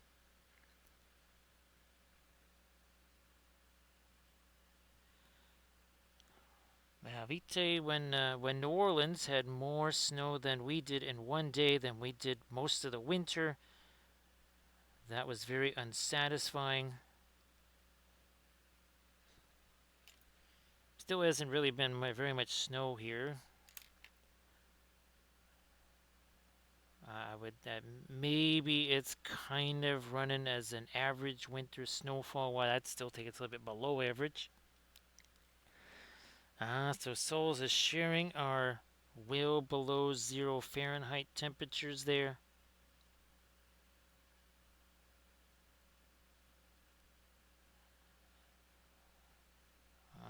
We'll let's work our way over to our.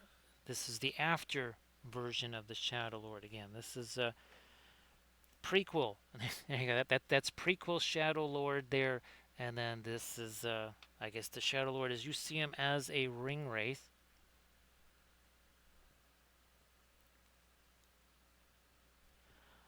I think we see we did go a little bit lighter on the some of the tiles on the base here already. So I think we're pretty solid here on the Shadow Lord.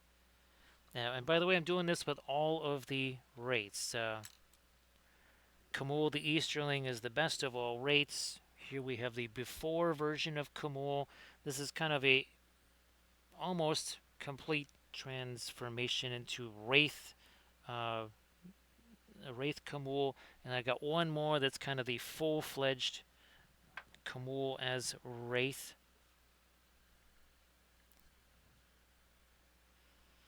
It's nice and frisky for Tifu there. A nice little minus 20 Fahrenheit. I think it was at minus 40 is when Fahrenheit and Celsius scales kind of coincide. Now we did have the minus 40 wind chills here earlier, not so much now. It's not quite so windy anymore.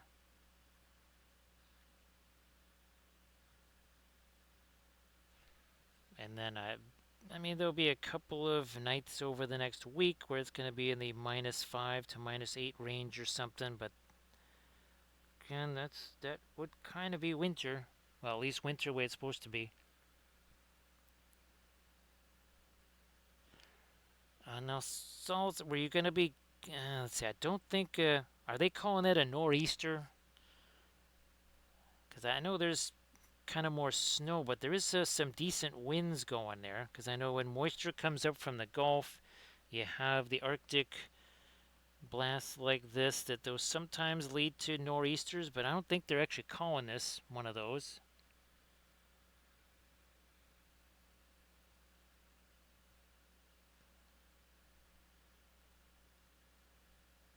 I mean, it's a, and of course, windy is always relative. I mean, here in Chicago, 40-mile-an-hour winds would be called a breeze.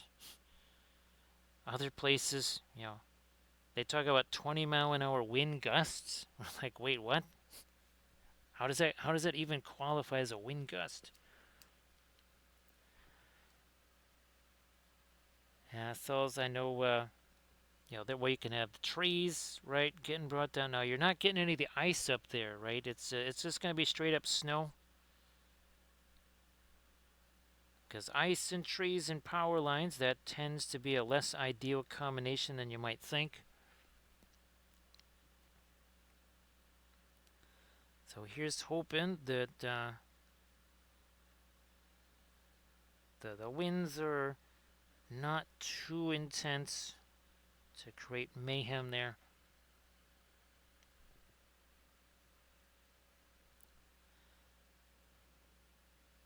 Let me try to lighten you up a little bit on some of these edges up here. And I also have a larger version of this one too, because couldn't resist. I had to print one bigger. Now that one took a wee bit of resin right there. Yeah, that's all of these larger scopes are definitely kind of chewing through the resin, plus all the busts.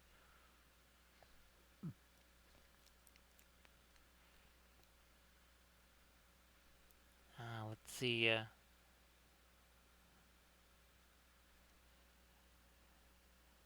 Yeah, that will kind of. Oh, you're getting stuff off of the North Sea too, there, right? And on the Baltic.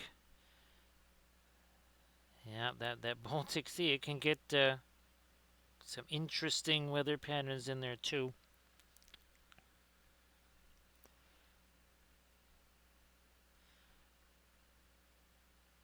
Yeah, so here it's been a little bit more again of a kind of consistent, regular winter kind of thing, which was foretold by the Canada geese back around Thanksgiving. When I'm looking up and I go, they're hightailing it out of town kind of early here. The way it's usually gone the last several years is, well, oh, you said a sudden cold snap like this, and then the geese decide, like, okay, we're getting out of here. No, they were getting out of here. They were getting out of here in November. Again, I will take Canada geese predictions over any supercomputer or satellite.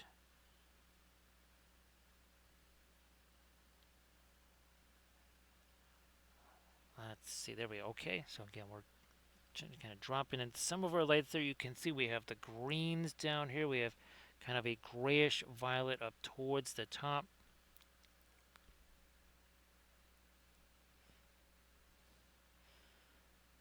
But yeah, souls, it's I couldn't tell you the last time I saw the geese heading out of here when they normally should be.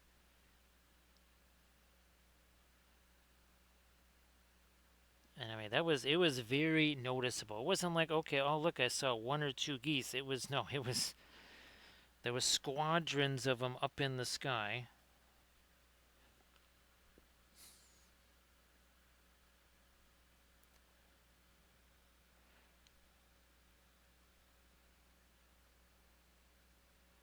Well, I guess the pink-footed geese, maybe they should get themselves some footwear so that their feet don't get so cold and turn pink. Let's do a couple more of our lights on this out here. And we have a whole project basically working on all 9 of the rays. So I've already done the before and after versions of the Shadow Lord and Kamul, working on before and after versions of the Knight of Umbar, and also the Undying, and then the last one is the Dark Marshal. Yeah, so what, 4 of those guys? By the time those 4 are done, we'll have well, 2/3 of the wraiths. Again, the before and afters ready to rock and roll.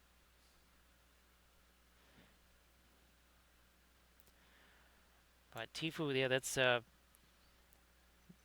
especially with something like this. And I don't know if you saw the Shadow Lord on Fell Beast that we did again. This was not this year, but last year. All kinds of violets and all kinds of wild colors because there was a lot of this, almost like it's a smoke or whatever. Now on the bigger one, I'm going to try and sculpt the sand. So kind of like the sand is being kicked up around him. It's going to be on a much bigger base. And the sand will kind of be twirling around and kind of almost intertwining maybe with this cloak so we can have, again, some more fun effects.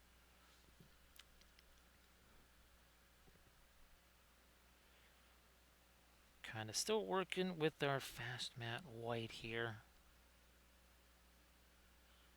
Get on a couple of the. Yeah, now let me see about our Shadow Lord prequel here. Get some of our lighter stuff in these bits of marble here. Now back again to the much more of the fast matte white to try and find again some of what maybe our lightest lights in the golds. Not too much paint on that brush. Let me get rid of some of that here.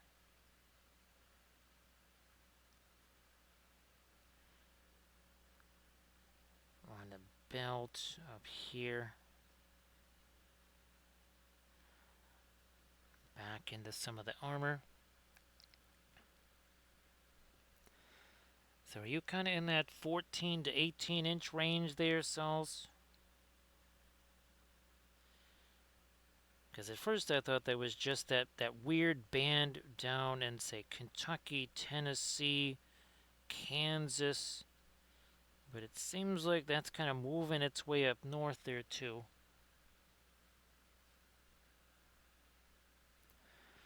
So Tifu, I was going to use our fabulous, well, we use it for water effects, we use it for fire, that would be the heavy gloss gel. We use it to create icicles. Do I have anything that's got my flames in? I don't think so, so we'll just, here, we will show our, where's our done lendings? There we go. So all those flames there, those are sculpted with the, with our fabulous, again, it could be water effects, it could be, oh, even here, look at, here. So that is the same water effect stuff. That's, again, the heavy gloss gel. Once it is painted, you can see there's some really heavy texture left behind. It works great for all kinds of, again, for waves and such. We also use that for all of our 1/1800 scale ships, right, to create all of our wave effects there.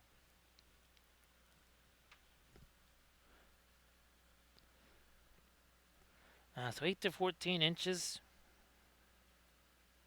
That's about kind of what I thought it would be.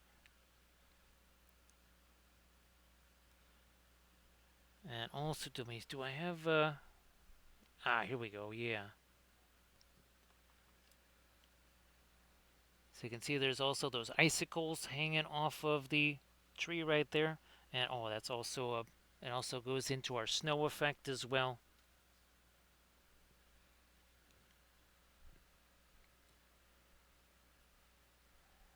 And since it is a structural thing, that is something that we could use to potentially, and we would also maybe throw some sand in there.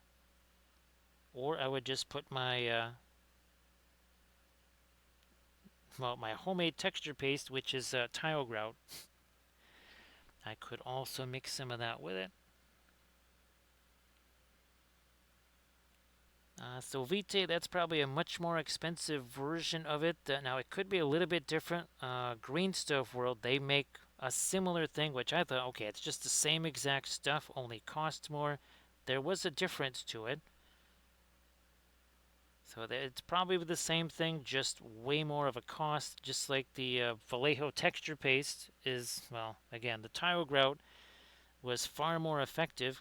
Again, not even if it was the same price, because it comes in a gigantic container and I just basically use it when I need it, and it does not dry out like the Vallejo stuff will.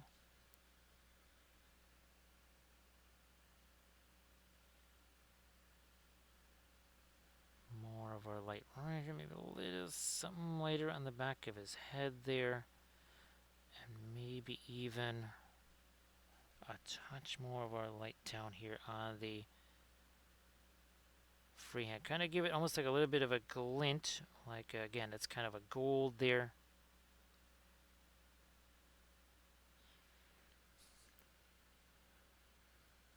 So see you later, Irid. Have a great stream later today.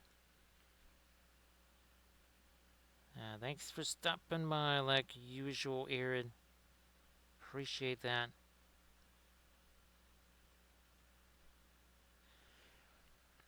So yeah, the tile, and of course, I have also used it as tile grout. I mean, literally, this summer, the same exact container, because well, I had two of them, and I basically used most of a container as tile grout. So it works great for one-to-one scale terrain projects too.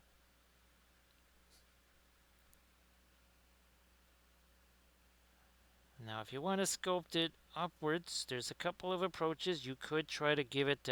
You could even take, like, say, some plastic, like I don't know, like one of those temporary Tupperware containers or blister pack or something like that. Any kind of clear plastic for the most part. And you could sort of cut that up and use that to support it while it cures. So that would be a viable thing. It can be surprisingly resilient at relatively tall heights.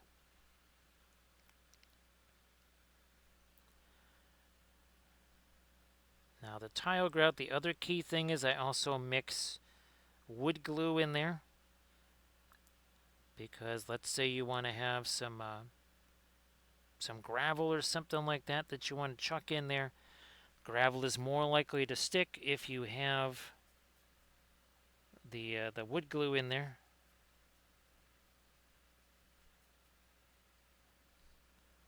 And you get some more of this lightest stuff here right on the edge here of our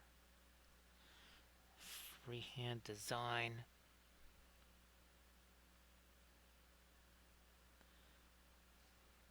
No, let me go back to my Mars Yellow Deep here.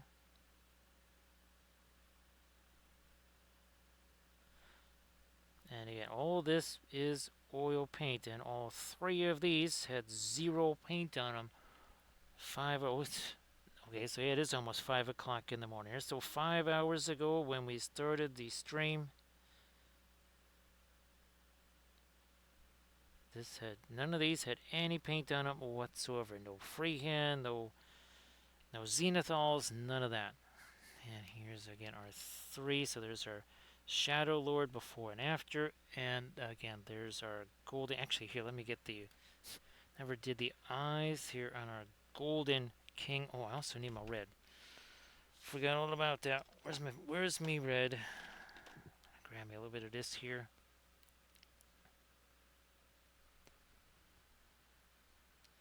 Bingo. Yeah, Vita. I think. Was it my actually? I was also on those two. I was gonna actually just make some of my sand bases. Do I have any of it on here? Nah, I can't really see it on there. But Dazzler air dry clay. That has also worked very well from sand dune bases. Yes, here. Let me see if I can find. Oh boy, that takes a little while to scroll on down here, but give me 1 second here. Nope, nope, nope. That's not them. That's not them. Where is there they are. There they are. So there. So that's Daz air dry clay on those bases there, and some resin palm trees. So yeah, that's Daz air dry clay for the sand dunes, and I also have used that for a whole bunch of my Harad figures too. All right, darker stuff here. Let's start again working on some eyes for him here.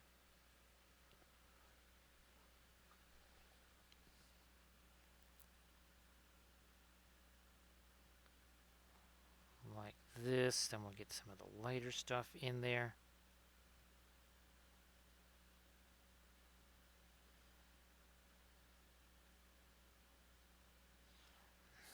Now for some eyes.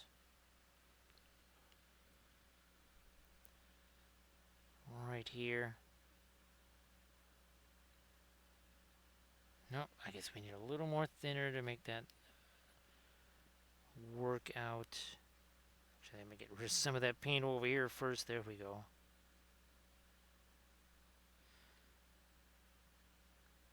This other eye.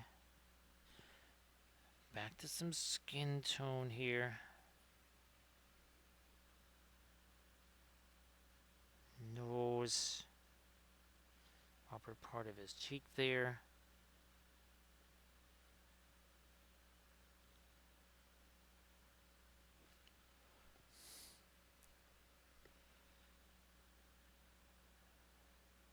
More on his knuckles. There's some light there.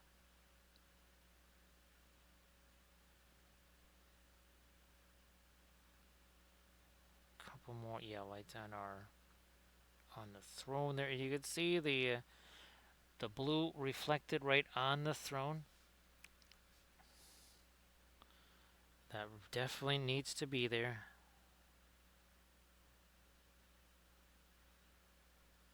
Otherwise, it's not terribly metallic. It's certainly not terribly gold. Right, it certainly needs to have those reflections. How about me get some green? I'm going to take some of that, some of this one, mix that together. Now we're talking.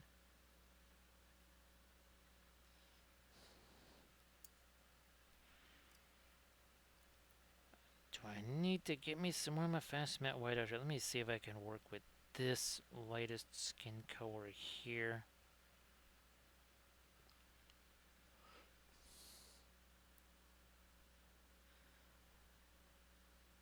Light on the cheek there.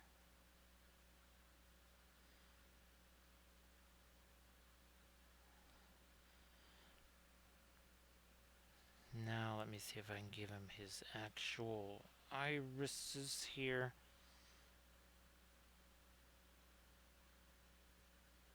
There's one.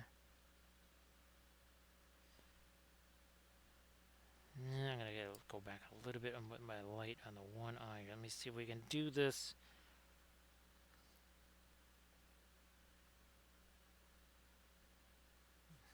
Okay, there we go.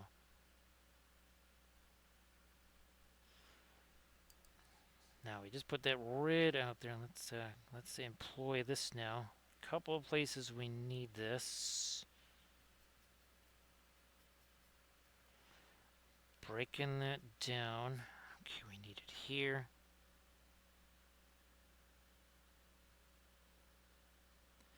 And then also over there.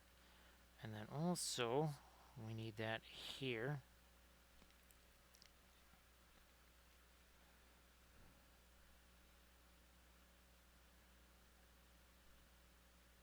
That was missing.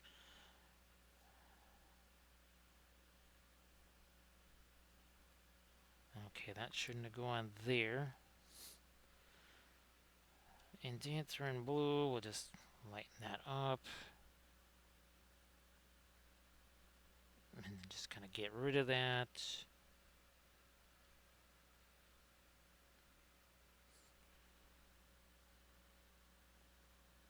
Easy enough. Now we get all that blue out of there. We'll take this and some of our yellow. I think we got a much lighter something or other here.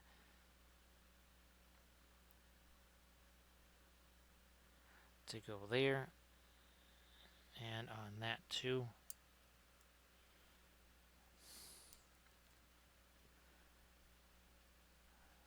And speaking of yellow here, let me grab some of our yellow. Break this down, and then it's going to go in our freehand pattern that's along the bottom of his robe. We'll show you on the bigger one. You can see it right there. That's what we're going to do.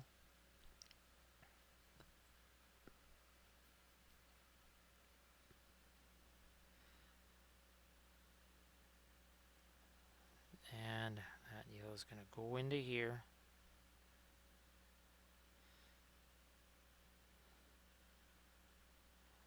To closer to finishing off our freehand there.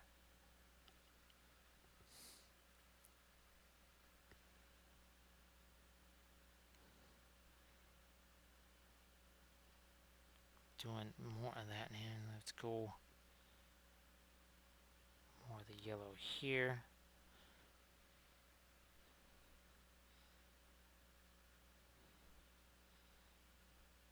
Also there.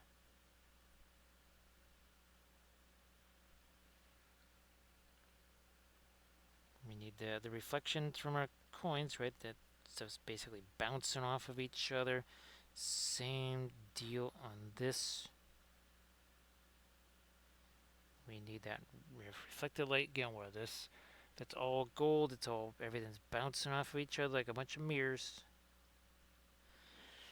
If you don't have that, it's really hard to say. Yeah, yeah, that's a bunch of gold, bunch of shiny gold. It's like, oh, seriously? Where exactly is the shine coming from? I don't see too much. Lighten you up a little bit with that.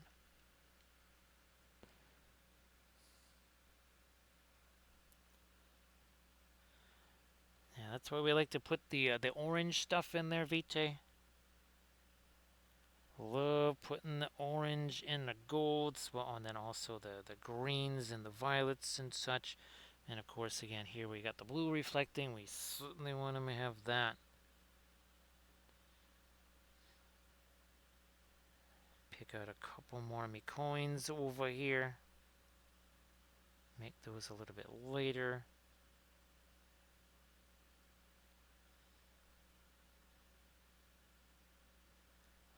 Yeah, let's bring that up here. Blending brush, blending brush. And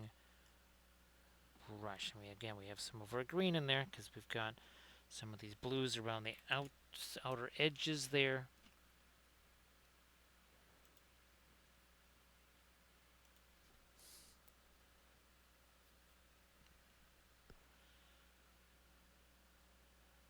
Bringing it up to here. Yep.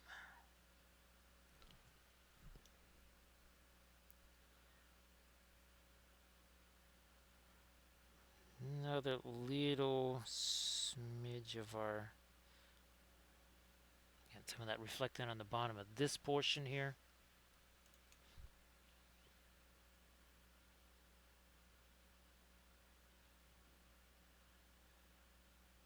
One last bit there, and now got some of this yellow here. We're gonna go back to our golden king here.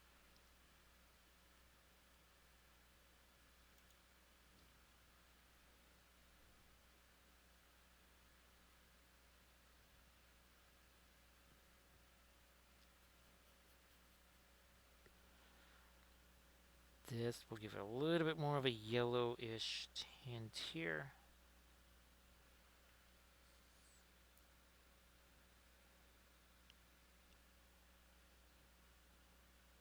Yeah, Vite, it's always with your other types of metals, especially kind of your shiny chrome there.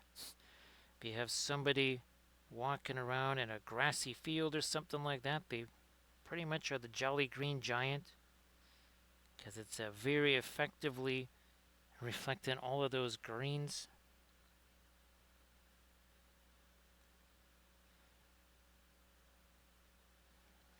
Once again, here trying to work some of our yellows into the background there.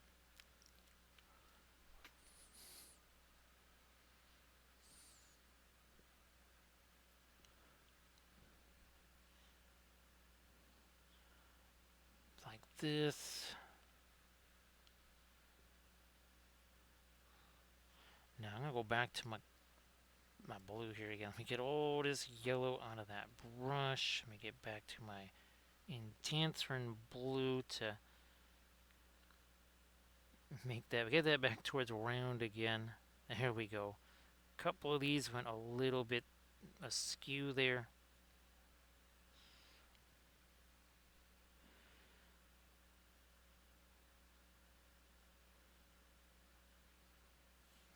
And again, these are our before and after Shadow Lord. So same character, kind of prequel Shadow Lord here, and then of course here's our Golden King of Abrakan. That again, that's a big part of our Harad army.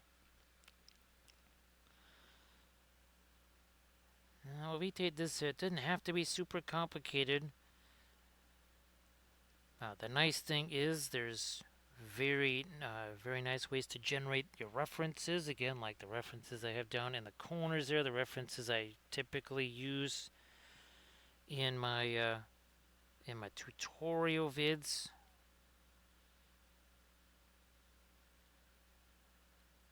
And of course, and then there's just a little bit of, a little bit of, you're just sort of applying a little bit of a common physics there. You say, well, if it's right next to this, it's probably going to maybe reflect some of this color over here, or some of this light over here.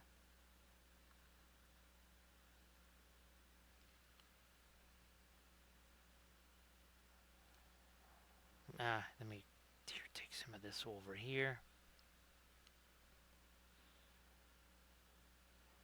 Yeah, then we're going to break that up into some more shapes. There was all just like one big old blob.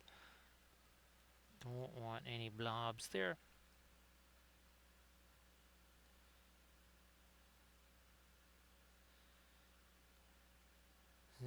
That's another edge one, a little funky. We'll get rid of that.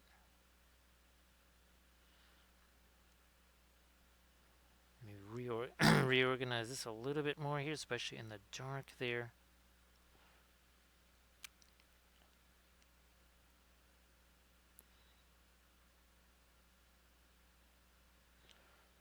And of course, Vite, you can always do the value study gambit. Where's there you are. So again, something like this where you just take one light color, one dark color, and it doesn't matter if it's acrylics or oils or whatever. Just maybe take it and again, now this one, this is the latest tutorial that's up on the Patreon page. This we split this right down the middle. One half of it is TMM, the other half is non-metallic. We did this exercise once before. Now, of course, since I didn't make this bust, it was, well, it wasn't entirely metal, and also his head obviously is not symmetrical. This is another one where we split it right down the middle, and half was TMM, the other half was non-metallic. Now, Vite, that does, there's a lot of different things that can reveal, right? Lots of interesting little things, little tidbits. Yeah, that also got a little wonky there. We're going to try and turn that more into a little bit of a circle there.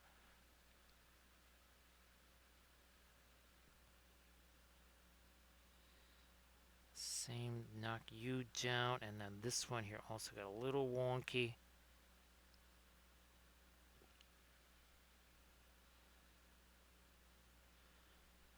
And we always say it all the time, right, Vite? Texture is one of the forms of contrast.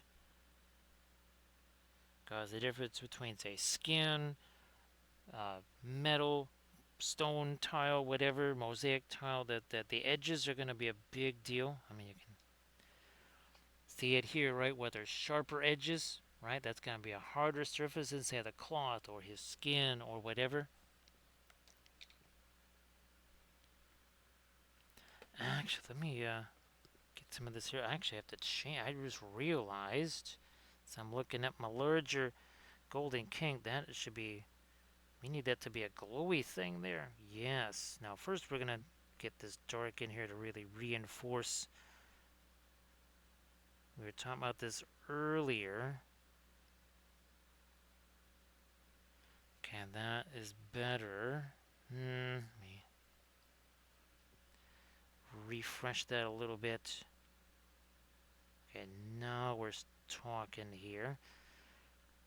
They're pretty good on that other side, which means we gotta get all this stuff out of here.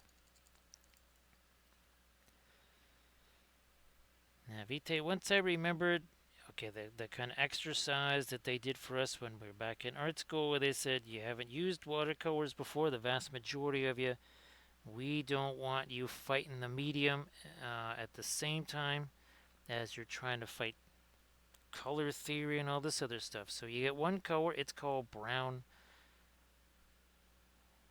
Even after the halfway point of the year, we only had 3 colors. That was it. And that was, again, just a way to simplify things, especially in the early portions of the journey.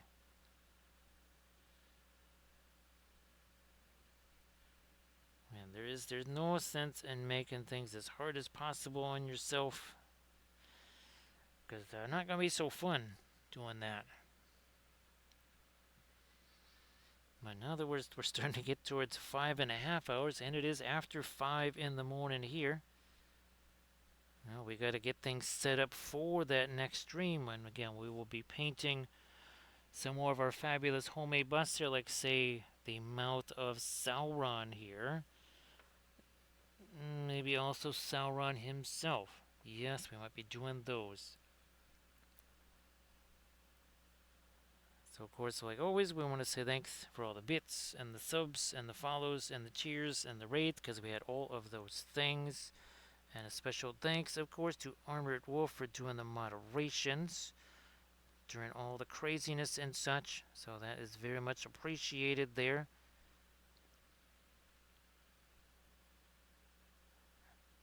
And again, the black doesn't have to be black. That was Van Dyke Brown and Brilliant Yellow Pale. There was no black, there was no white.